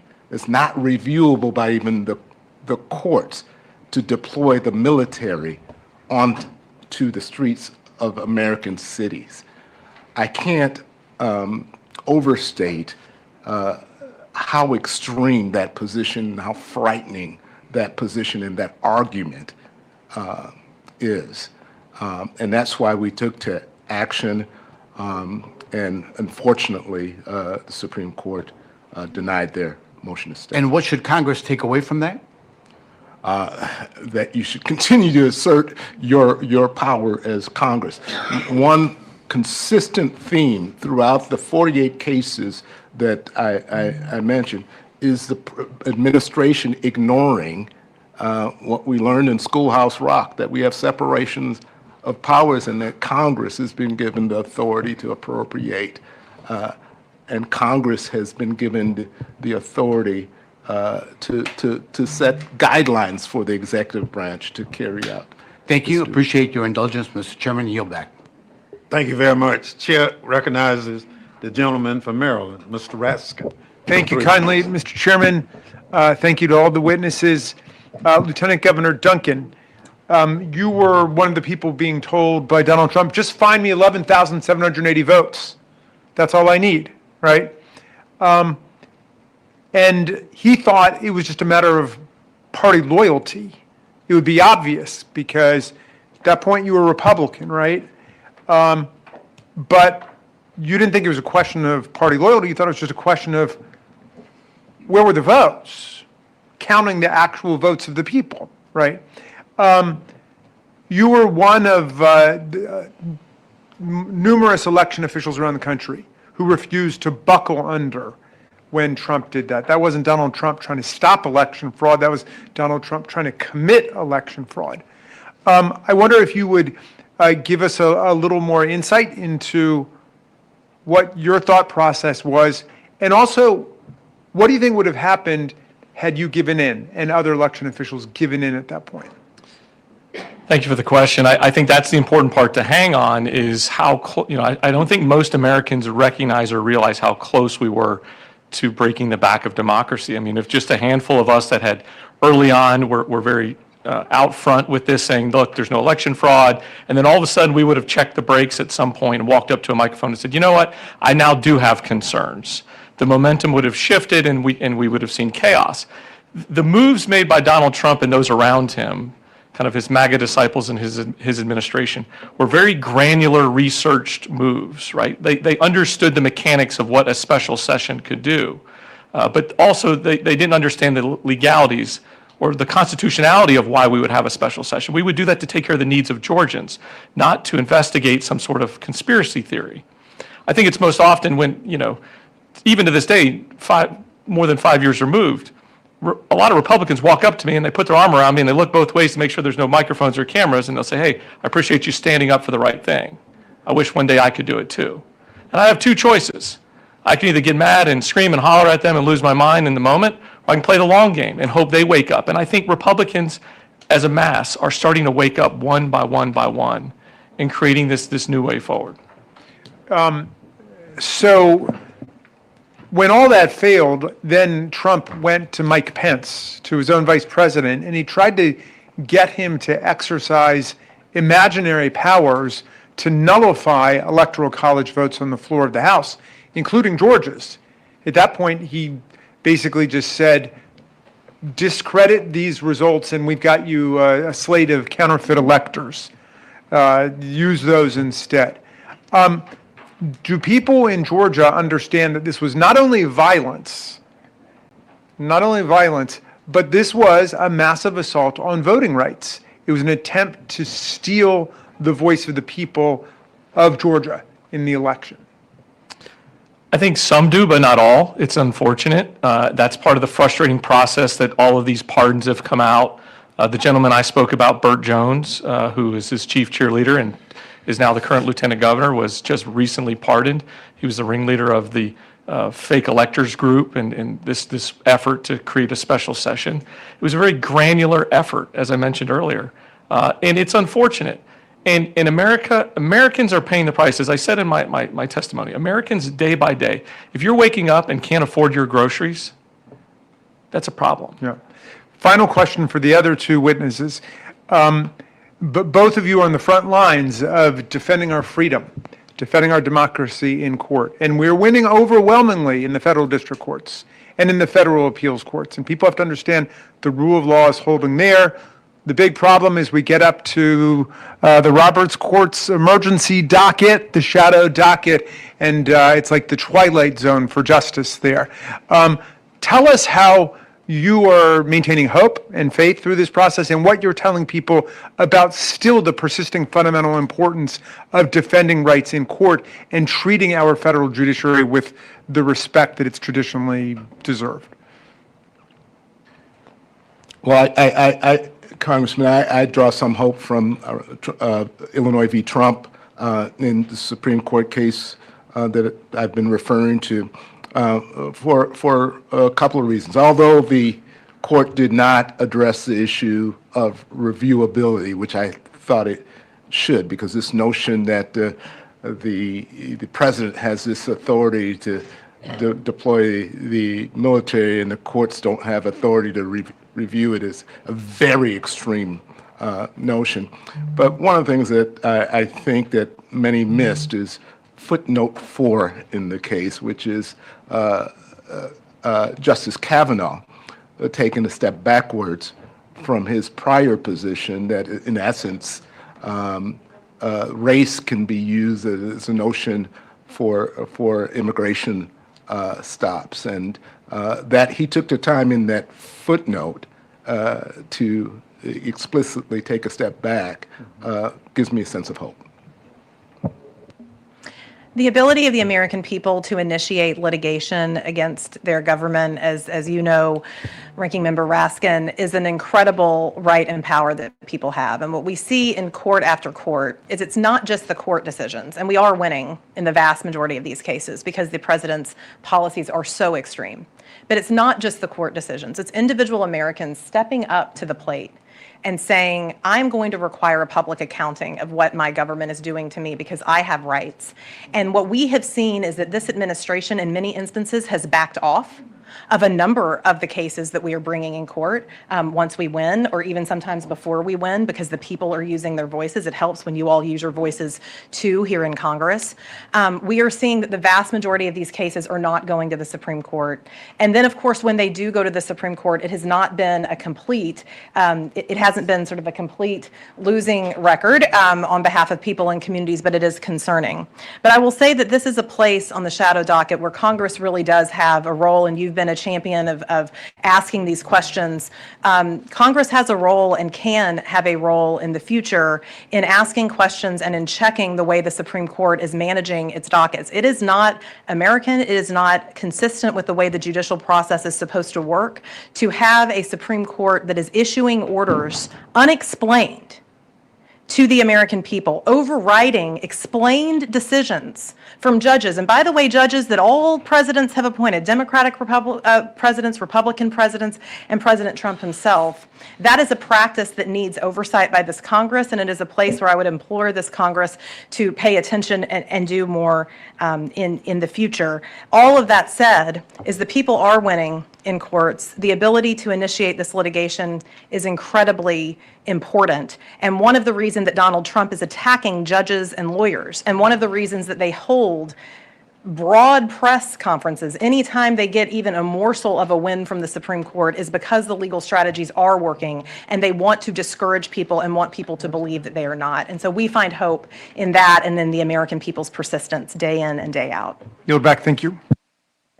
Gentleman yields back. Chair recognizes the gentlelady from Washington, Ms. Jayapal, for 3 minutes. Thank you, Mr. Chairman, and thank you all so much for your testimony. Very, very important.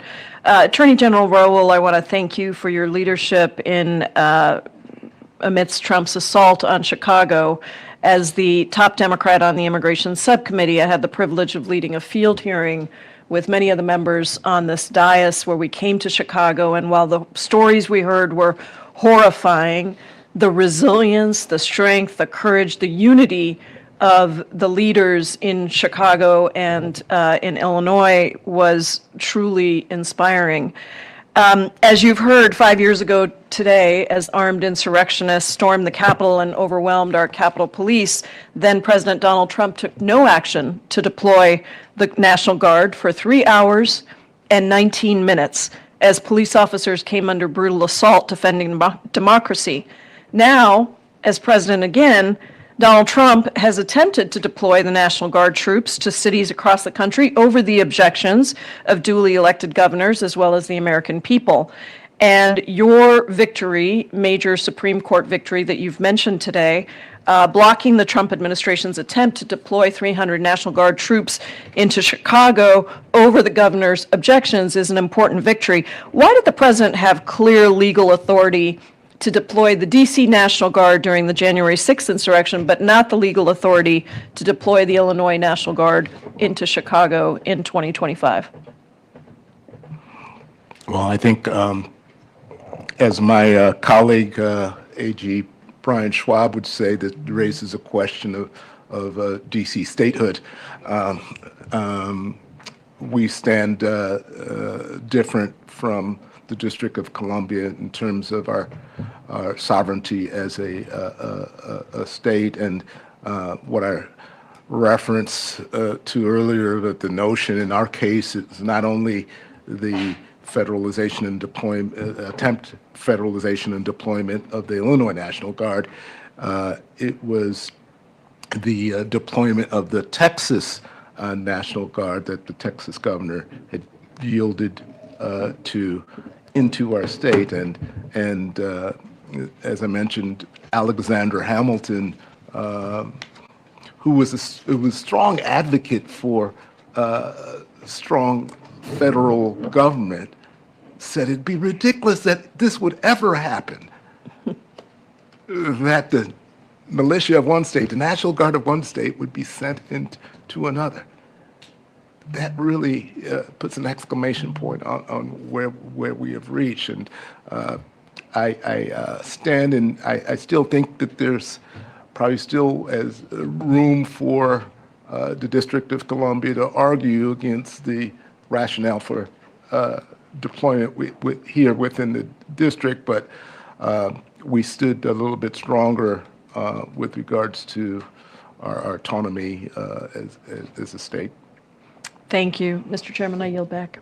Thank you very much. Gentlelady yields back. Chair recognizes the gentleman from California, Mr. Correa, for 3 minutes. Thank you, Mr. Chair. I want to also thank all of you for being here today. And Lieutenant Governor Duncan, first of all, I want to say that think of my high school football coach, how he would describe you. think he'd be saying pure guts, man with guts. And I would say you're a patriot. Thank you very much for what you've done, for being an example, not only to Republicans, but to Democrats as well. President won this re-election with a lot of Democratic votes as well as Republican. And I appreciate you being here because we need to send a message to people. The fight today is not a partisan fight, but it's about our great nation. So I hope you keep standing on that soapbox and you start telling people, continue to tell people, that this is about our great country and not partisan politics. To me, the 2 minutes I've got left, the challenge I have, what keeps me up at night, is this next election cycle. I come from Orange County, California. We know voter suppression. We've had poll guards at our polling stations to scare away our voters. We've had letters written primarily to Hispanic voters saying, if you vote, you are subject to being charged with a felony. Most of our working class voters don't want to mess with the criminal justice system. That's what I fear moving forward. I walk away from your comments today, Mr. Raul and Ms. Perriman, with some optimism that we're beginning to win these fights. I want you to continue to tell people, get on your microphone and tell people that we are winning, because out there, people are hurting, they're concerned. We're going to fight, but we need to make sure that troops know that we have more than a winning chance this next election cycle. So I'd ask you, do what you can to let people know that we're winning these court cases, that we in this country are still a democracy, and that we have separation of power. Ms. Perriman, what are we going to do to help us there? Well, we obviously need the president's allies in Congress. We need some of your Republican colleagues to show that Congress has power by using congressional power. And we know that that's a lot of what people want. But what we have seen across the country is that the American people are stepping up. As powerful institutions are confused or are stepping back or capitulating, people in communities are on the front lines every day. It is hard for people. We've had to go to federal court in order to defend SNAP benefits because the president sought to deprive 42 million people of food in the last government shutdown and lied about it. And so we're doing that work every single day for people in communities, but we are seeing that people will step up, and you have my commitment that we'll continue to show up and voice that message. Thank you very much. Mr. Chair, I yield. Gentleman yields back. Chair recognizes the gentlelady from Pennsylvania for 3 minutes, Ms. Scanlon. Thank you, sir. Mr. Duncan, you know, like Georgia, Pennsylvania was targeted by President Trump and Giuliani and Scott Perry and Jim Jordan and their gang to try to overturn our election results using many of the same tactics. I don't think we had to deal with the find more votes part, but certainly we had to deal with a lot of lies and disinformation about the election results in Pennsylvania, as well as a campaign to deliver fake electors. And I agree with you, we'd be in a much different place if folks like yourself, Republicans at the time, had not stood up. I mean, we had Al Schmidt was the Republican election commissioner in Pennsylvania who endured death threats and pressure because he wouldn't undermine the vote totals there. We had, as we had testimony from Jack Smith just a couple weeks ago, the pressure campaign on folks who'd signed up to be Trump electors was intense, and several of them refused to participate because they looked at what was happening and said, this isn't legal. And instead of that giving pause to the president and his allies, they just got rid of those electors and found some substitutes who were willing to do their bidding. Can you talk a little bit about what that is like? And again, I would invite anyone to read Special Counsel Smith's testimony, but just the kind of pressure campaign that was being instituted just against Republican elected officials, not against Democrats, I guess on the assumption that it's a zero-sum game and Democrats wouldn't care about voter fraud. I keep mentioning this term granular because it just sticks in my mind how granular Donald Trump was in that specific election cycle. It was not uncommon for a state senator or a state representative to be directly called by Donald Trump with some sort of planting a seed of misinformation or doubt. Who knows what else was going on those calls, what guarantees were being made, what promises were being made. But it was a doubt game. And it really felt and continues to feel like a lot like a Ponzi scheme, right? Donald Trump is running one big Ponzi scheme right now. And it's dangerously close to falling apart, and I think even Republicans are feeling it. But in that moment in time, here's the part that scares me. We didn't know what was coming down the pike during this period. There was a meeting in the Capitol, and I was like, why are all these people meeting at the Capitol? What is this all about? And it ended up being a room full of fake electors, right? Now people understand that they can gain momentum. There's tens of millions of MAGA disciples out there that would fall for it again. And so I think we have to be diligent. And that's why meetings like this, continue to answer the question, why am I doing this? Because the truth is the truth. And if we don't pay attention to the truth, then it's all going to be whitewashed and it will repeat itself again and again and again. And who knows when and who knows how, but it will repeat itself again. I think you're right. And one of the big tells that we saw when our colleagues would try to push these lies is if they knew better, they would say, well, people are saying, people are asking the question. They were trying to throw in those seeds of doubt, knowing there was absolutely no proof and no basis for it. So thank you for your testimony. I yield back. Gentlelady yields back. Chair recognizes gentlelady from Pennsylvania for 3 minutes, Ms. Dean. Thank you again, Mr. Chairman, and thank you to all of you for testifying and more importantly for your service to our country, for your courage, for your humility. What we've done here today, I hope we will continue to do, which is to document exactly what happened in the days leading up to January 6th, because it was not a one-day event, as we well know, and of course in the days that followed. I'll go back to Jamie Raskin's original point. We are still living January the 6th, and that's why it is important that we continue to do this. Maybe one good thing could come of this. Maybe the Speaker of the House, Mike Johnson, might take courage and humility from the example of Ms. Pamela Hemphill and say, I got it wrong. I need to hang that plaque and recognize the police officers, those who supported us that day and every day. That's my hope. I hope we recognize the heroes. I think about my constituents back home in suburban Philadelphia. You know, we're very excited. We have the 250th anniversary of the Declaration of Independence, and Philadelphia is going to be the place to be. So please, everybody come. But my constituents are mighty worried. How the heck do we celebrate this birthday when we are under this threat to the rule of law, to the Constitution, to our order in terms of our government? So I hear in all of you optimism. Can I ask you each, can you each give me more reason for optimism that I can take home to my constituents to say, here's why you can be optimistic? Because we're here now, and our constituents, our kids, our grandkids are going to say, where were you in this crisis moment for our government?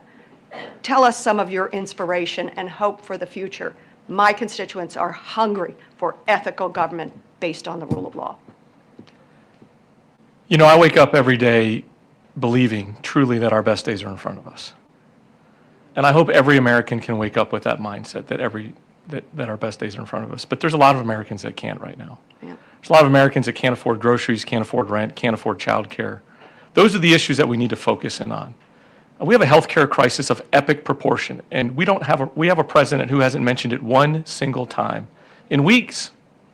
We have millions of Americans millions of Georgians waking up today that have no idea how they're going to pay for their health care for their family. They're going to go uninsured. They're going to wait months, if not years, to get something treated, or walk into the hospital and bankrupt themselves forever. Our better days are in front of us, but we got a lot of work to do between here and there. This country is only as strong as our people. And I continue to pray for our people to be strong and to stand up for what is right. What is right is to push back on authoritarians. What's right is to do the right thing, regardless of what's next to your name, an R or a D or an I, doesn't matter. We're Americans. We're bonded at the hip. Mr. Howell? I draw hope from the fact that of our collective work. I sit before you as the Attorney General of the state of Illinois, but on every week, I'm in communication with attorneys general from 22 other states, and we also with certain governors, like my former colleague from That's right. Pennsylvania, Josh Shapiro. who served as Attorney General. And there's collective work amongst us as principals, as well as our staff. And I like to really lift up the lawyers who've lent themselves to public service. Yeah. Many of these lawyers could be making 2-3 times what they're compensated for. Don't tell them I said that, but, We'll keep it but they've quiet. committed themselves in this time to save our republic as we know it. And it's no small thing. Thank you. Sky? I have a lot of hope in the fights that we've been part of collectively in this nation in the past and what we can do in the future. You talked about Philadelphia. I'm going to be taking my 10-year-old son to Philadelphia this year, but we spent New Year's in Williamsburg because we're visiting all of the sites. And what impressed us as a family when we were there was how much people have done in the past with less than we have now. We have defeated a king. This country also defeated the institution of slavery, of not just in this country, but of millennia of ordering society where some are on a pedestal and others are dehumanized. This country overcame that too, and it was all because of the people. It was all because of the will of people in their everyday lives, making a decision that they were going to rise above whatever barrier is out in front of them. And we see that in our work at Democracy Forward every day, where we see people across this country figuring out how they can engage in this matter. When large law firms and big corporate institutions won't go to court to challenge a president that's taking away, by the way, their very rights too, people in this country have shown up to do that work. So I get a lot of inspiration and hope from that. And we're seeing that it is something that really transcends people's backgrounds and ideologies. And I think there's this moment in this crisis to create a catalyst for real change. But all of us are going to have to do our part. Every single person, not just the lawyers, not just members of Congress, not just the people running for office, everyone. And I think that we'll see people step up to the plate. We the people. Thank you very much. Thank you, Chairman. Thank you very much. The gentlelady yields back. Let me say for our final panel, that hope and inspiration, we heard very clearly from your testimony here today. I thank you for that testimony. I'd like to thank everyone else who participated. Ms. Hamilton, you're a rock star. I promise you, your participation here gives us that hope that these witnesses have said today. Your testimony is essential to setting the record straight for the Capitol insurrection of January 6, 2021, because even the White House official website has turned into propaganda. We have to keep fighting against lies, and it's a tall order for all of us to push back. As we close today, let us be clear about a few things. First, the violent siege of the United States Capitol would not have happened if Donald Trump was not a lawless bully who summoned a mob to promote the big lie that he won the 2020 presidential election. January 6, 2021 would have just been as quiet as January 6, 2025, if Donald Trump had honored his oath to the Constitution or even had just an ounce of dignity. Second, Donald Trump's lying and lawlessness continues till this very day, and our democracy is in peril because of it. After his plot to overturn the 2020 election failed because of civil servants with integrity stood up to him, Trump learned that he needed to install blind loyalists to important government positions. And we are all at risk because he has elevated the worst people and created the most incompetent administration in living memory. Third, Donald Trump and those who have enabled him know what they have done is wrong, and their guilty consciences will lead them to bully the folk who have held them to account for their crimes. But today's forum has offered many ways forward, many paths out of the abyss Donald Trump wants to drag us into. I hope you walk out of here with renewed energy for the fight ahead. We have to keep up the struggle because, as Benjamin Franklin said, we only have a republic if we can keep it. And with that, I'd like to thank again the members and witnesses who participated in today's forum. May God bless those who were taken from us because of this day 5 years ago, and may God continue to bless the United States of America. We stand adjourned.